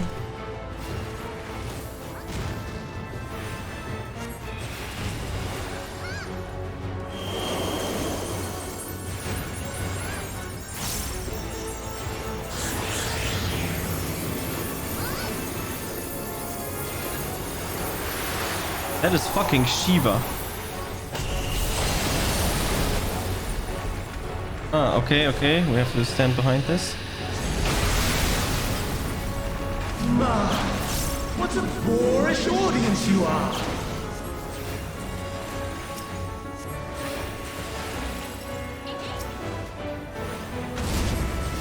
Dun, dun, dun.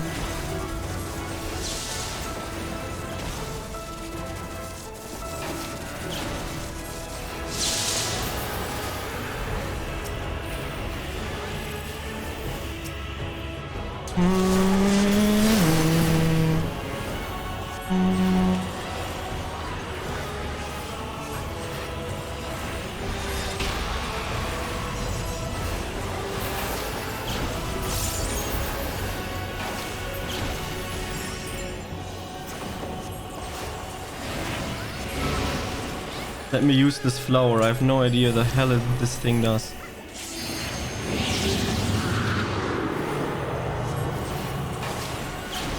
I think it heals.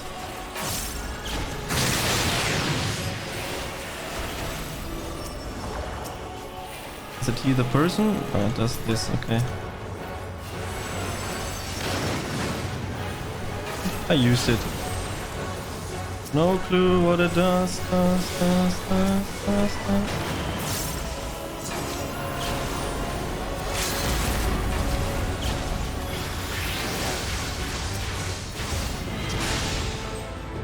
Defeated Amon!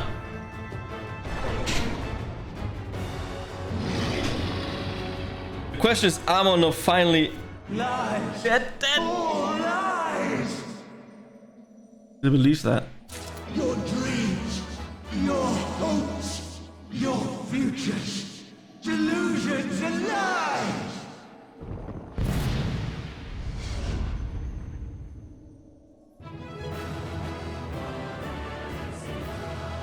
They are not lies. It's the truth. You just can't bear it.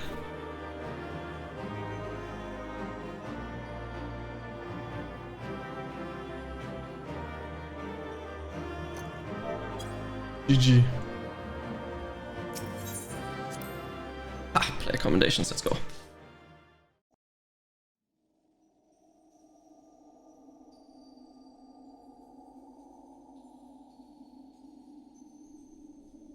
Okay, we defeated Amon, what now?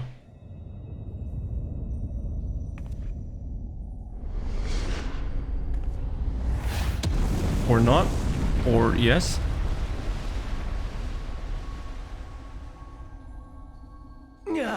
The true Amon. My very essence begins to wane. Sweet, sweet agony.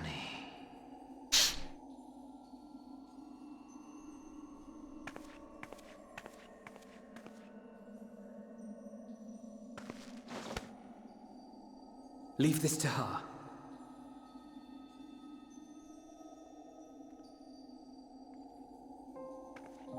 Come to deal the coup de grace. Good. Watching you struggle against the inevitable is bad comedy. Erase me from existence, soul and all.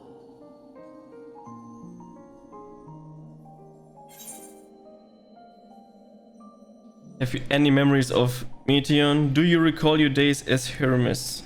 Okay, let's do this. Who cares about Meteon right now? What about him? How would you know that name?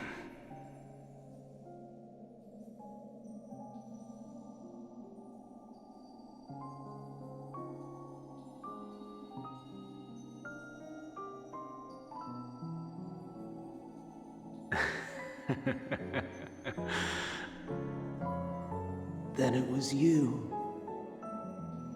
In Elpis. With Emet-Selch. The final pieces fall into place.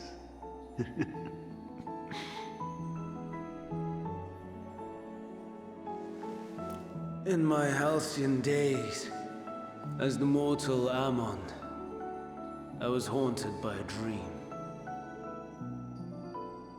Night after night, the faceless multitude, the voiceless cries, shards of shattered memories. But slowly, the fog began to clear. This was Elpis. And I was Hermes. Recurring though it was, I paid this dream little heed. It was only when I was granted the seat and memories of Fandaniel that I knew these visions to be true. They were the memories of Hermes that he himself erased using the power of Kairos.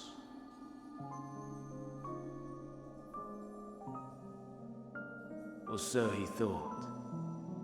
In his attempt to burn away the events of that fateful day, he succeeded only in searing them more deeply into his soul. My soul. Death failed to expunge them, no matter how many times it came. Rebirth after rebirth, from one Fandaniel to the next. I wonder, is Emet-Selch adrift somewhere in this ethereal sea? In defeat, finally remembering your time together in Elpis? How it must gall him to be entrusted with knowledge of the final days, only to be rendered powerless to act upon it. So many lifetimes dedicated to restoring his beloved Amarok in blissful ignorance. Oh, folly. But make no mistake, my life as Hermes is not the reason I invited the world's end. I have lived. I have struggled. I have dredged the very depths of despair. And in the detritus of existence, I found the truth. I served a great ruler, powerful beyond measure. The world his dominion. Yet even he and his vast empire were destined to fall, to become one with oblivion. At the end of life's journey lies only death.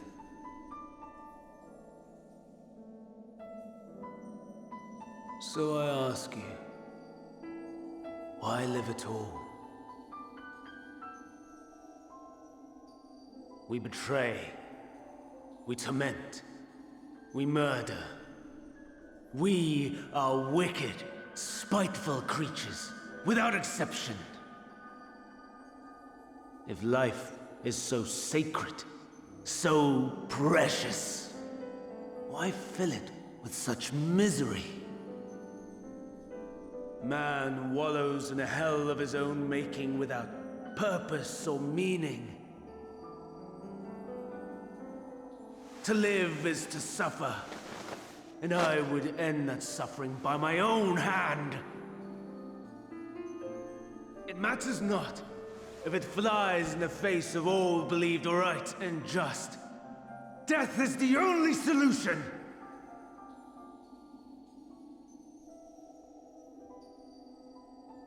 That is my truth, my answer to the question. And yet, even as the words pass my lips, I am filled with doubt.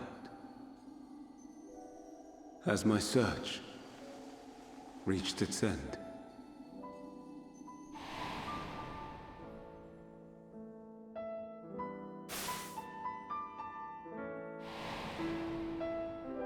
Was this the only way?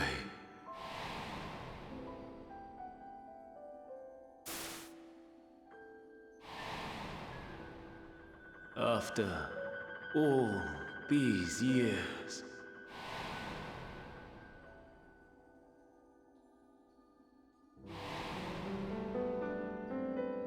is this the answer I was hoping for?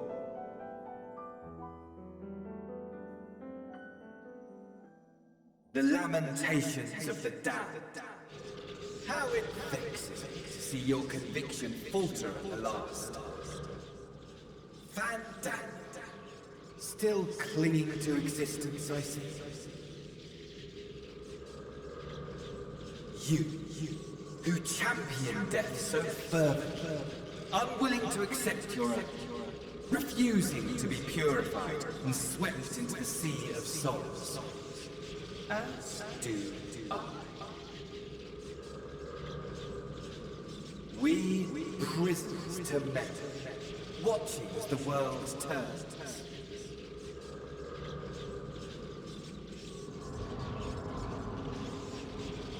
Though unlike me, you will be spared the ignominy of having your corpse made a puppet, dancing to another's tune.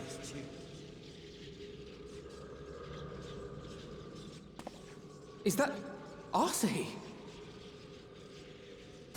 How very astute. But let me be clear, I have not come to consort with the likes of you. Nor have I come to bemoan the state of the world following my untimely demise. In fact, I delight in mankind's downfall and the anguish it brings the savior of the savages. If I played some small part in the chaos, all the better. Not that I was in any position to resist. But to be made accomplice to the betrayal of Lord Xenos. I would die 1,000 deaths to exact my vengeance.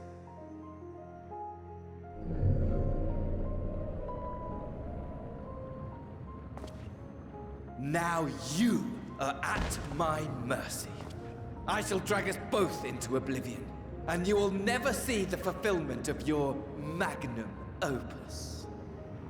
Even should you be reborn, your desperate search for answers must start again.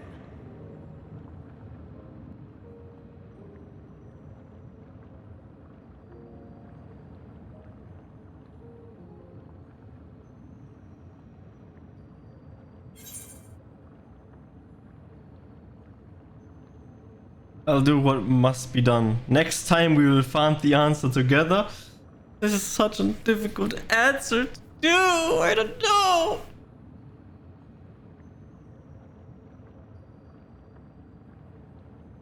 This is so good, and this is so good, and this is nothing.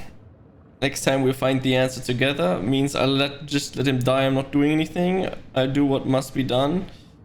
Is I try to kill this Asahi guy. I don't know. I do the first one.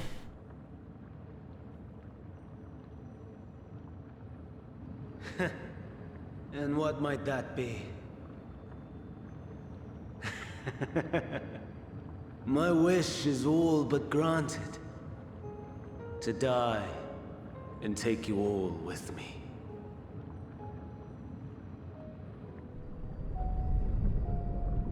Bad answer, Sag. I've taken the other one.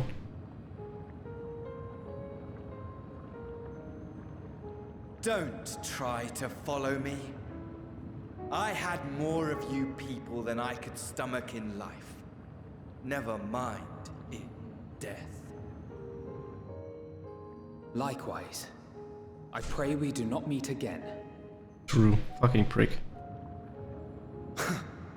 You had better hope not.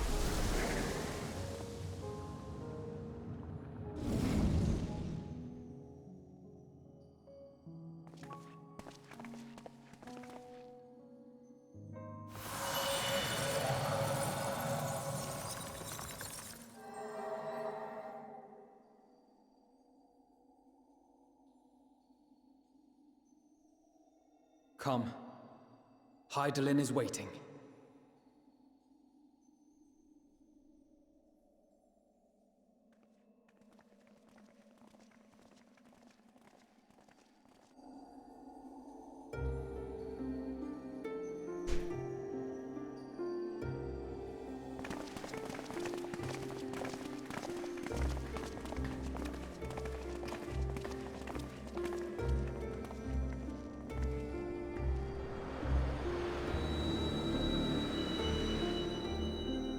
Yeah, Hop.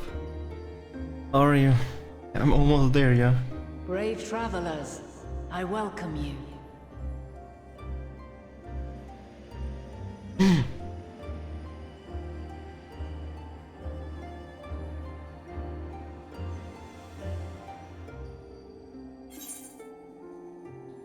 You look different, yeah, definitely. We meet again, Vinard.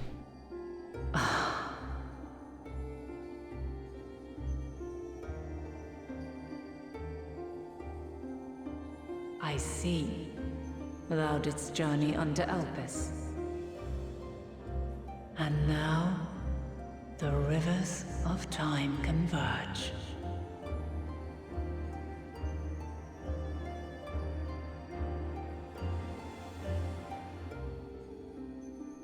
I know why you have come, yet I would hear you speak your reasons all the same.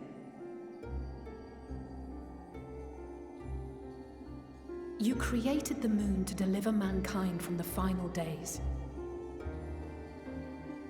But is that really how it has to end? We do not wish to abandon this world. We want to protect the source and all of its shards. To flee is but one of two paths. The other leadeth to Meteon, far beyond the stars, where she doth chant creation's requiem.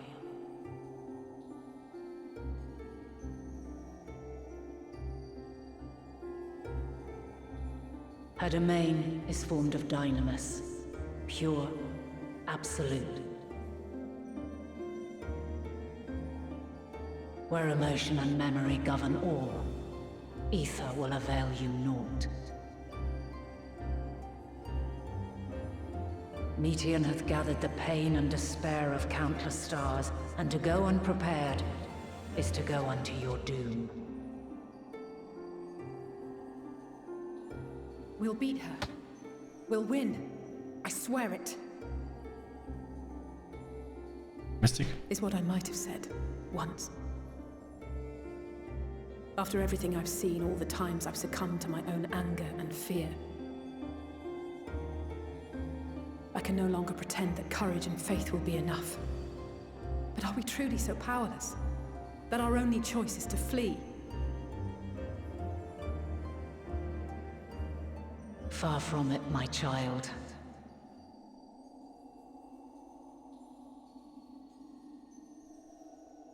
Long ago, the inhabitants of myriad stars, many more prosperous than Atheris, sought to free their worlds from life's woes. Sorrow and anger, conflict and hostility, despair, and even death itself. But as Meteon reported, every attempt ended in failure. Darkness abideth within every living being, and can never be cast out. Neither reason nor faith can challenge this immutable truth.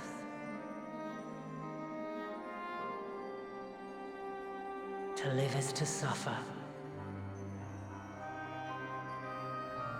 And in suffering, find strength and purpose and hope.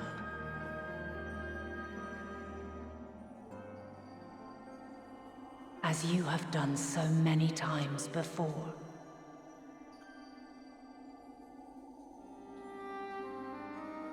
Thou dost pursue an impossible dream, yet knowing this, you pursue it nevertheless. And thou hast learned to depend on others as they do thee.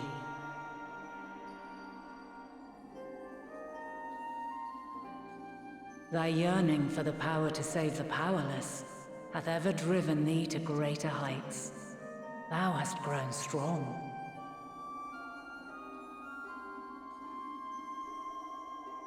Though those closest to thee no longer walketh by thy side, their love remaineth thy guiding light. For duty's sake, thou hast been bound by truths unutterable time and time again. Yet thy heart hath never wavered, as thy companions will attest. In thy pursuit of mysteries great, all thou believest is brought into question. Undaunted, thy thirst for knowledge remaineth unquenched.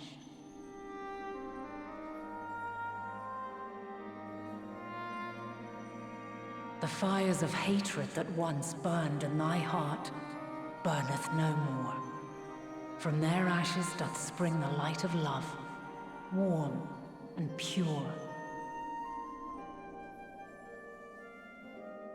As witness to black calamity, thou despaired at man's helplessness. Resolved, thou didst unite a distant world on the brink of collapse.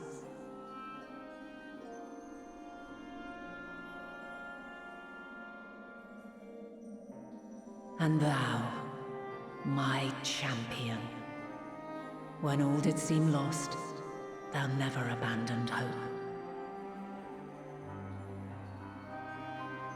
For every trial and every foe that did bar thy way, thou hast proven equal to the challenge, drawing courage from the many bonds forged on thy journey.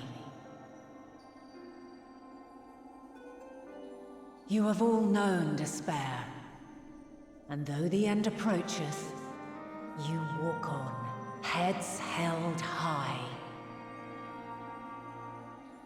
Therein lieth your power, the strength to silence the song of oblivion.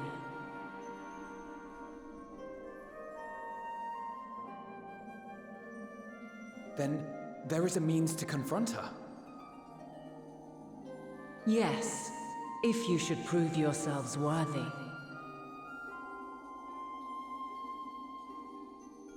Hark!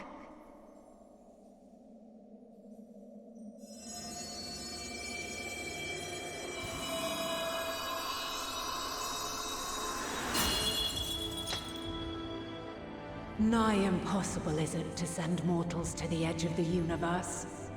Should you fail, there will be no second chance. As the will of the star, I ask of you this.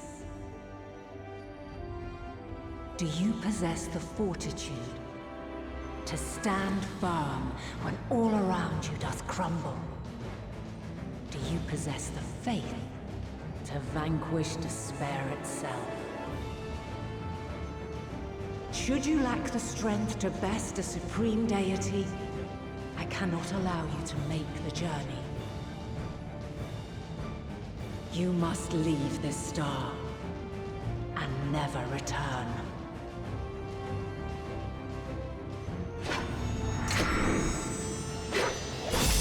Prepare yourselves. Prove ourselves worthy, then. Sounds straightforward enough. Aye. No room for confusion there. In any case, we've come too far to back down now. I am of the same mind. What power I have, I shall bring to bear. The three of you seem to be forgetting who we're up against. It's not every day we battle a divine being of untold power. Well, not quite every day. Do try not to get underfoot. Needless to say, there'll be no margin for error. Let us hold nothing back. For the people of this world and those beyond the rift.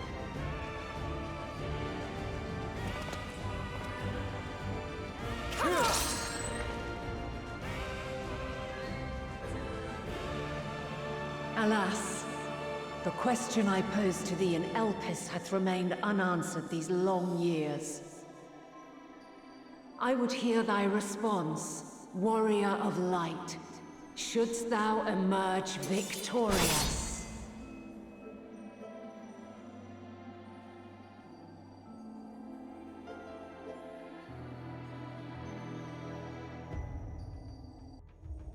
Oh, fuck! Okay, this gave me fucking goosebumps. But I guess we have to fight fucking... Doing this quest when you're on the duty support system, you have the opportunity to undertake the trial with a party of science. Some of the allies' roles will differ from the normal able to class. We have to fucking kill Idling. To answer best song, yeah, I've heard that transition to that song.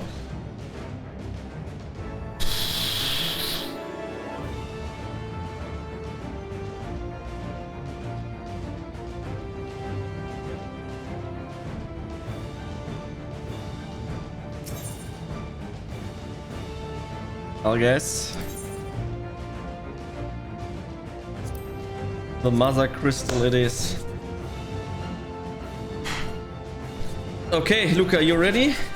NPCs? Should I do NPCs? Probably, right? Can only fight with the Scion once. Okay.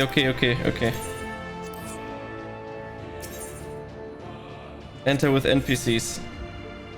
Oh, can do all NPCs at once. Let's fucking go. This is fucking super epic. Lithomancy All-Rounder, Gunbreaker, Dragoons also. It's an interesting one. Okay. Time to increase the volume of the music for me. I can't for you. The Mother Crystal. I'll try to increase the game volume.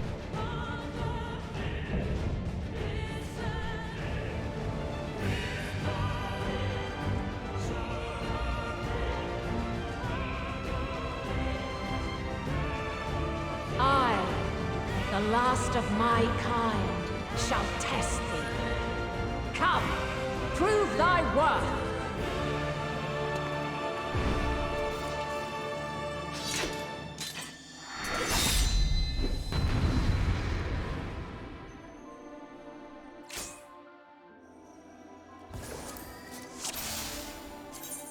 Okay, let me increase the volume. Be like everything background music. Okay. They're 100% in your face. Let's blast the ears away.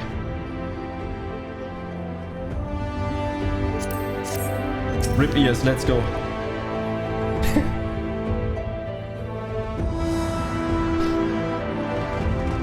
Have you the strength of will to alter man's fate?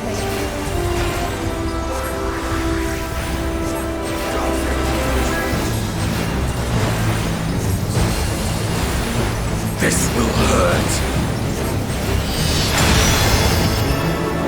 A change of arms. May the test continue. You cannot stop us!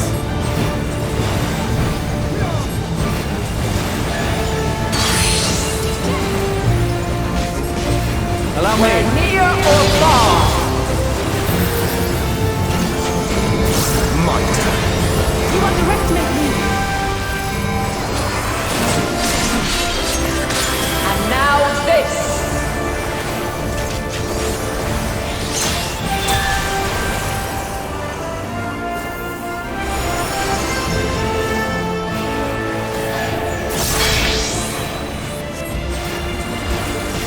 Light unyielding. I will not hold back.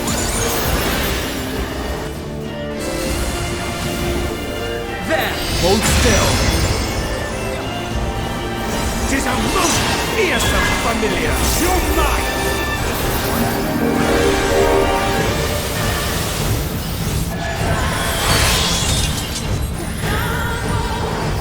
By blade!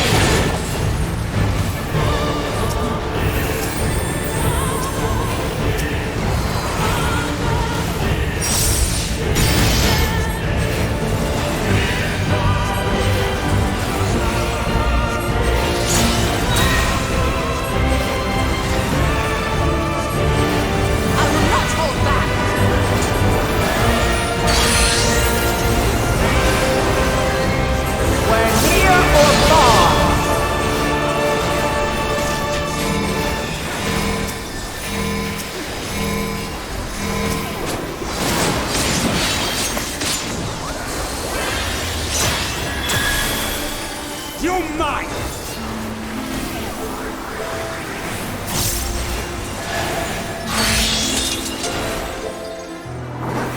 By blade!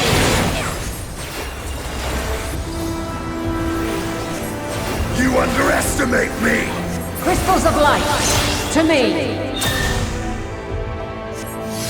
I will not hold back.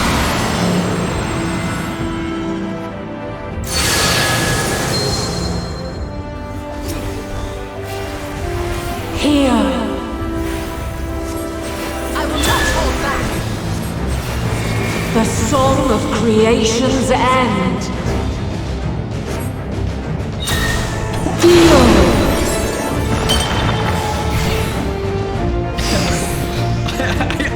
How the thing I insta-die? What the fuck? Have you the strength of will to alter man's fate?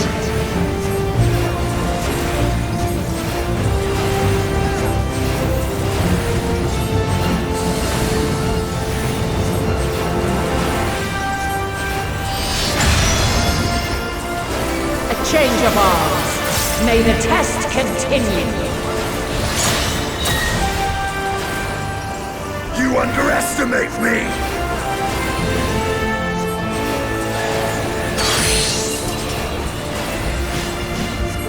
We're near or far.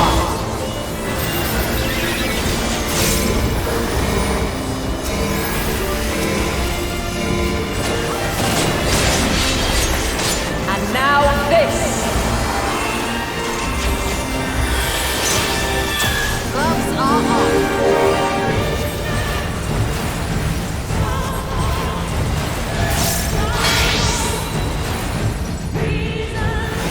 Light unyielding. Try and stop it! I have you now.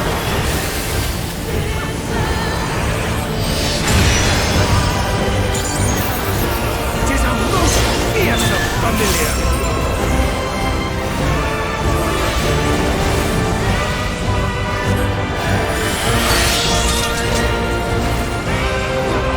By flame!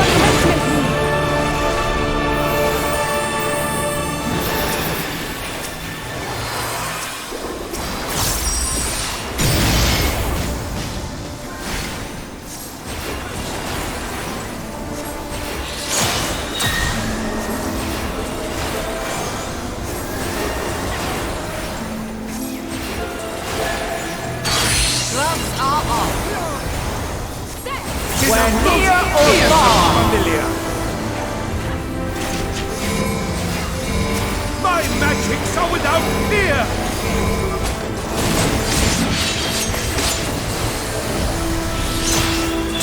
You underestimate me!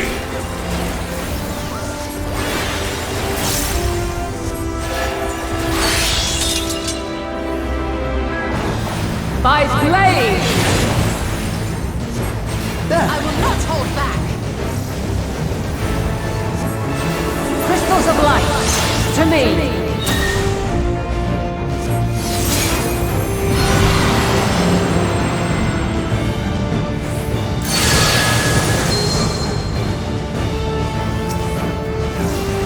Here!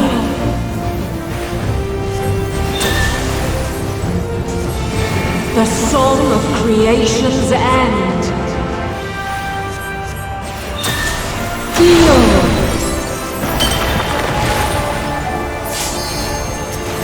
The sorrow at hope's demise.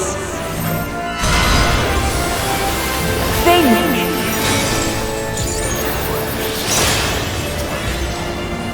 And find your way in the darkness.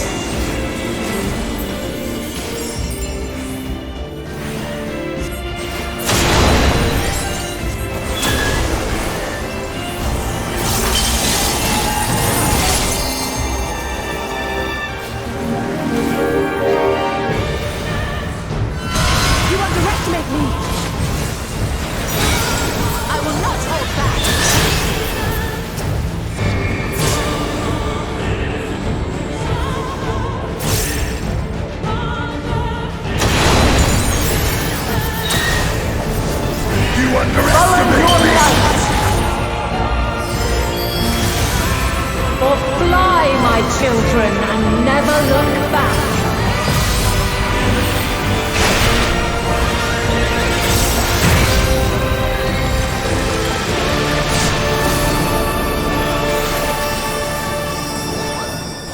Then you are resolved. Something special for you. But this test is far. You underestimate me! By crystal's light. You cannot stop us! With heart and steel! You're mine! You're mine!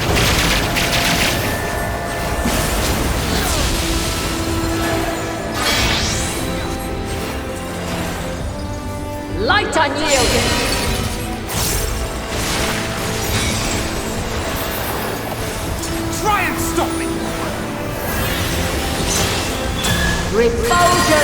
eternal. Allow me. You are directed. Allow me.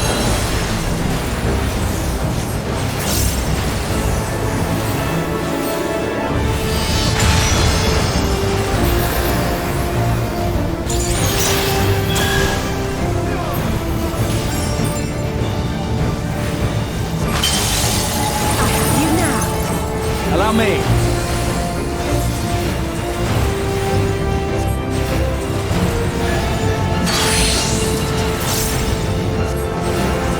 We're near or far.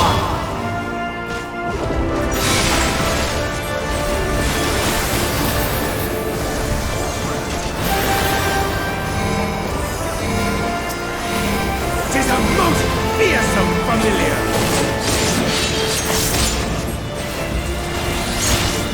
We're high or low.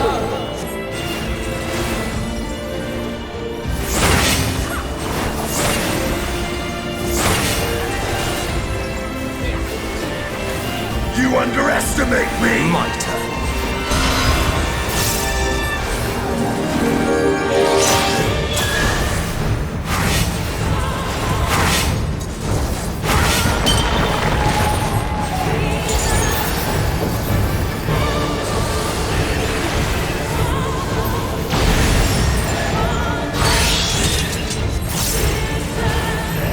By blade.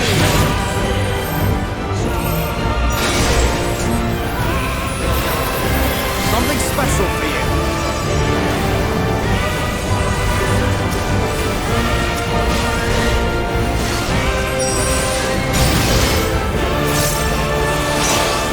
Succumb not to fear. Not hold back.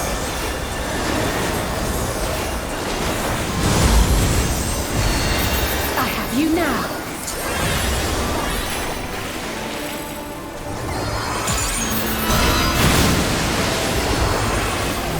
There.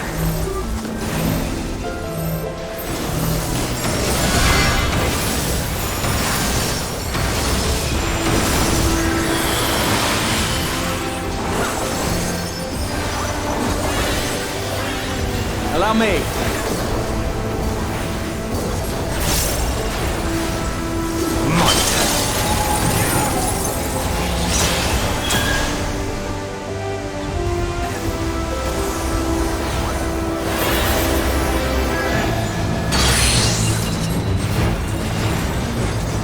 We're near or far.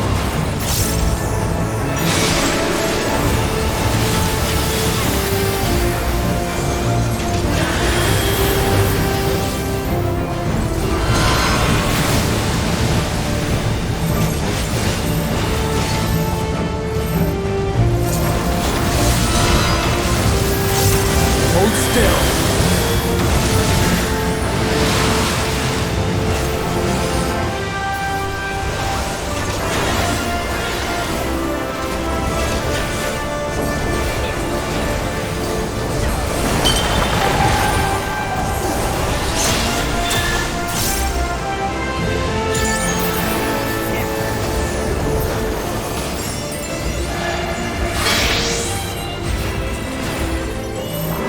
Light unyielding.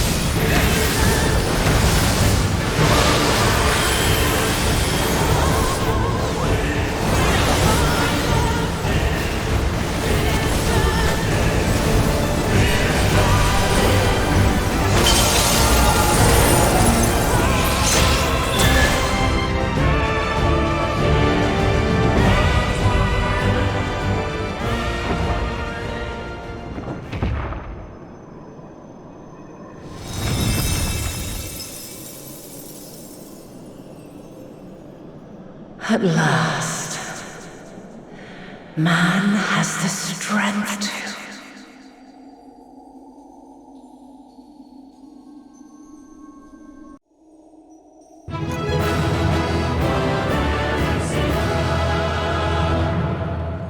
I'm deaf now. This is so fucking loud.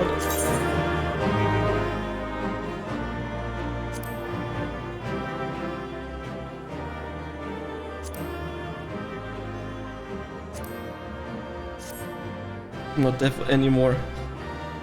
Dude, this fight was... Sorry, but I'm gonna ignore chat for a while.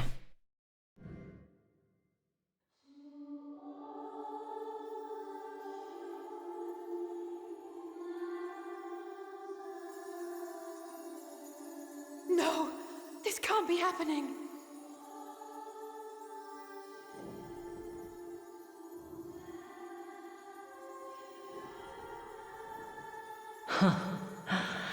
Though my power is in constant flux, I have always kept a reserve for this very moment.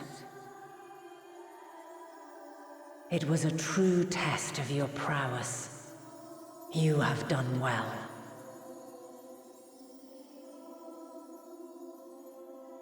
There is one thing I must ask.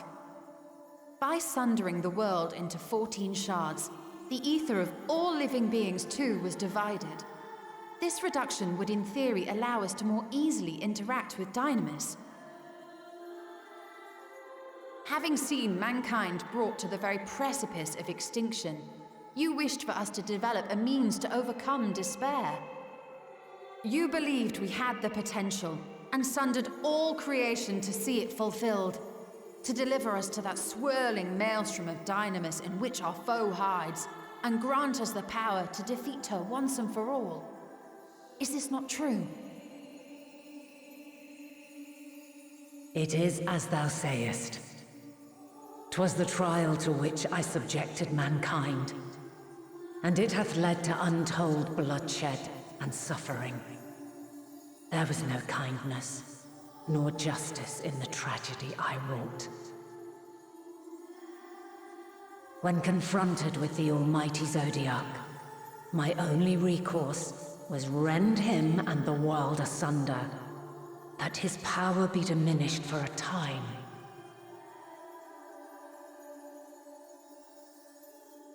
And so it came to pass.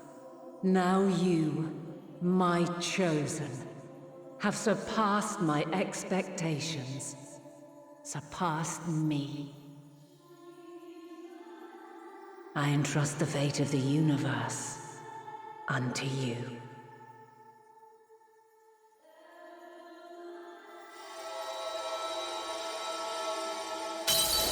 This crystal contains the memory of Meteion's passage through the stars. Deliver it unto the Loporets. They will guide you to her.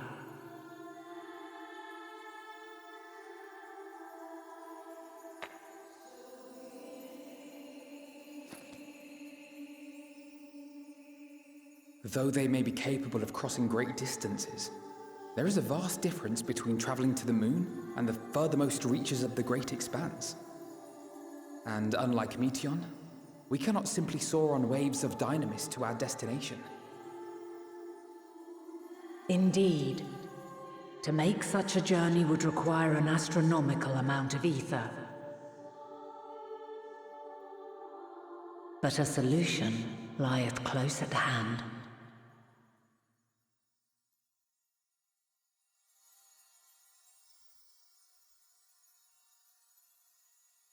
Of course. Yes, my child.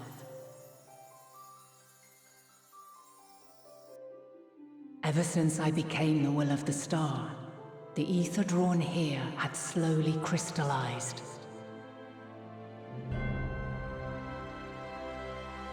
They who have answered my call know it well. While I have remained hidden, it hath become the embodiment of the planet's will in my place. A faceless, omnipotent force of nature.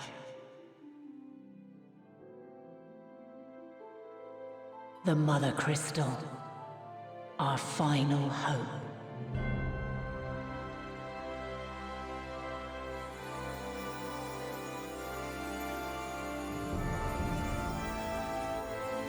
Alas, I can do no more. The fulfillment of this task doth fall to you, my chosen.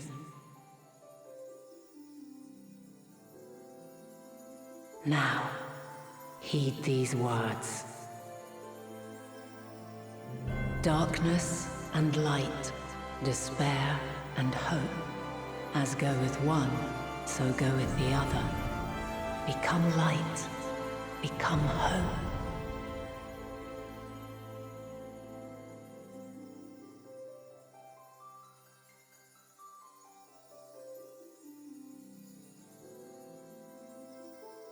I have a gift for thee. Come closer.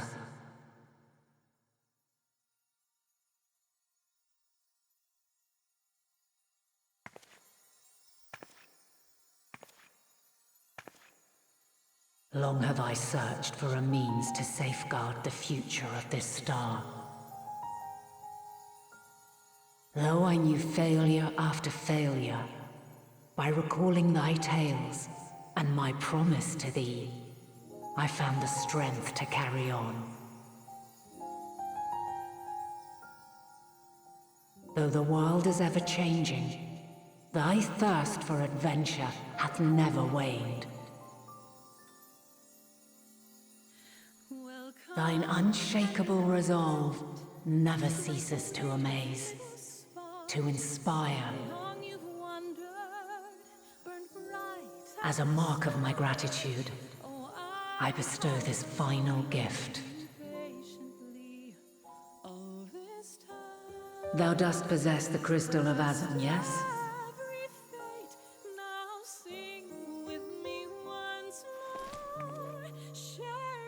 As Heidelin, I reside over the forces of stasis, tranquility, peace. The laws which impart stability to existence itself. I will weave this self-same power into the crystal, granting thee mastery over matter, to give form to the formless. Use it wisely, or it will not last indefinitely. As thou hast seen on thy journey through the ethereal sea, souls are drawn to thee. Mayhap this trait will prove to be a boon rather than a hindrance.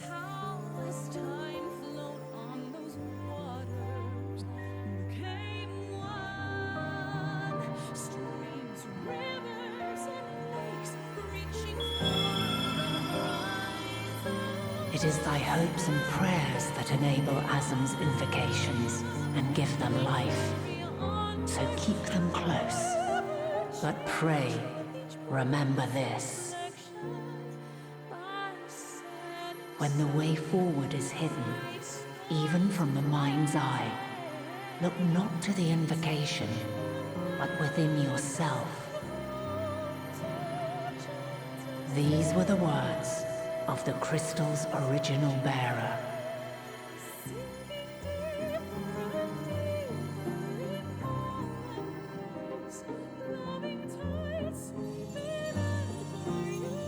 With that, my work is finished. Fulfill our promise. Right the wrongs committed when the world was yet whole. Silence the song of oblivion. Teach her a brighter melody. Show her our journey is far from over.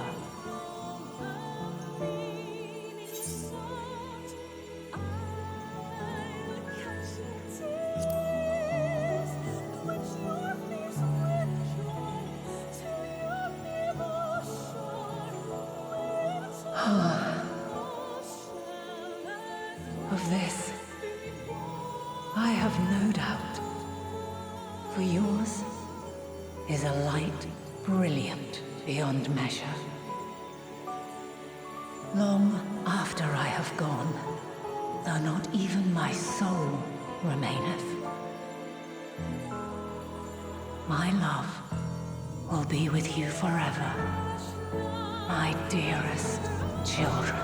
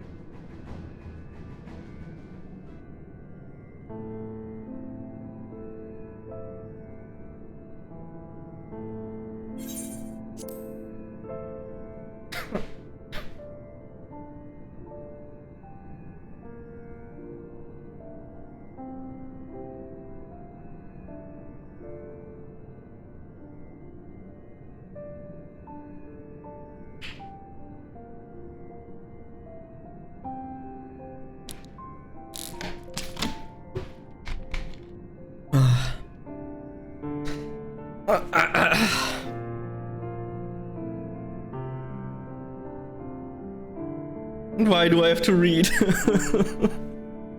I don't want to read right now.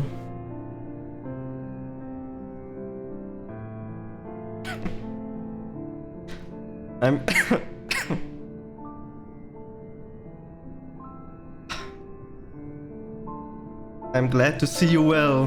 Though we could roughly place your souls deep as you went, we could neither see nor hear you. The fluctuations in neither the end gave me quite a fright. What in the world happened?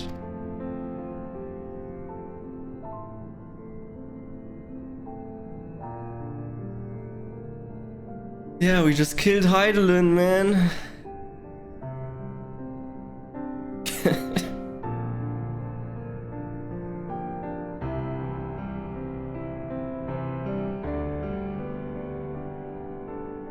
You mean to say Heidelin is... No, there's no time to feel our feelings. What the fuck? We must carry on Heidelin's will without delay. We'll find Meteon if this is the last thing we do.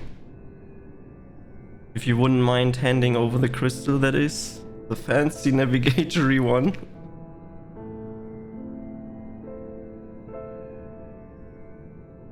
But how are you supposed to function after this? To the edge of the universe, where congregates the despair of countless stars, you are determined to see this through? We are. Should words fail us, we will fight to the bitter end. I know that it pains to accept this, but that I need to ask nothing more of you. We have only two means to travel this great expanse, the moon and the Sharlian's Ark. I am too aware that without both of them, there will be no exodus. But I nevertheless beg you to honor the agreement we made.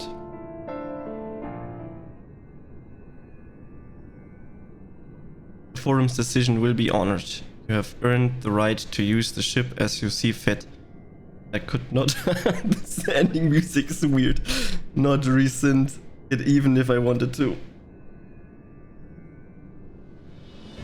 As it happens, I do not, and I would do all within my powers to aid your cause. With that settled in mind, I suggest you to rest a while. Proving oneself to Heidelin is never easy, and despite our unparalleled genius, we'll need a day to make the necessary calculations. You may as well take advantage of it.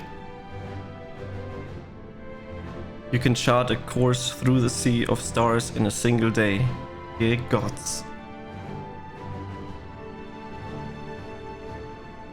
Shall we head above ground for some fresh air then, and perhaps a nap?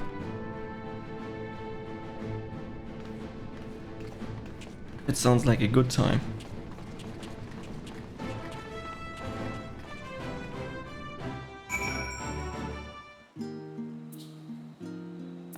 Yeah, after this quest I need a minute.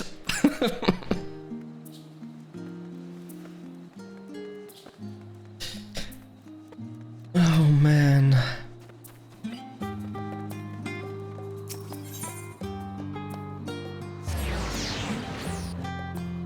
Only video games can transcend this kind of feeling, you know? Only freaking video games. Aha, I've been expecting you. I heard about your foray into the ethereal sea. The students have ventured far and wide, but never quite so deep as that. Are you experiencing any after effects from your prolonged exposure? Nausea, dizziness, hauntings? Well, have a pleasant sleep, and if you do experience any unusual phenomena, please let me know. I shall add it to our records.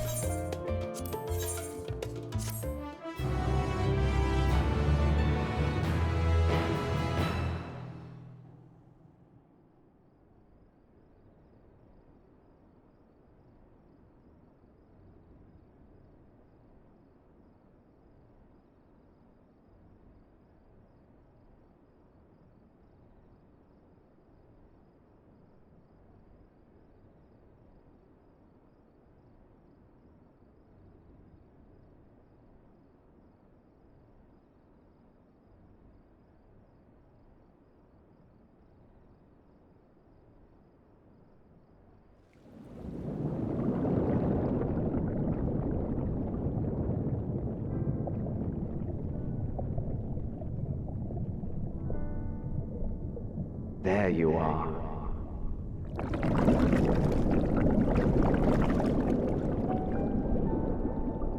Some time, indeed, yes. For you, at least.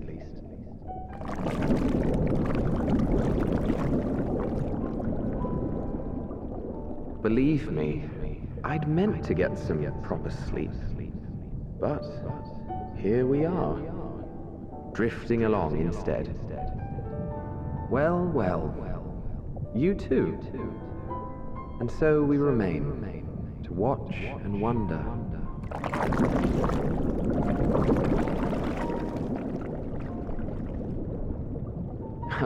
Yes, indeed. To begin, we first must see the end.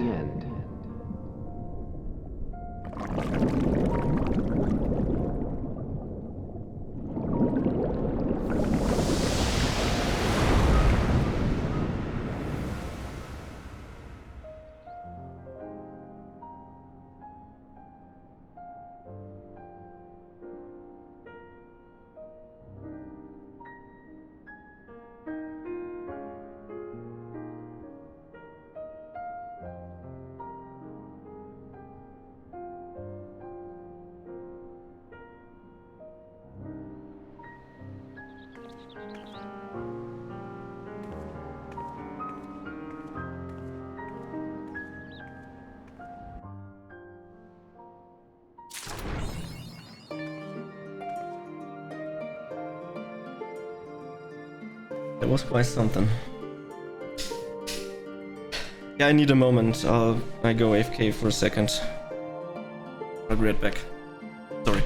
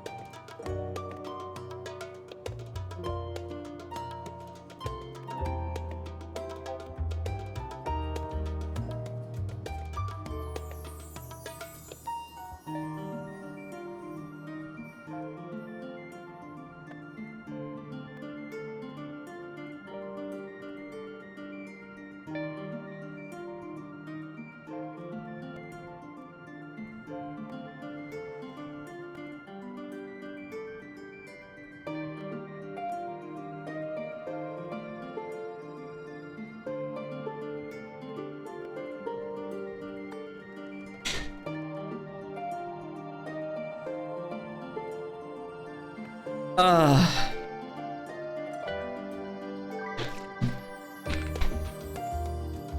I'm back. You said now I can get the new shit. Then let's see. Doesn't look like it, or is it the quest after that? After the next quest, okay, never mind. Dude, that was a lot to take in. What is this game doing? You chat correctly, dude. I'm happy if I have any thoughts in my brain right now, okay? There was a lot to take in.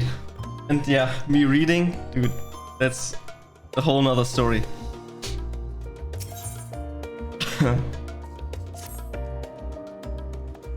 That probably gets even worse. Gachi, I trust you have had a good rest. An envoy of Master Fortunauts arrived not long ago with a message. The Leopards have determined Meteon's location. We've been asked to gather at Rostra. I'll meet you there along with the others. It's far from over. Yeah. We have our next goal. And probably that goal is not easy to achieve.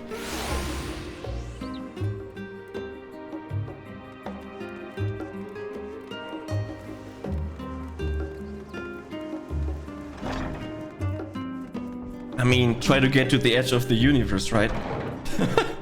It's not easy, especially if you've never been to the universe in the first place. But sure. Is the music now too loud? I made it louder now.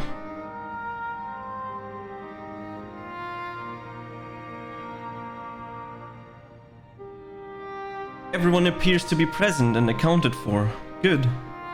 As you know, the Loperers have deducted the whereabouts of Meteon by means of crystal recurred to us by Heidelin herself.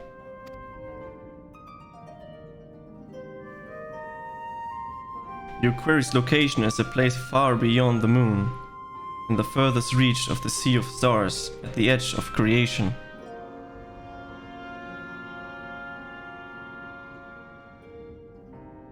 A veritable Ultima Thule.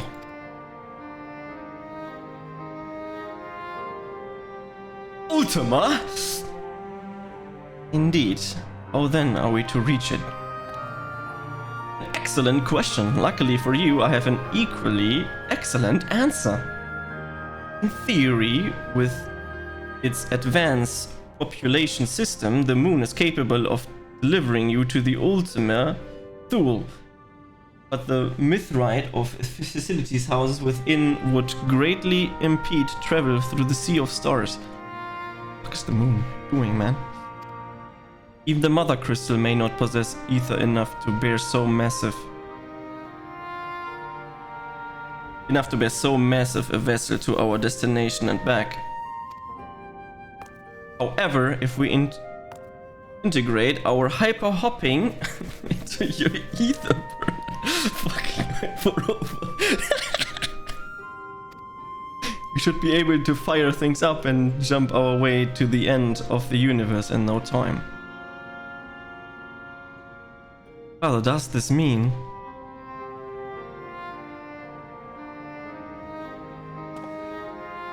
Bear in mind, this decision was not made solely at my discretion, but with the consent of the Forum.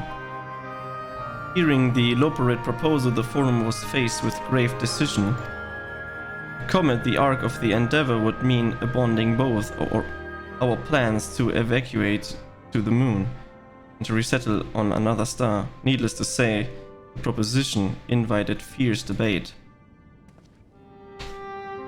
In the end, however, the Forum was swayed by the simple fact that Heidelin believed you possesses of the strength needed to overcome this crisis.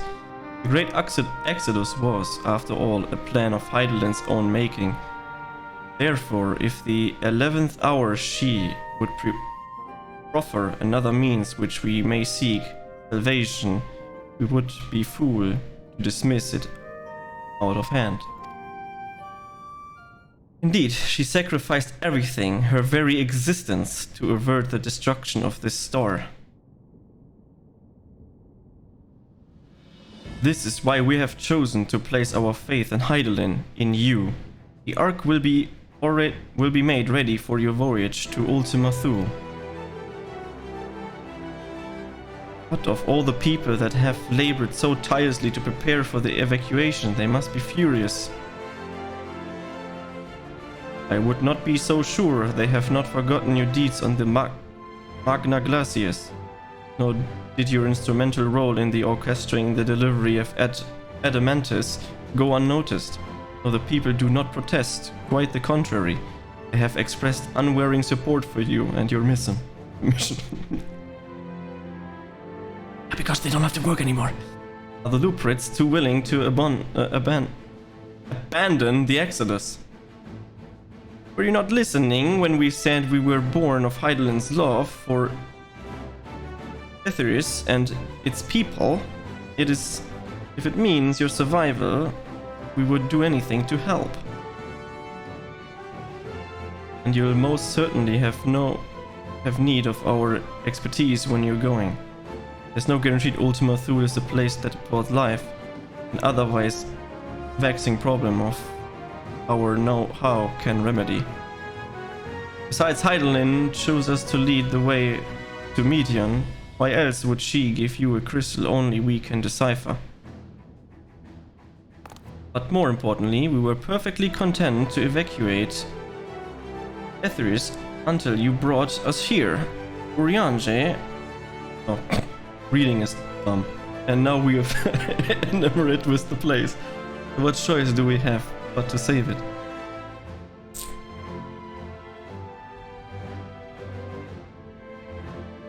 Of course, none of this is possible without you and the science, so I must ask. Are you certain you wish to do this?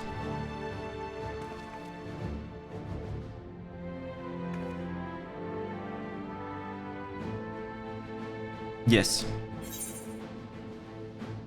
You couldn't stop us if you tried. We'll avert the final days, whatever it takes. We have come this far. First one, that sounds good.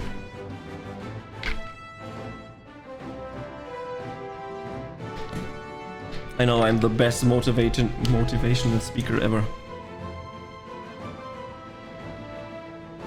Very well, we shall inform the Forum of your decision and begin preparations to bolster the Ark with the hyper-hopper.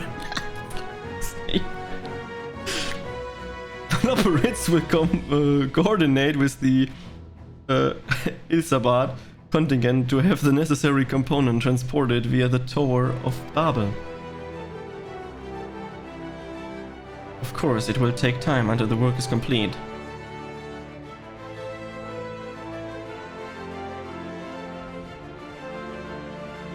For now, pray take your ease.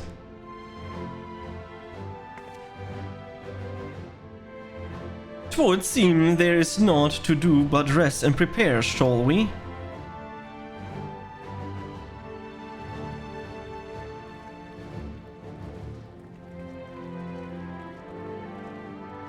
More resting after the resting. I mean, it makes sense after we have literally done absolutely crazy shit. Am I dumb? Yes. Am I even dumber than I think it was? Yes.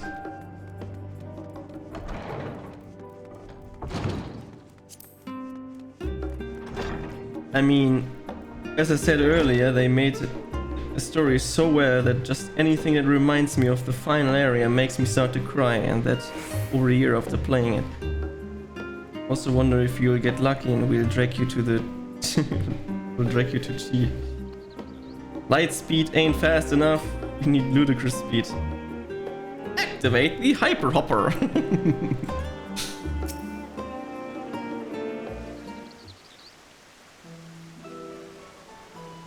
Ere we depart, we must leave nothing undone. Quite though it is difficult to conceive of how one can best prepare to brave a domain where Dynamis governs all. Nevertheless, Hydaelyn deemed us worthy of the trials that await. For lack of any other feasible option, This late stage, let us trust in her judgment and face Meteon as we are. Which leaves the not so small task of coordinating our efforts here to you and Tataru. If all goes to plan, we'll be back before you know it. I certainly hope so. We will be praying for your safe return. Mayhap it will affect the dynamis for the better. With that settled, we should get some rest and make the most of the time we've been afforded. Hmm?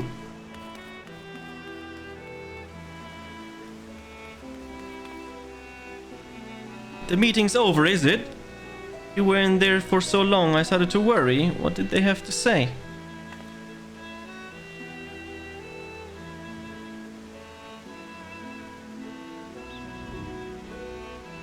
The edge of creation. I see.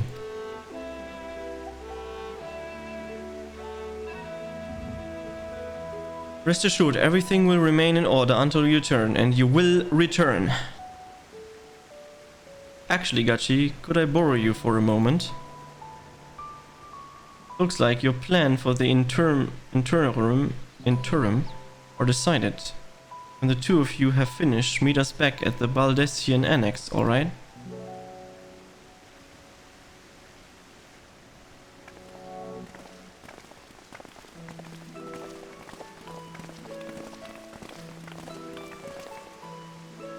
Come with me to the Agora. I have something to show you. Are you showing me the new shop that I can buy new things to gear up to be OP?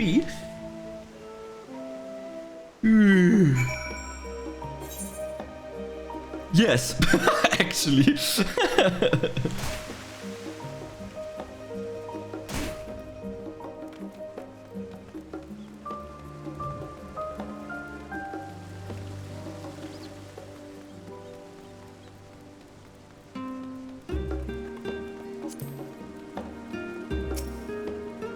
Welcome, Gachi, to Tataru's Taru Boutique. Always done my best to provide the science with fashionable attire, but in your case specifically, I make an extra effort to strive for the most functional yet stylish clothing one could ask for. Not that I am playing favorites, but you are the warrior of light.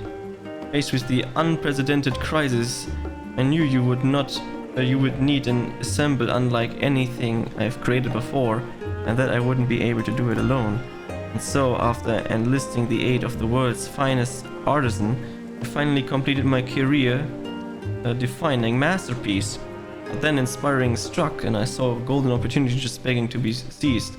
With the help of the Thethnerian refugees, I decided to set up a shop here in Shalion. Of course, I would never charge you for any of your works. Perish the thought. Varsardor, how are things coming along? Everything is in order, Mistress Tataru. We'll be ready to open shortly. Which is why I brought you here to be our very first patron. Would you mind waiting here a moment longer? The following event cannot be skipped. Interesting.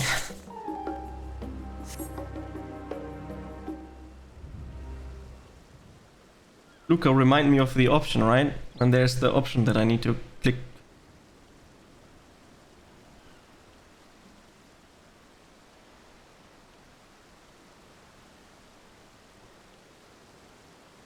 Still far from it, yeah, I know. Just want to remind you. I did not expect to find you here.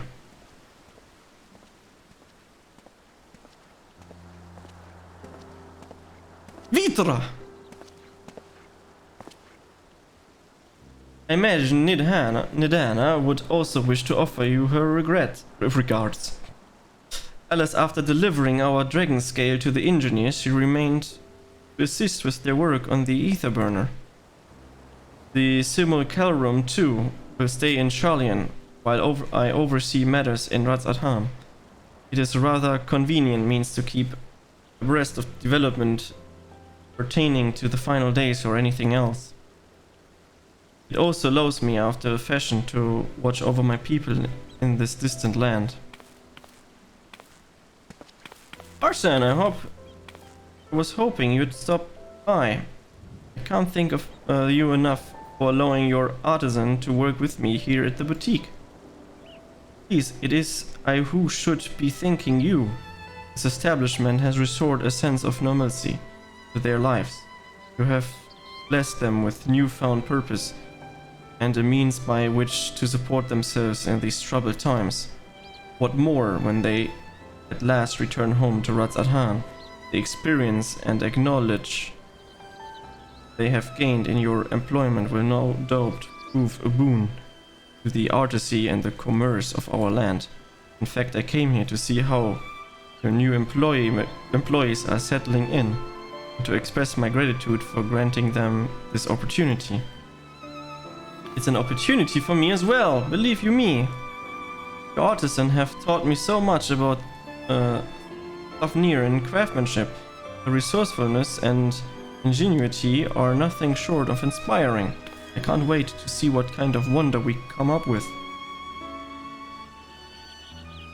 I pray you every success in your endeavors, Mistress Tataru. Before coming here, I heard words of the Forum's decision of what will soon be attempted. It was only then that I finally understood why my father called the star the last bastion of hope. Indeed, it was the last bastion, for the flame of every other star he encountered had likely been extinguished. Most likely, yeah. In the boundless dark, the light of brimming life must have been blinding in its splendor. You journey onto the heavens to protect that light. May the scales of my keen serve you well. By faith you will prevail and restore peace and tranquility to this star. I would that Aeon were alive to see it. I should like visit it again when it's all over. I worry your faith in me and my misplaced. I will not see the sacrifice squandered, nor shall I rest until Ratzathan in return to its former glory.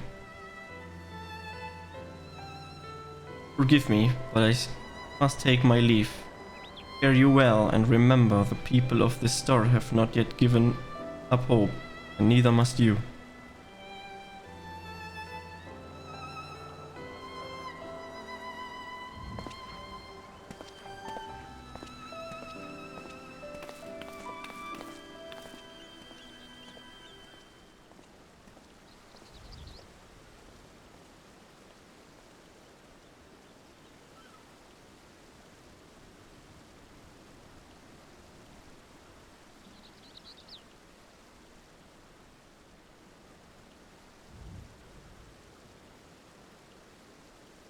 Where must I go to get a meal with some flavor in this wasteland of taste?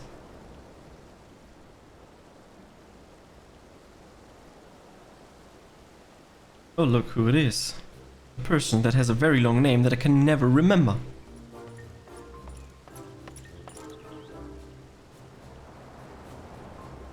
Gachi, old girl, my whatever are you doing here? A new boutique, you say? I had been meaning to expand my wardrobe. Yes, something with a little more flair, perhaps befitting a man of my station. Though I have nowhere to flaunt said raiments so long as my confinement continues indefinitely. I, the young Lord Fortums, insist that, so long as there is work to be done, no matter how trivial, I must abide here in Sharlayan. Thus do I toil, though every fiber of my being rails against it. Why? I've even suffered the company of that rude sired to see supplies transported in a timely fashion. Yes, he was the one granted leave this morning to participate in some support covered operation. So I suffer instead for this otherwise welcome absence, now burdened with extra busy work, and without honored here, there is no one to be prepared my meals. I came here in the hopes of finding a nice cafe perhaps. Alas, The Charlian delicacies I've sampled were lacking in every respect. Have you tried the Arkan loaf? You can find it in all the shops.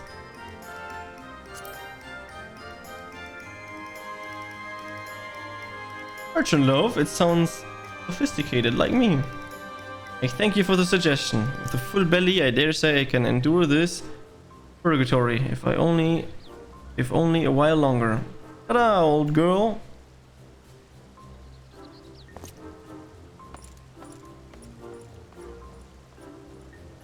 I don't know how many more are coming.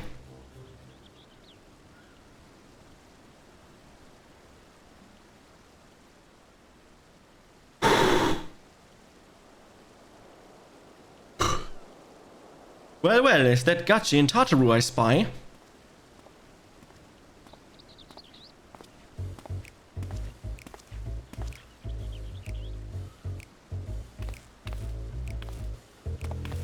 Hancock, what are you still doing here? You said you were returning immediately after dropping off your cargo.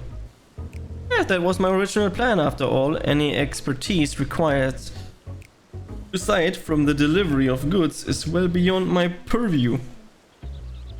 But what manner of entrepreneur would squander on an opportunity to study the markets of the northern seas? Worry not, I will return straightways to Kugane once I have finished. Of course you would find a way to turn this crisis to your advantage. She wounds me, the industrious woman running a new boutique.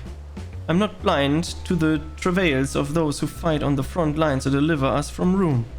Indeed, I have every confidence they will succeed, and I would make myself and my business ready for their return.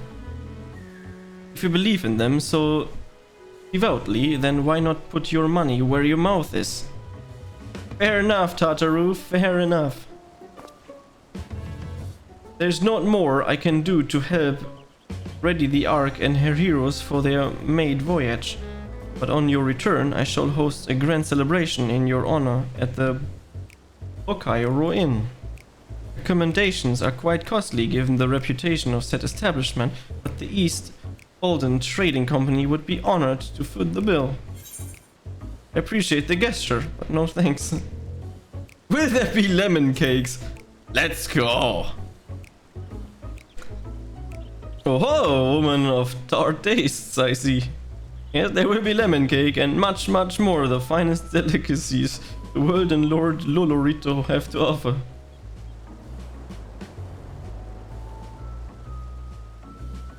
Let us speak more of this upon your return, lest I draw even more of Tataru's ire until next we meet.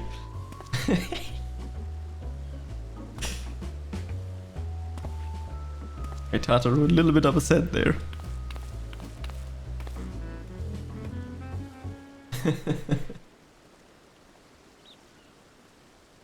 Who's next?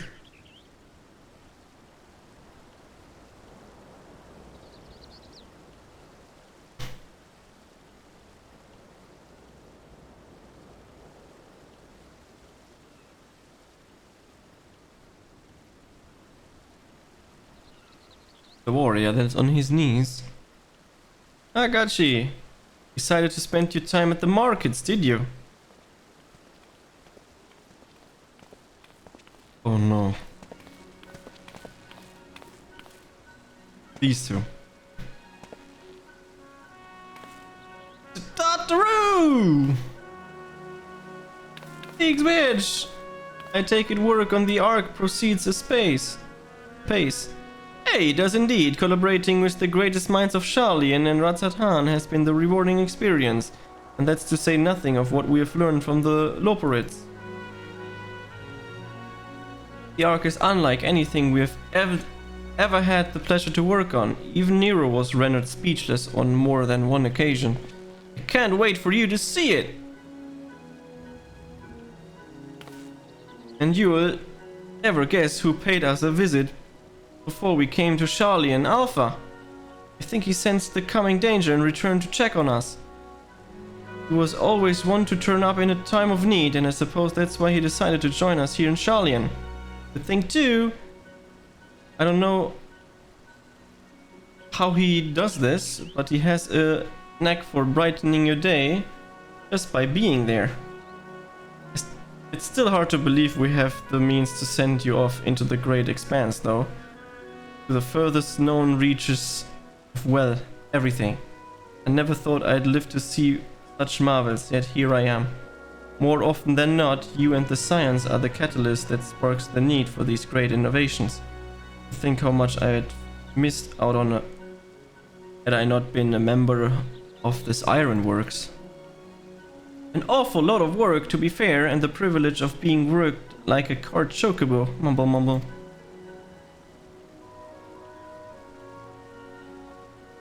Ah, there is that too.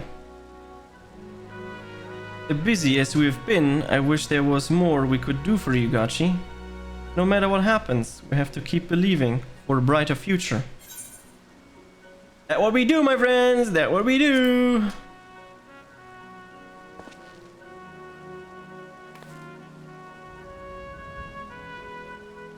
When you head back, would you tell the engineers I'll be along shortly with refreshments?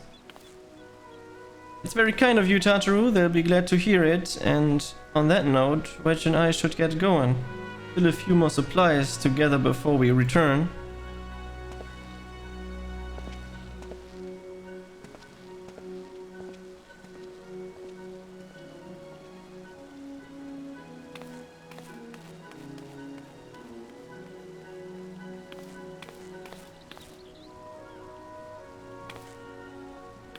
Lally ho! Terrible, sorry for the wait. Right this way, if you please.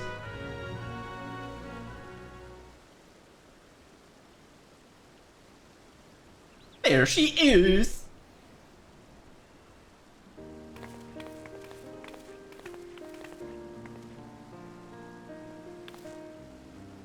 Right, I don't believe the two of you have been formally introduced. This is Osrath from Pelican Stand. Ah! Yeah, I remember. Pleased to meet you. Haven't we met before? Just be kind.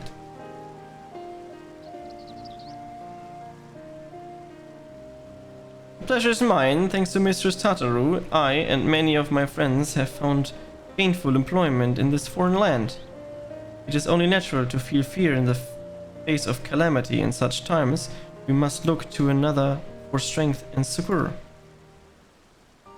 I know not whether we will come to call this place home or return to Thavnir, but we are here today and are glad to have contributed to the cause.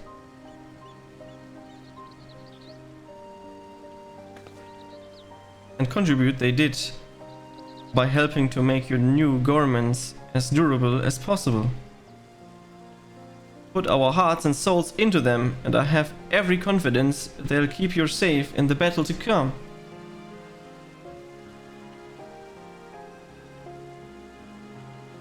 Gods, to think how far we have come since our humble beginnings at the Waking Sands. From the rising stones to the falling snows, and even a certain insufferable someone's Ruby's Bazaar, we were always fortunate to find friends along the way. And even when you were swept away for the first, Ra Tia was there to grant you sanctuary. I'll never forget the relief I felt when you all returned to us. I thought my heart would burst. This has been a long journey, and I've been privileged to watch, often with bated breath, as you preserve time and again. All the joy we have shared has been much sorrow as well, but I've long since learned you can't have one without the other.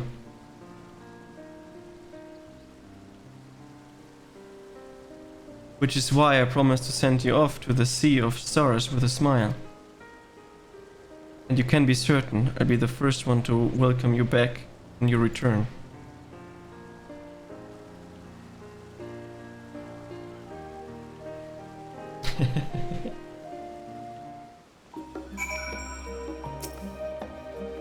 In addition to your new assemblance, we have raiment and weaponry for every need. So please feel free to browse our stock. And I can buy the 89 gear here. You may now obtain job-specific gear from Vessers. weapon can obtain at level 89. However, all the item stats will be subject to item level sync. Upon reaching level 90 with the correct job, these items will no longer be synced. Furthermore, the gear can be dyed upon completion of the role quest associated with said job. Healer. Available. Let's claim that.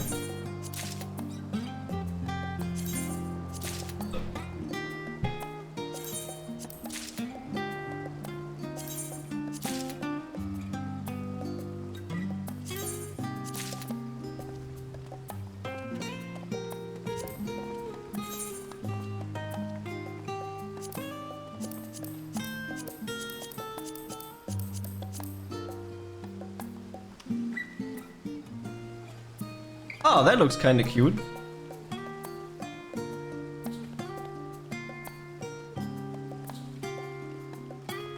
Don't they have earrings and stuff?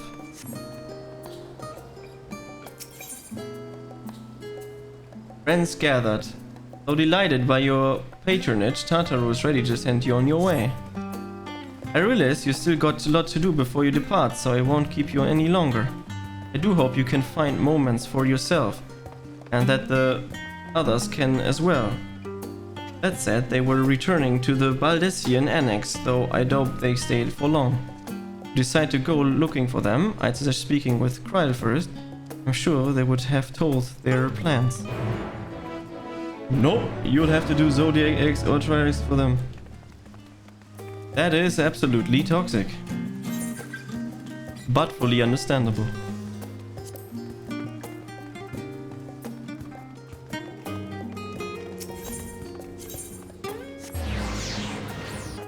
But the first thing that we do is get new gear.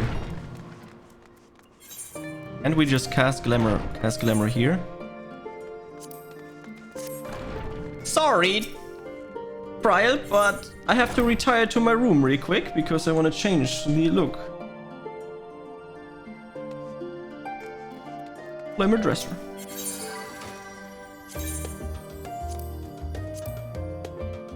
Apply. Better.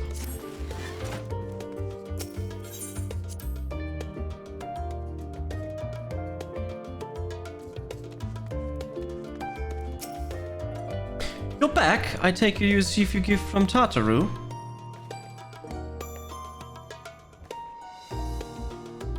It was a surprise long in the making, with many long hours of fretting to get everything just right. I'm glad to see you realize, and with great success. You're looking for others, though they've already taken their leave. Pistola, Thancred and Urianger have gone to the last stand for a bite to eat. Alize and Grahatia meanwhile thought their time would be better spent poring over books of Noemenon. As for Arfenor and Estinian, well, they've elected a paid visit to the Lemurier estate, though Estinian seemed somewhat reluctant to go. I'm sure they would all be glad for your company if you'd mind to seek them out. Should you be feeling perkish, I'd suggest heading to the last stand before your Stola and the others finish eating. But above all else, it would be foolish to run headlong into the battle of Fatignus mess, so do remember to get a good night's sleep. Eat with Thancred.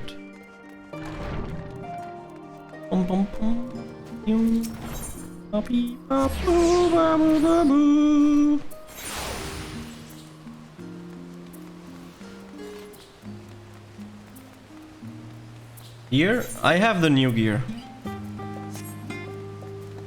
The 89 gear.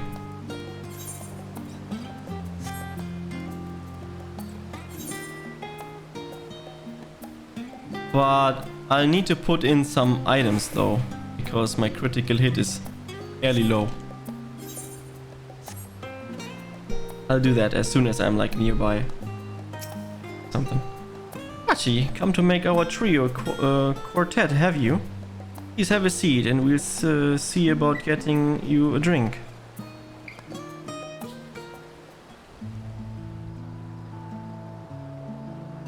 Beer is really not worth it though? Say so. Your business with Tataru was finished. It is. My, what a thoughtful surprise. Whatever would we do without her? Indeed. And she's right, you know. It hasn't been all doom and gloom. Feels like a lifetime ago that Master Louis Soir gathered us together to form the Circle of Knowing. Since then, we have experienced much. But rather than feeling wiser, the more I learn, the more I find my knowledge lacking. Forsooth. As a student, vainly did I believe that I held the secrets of creation in my grasp. Yet that which I had seized was but an insignificant sliver of what awaited in the wider world. Every encounter, every experience hath served to open mine eyes, enlightening and humbling me in equal measure. Even from those whom I called enemies have I learned many a valuable lesson.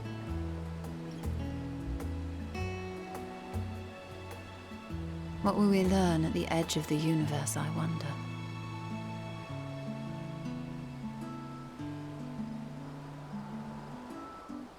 Ultima Thule, where the bringer of the end makes her nest.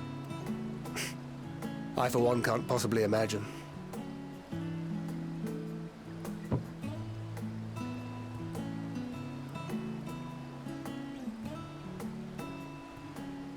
But whatever awaits us there, we will survive. We must. For her.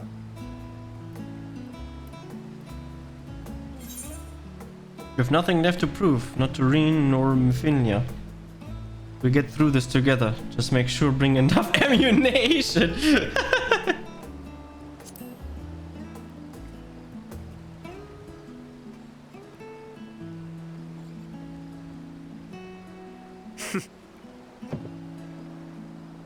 Gods, it feels like only yesterday that we went on that mission to Dryboat. We've both changed much since then, have we not?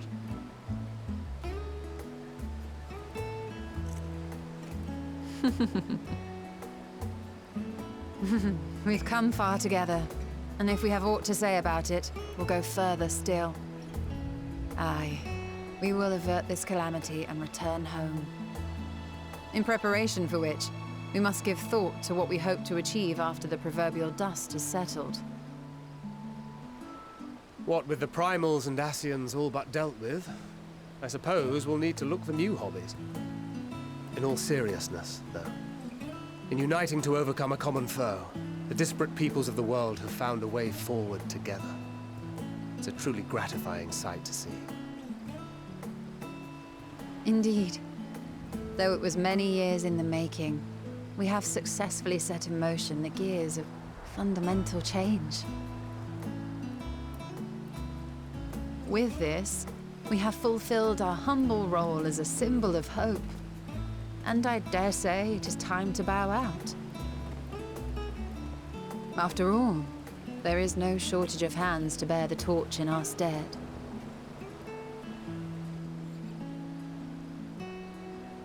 You know, I never really considered I might live long enough to see an after. But even if my time as a scion came to an end, I don't expect that much would change.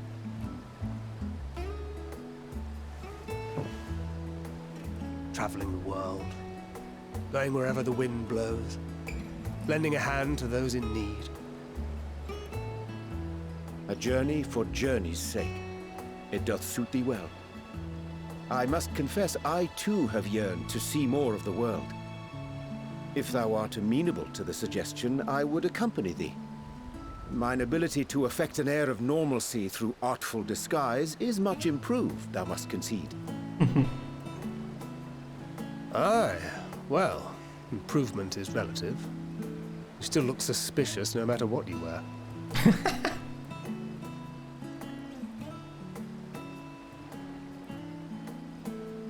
What of you, Ishtola? Any grand plans? Why, continue my quest for knowledge, naturally. To begin with, I wish to know the state of the reflections, to which end I must find a means to travel between worlds. 'Tis the least I must do if I am to keep my promise.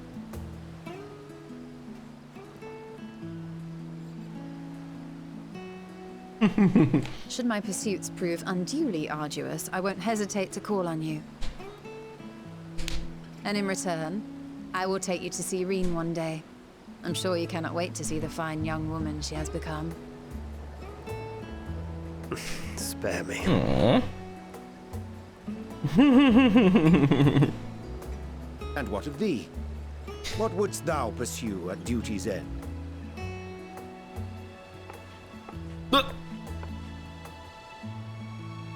Nothing. Here's yours. My apologies for the wait. Well, shall we make a toast? More glamour! Exactly. To victory. To our comrades. To the future of the star.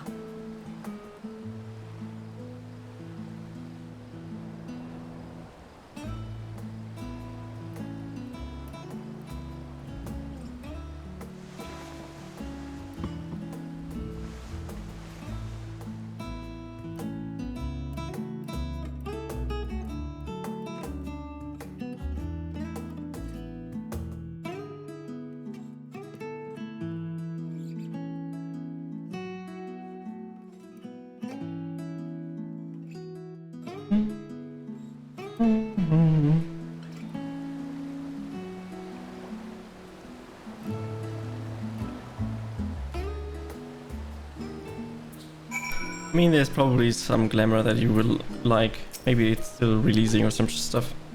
Leaving so soon, I suppose it's for the best. I'd rather not explore the bottom of the bottle with Orianger. But this is it. I dare say the others would welcome your company as well, if you can find them, that is. In that case, as long as you make the most of your time, then that is all that matters. Yes, yes, yes! I had a fun time. Raid 4 to 8 gear is very cool, but the tank and ERG set annoys me by now already. I see, I see, I see.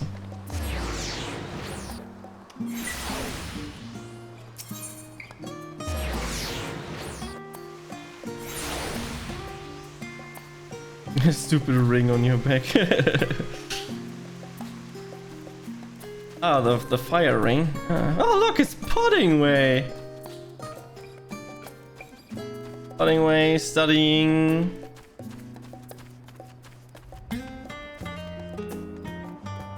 Alizier. You try speaking with Alizier, but she is fast asleep. They're sleeping.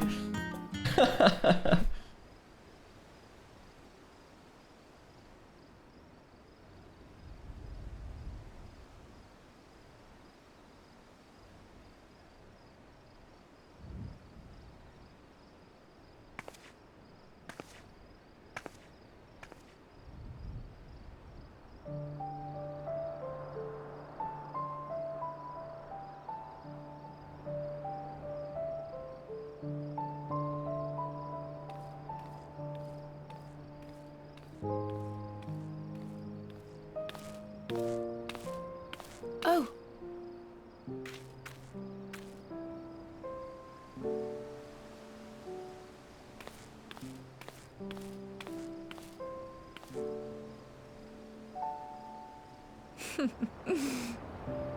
Knowing them, they're probably dreaming about the celestial adventures to come. Just as well. They've been running themselves ragged of late. Unlike you and the others, I'm a few steps removed from the danger and excitement. The things you all get up to never fail to impress me. But by the same token, I can't help but worry. Not only for your safety, but but for your happiness. After everything you've sacrificed, you earned it 1,000 times over.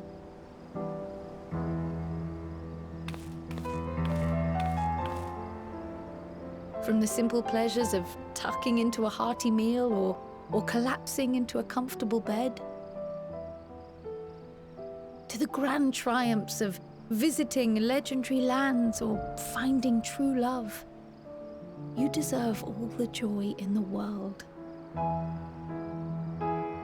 There is so much that life has to offer, so much to be treasured and shared with those we hold dear. So promise me this. Come what may, you won't give up on your own happiness. When you're out there fighting tooth and nail, it's all too easy to forget. But in the end, your passions will be your greatest strength of all. Remember that.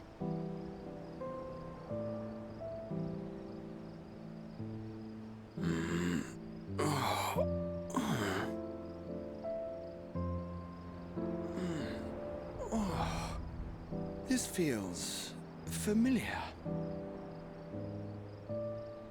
Well, 'tis good to be...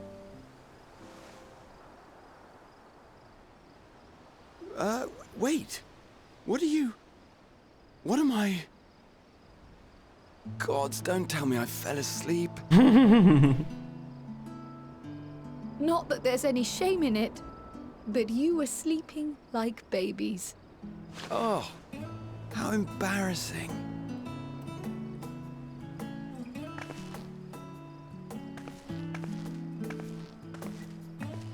Not a word to anyone. Understood? Not one word. I'm told that sleeping in proper beds of your own choosing is a much more effective way to prepare for battle.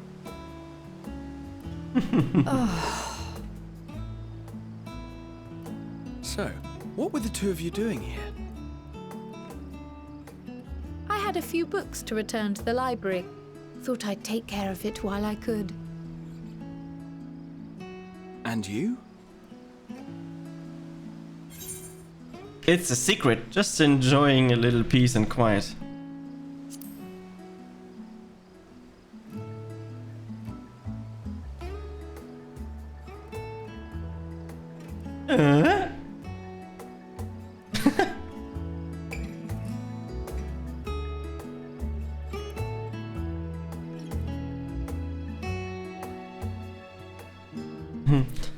Afana! Your sister was asleep. How rude.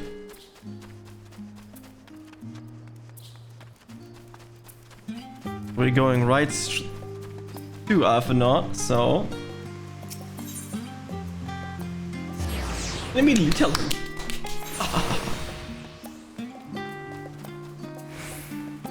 With Estinian. No armor, casual Estinian. Crazy. Oh. What brings you here? Nothing. Chillin'. Ah, so you were worried that the Levier household might again be gripped by turmoil. All is well, I assure you. In my letters home, I had made mention of Estinian, you see. My mother wished to meet the legend in person, and so we arranged to have a spot of tea together. Where were you in my hour of need? Fell beasts I can face, but I'm not made for idle chit-chat with lords and ladies. Well, I for one thought you held your own. Mother was the picture of delight. I might have been delighted myself, were we in a tavern with more agreeable drink. The thought of fleeing crossed my mind, but what then?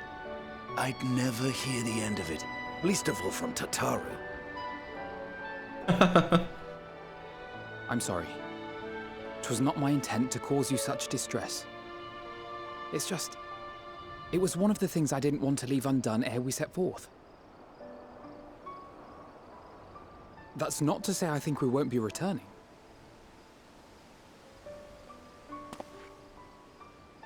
Yet, given what lies ahead, I did not wish to leave for later that which I could do today. After all, tomorrow is never promised. Not wrong. It's fine. Not like I had better things to do.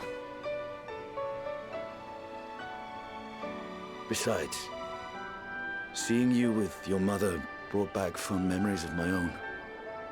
Be we rich or poor, family is family.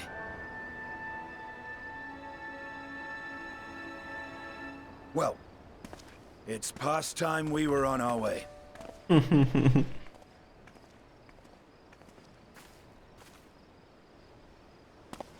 Sentimental Estinian. Wait!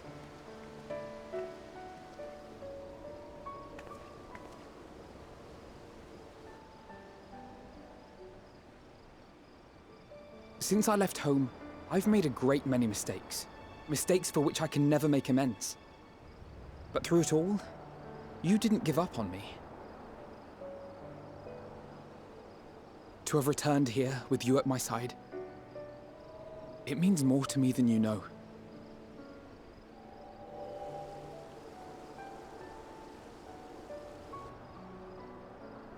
Thank you, from the bottom of my heart.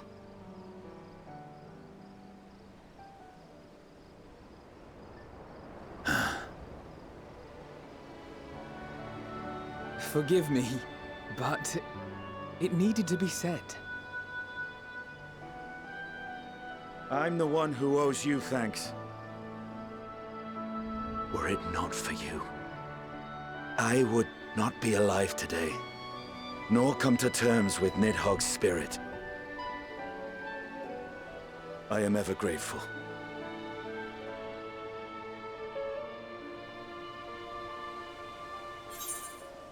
I suppose I owe the thank you both as well. You've never wanted to forsake a friend, Alpenot. I'll be counting on you.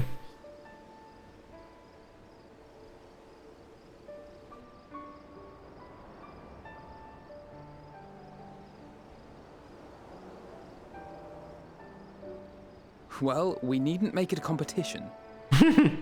You know, this must be what Heidling meant when she spoke about depending on one another. However treacherous the road before us, together we will prevail.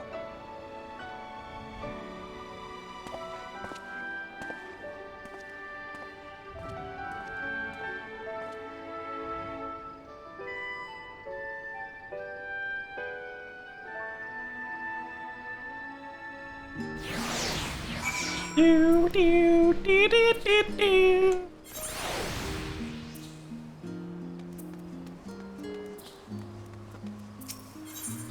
Friends gathered. Indeed. We have visited all our friends once more. Gathering them, you can have a restful sleep. Welcome back, Gachi. Return to catch a final few wings before embarking on your mission, I presume? We'll be happy to know your chambers have been cleaned and fresh liniens laid out. Pray you enjoy the sweetest dreams in the final night before the big day. Yes.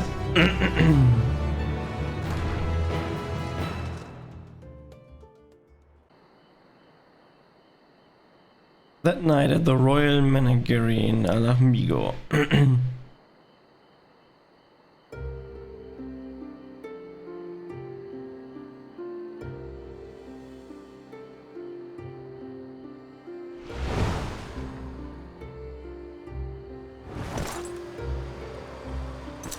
Oh, Xenos.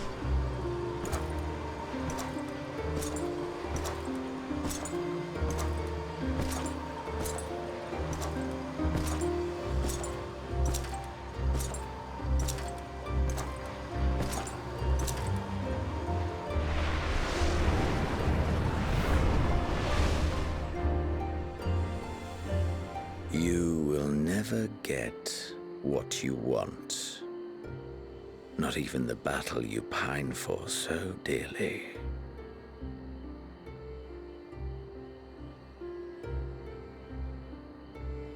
From whom is this quote?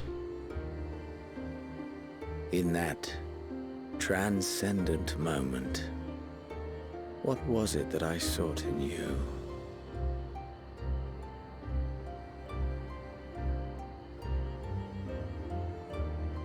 And what was it that you sought in me? For me?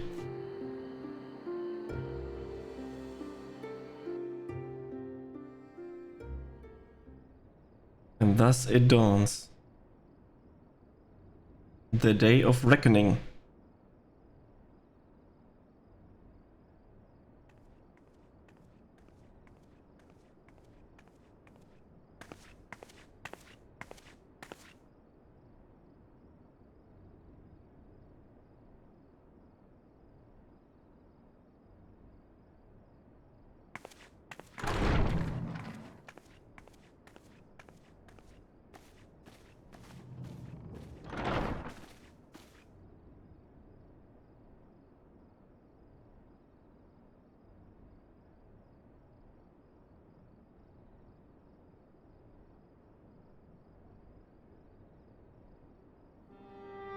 How often have we thus assembled? To combine our knowledge and seek solutions to the problems before us. Back at the Waking Sands, it was all we could do to address the most minor of troubles. Who could have realized what we'd find when we began to look to the sources of the realm's woes? At the Rising Stones, we made great strides and shared many moments. From the joyous to the sorrowful. We've had occasion to call other places home too. Be it Ishgard or Kugane, we were fortunate to find sanctuary wherein we might take stock and continue our fight.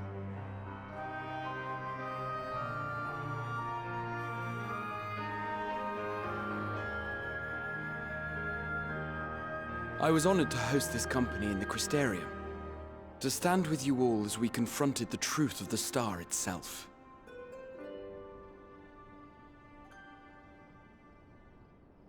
And now from this place, we go to fight the most important battle of all.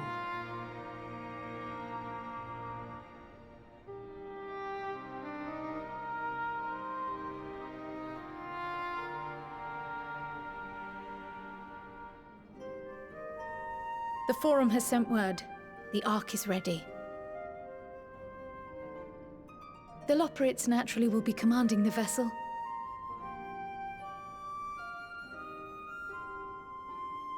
They will see the 8 of you to Ultima Thule.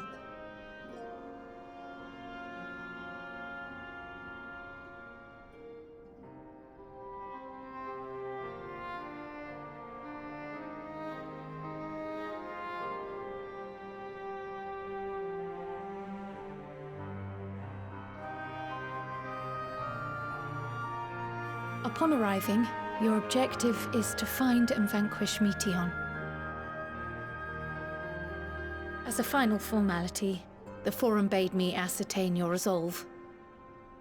So, are you certain you wish to do this?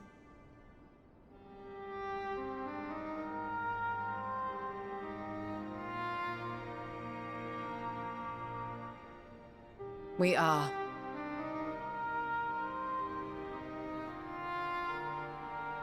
Then, ere you report to Thalmasane, I leave you with these words.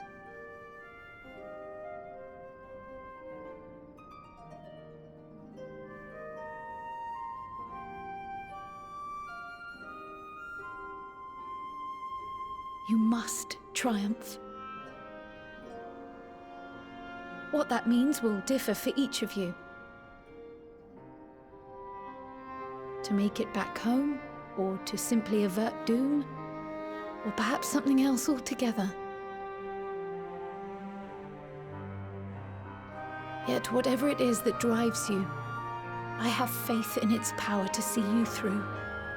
So please, triumph.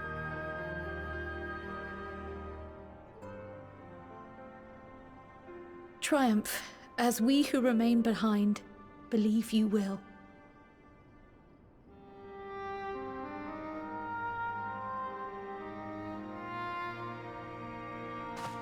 Let us be off then.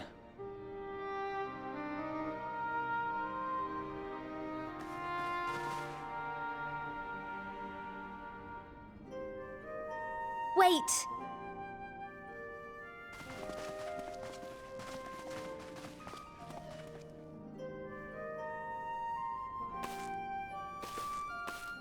Both Kryl and I will be there to see you off, but as your receptionist, I feel I need to say this here.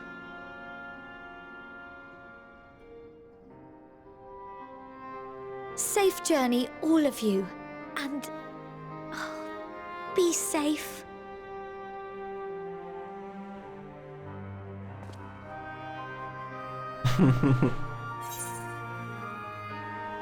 We can count on it. You too, Tataru.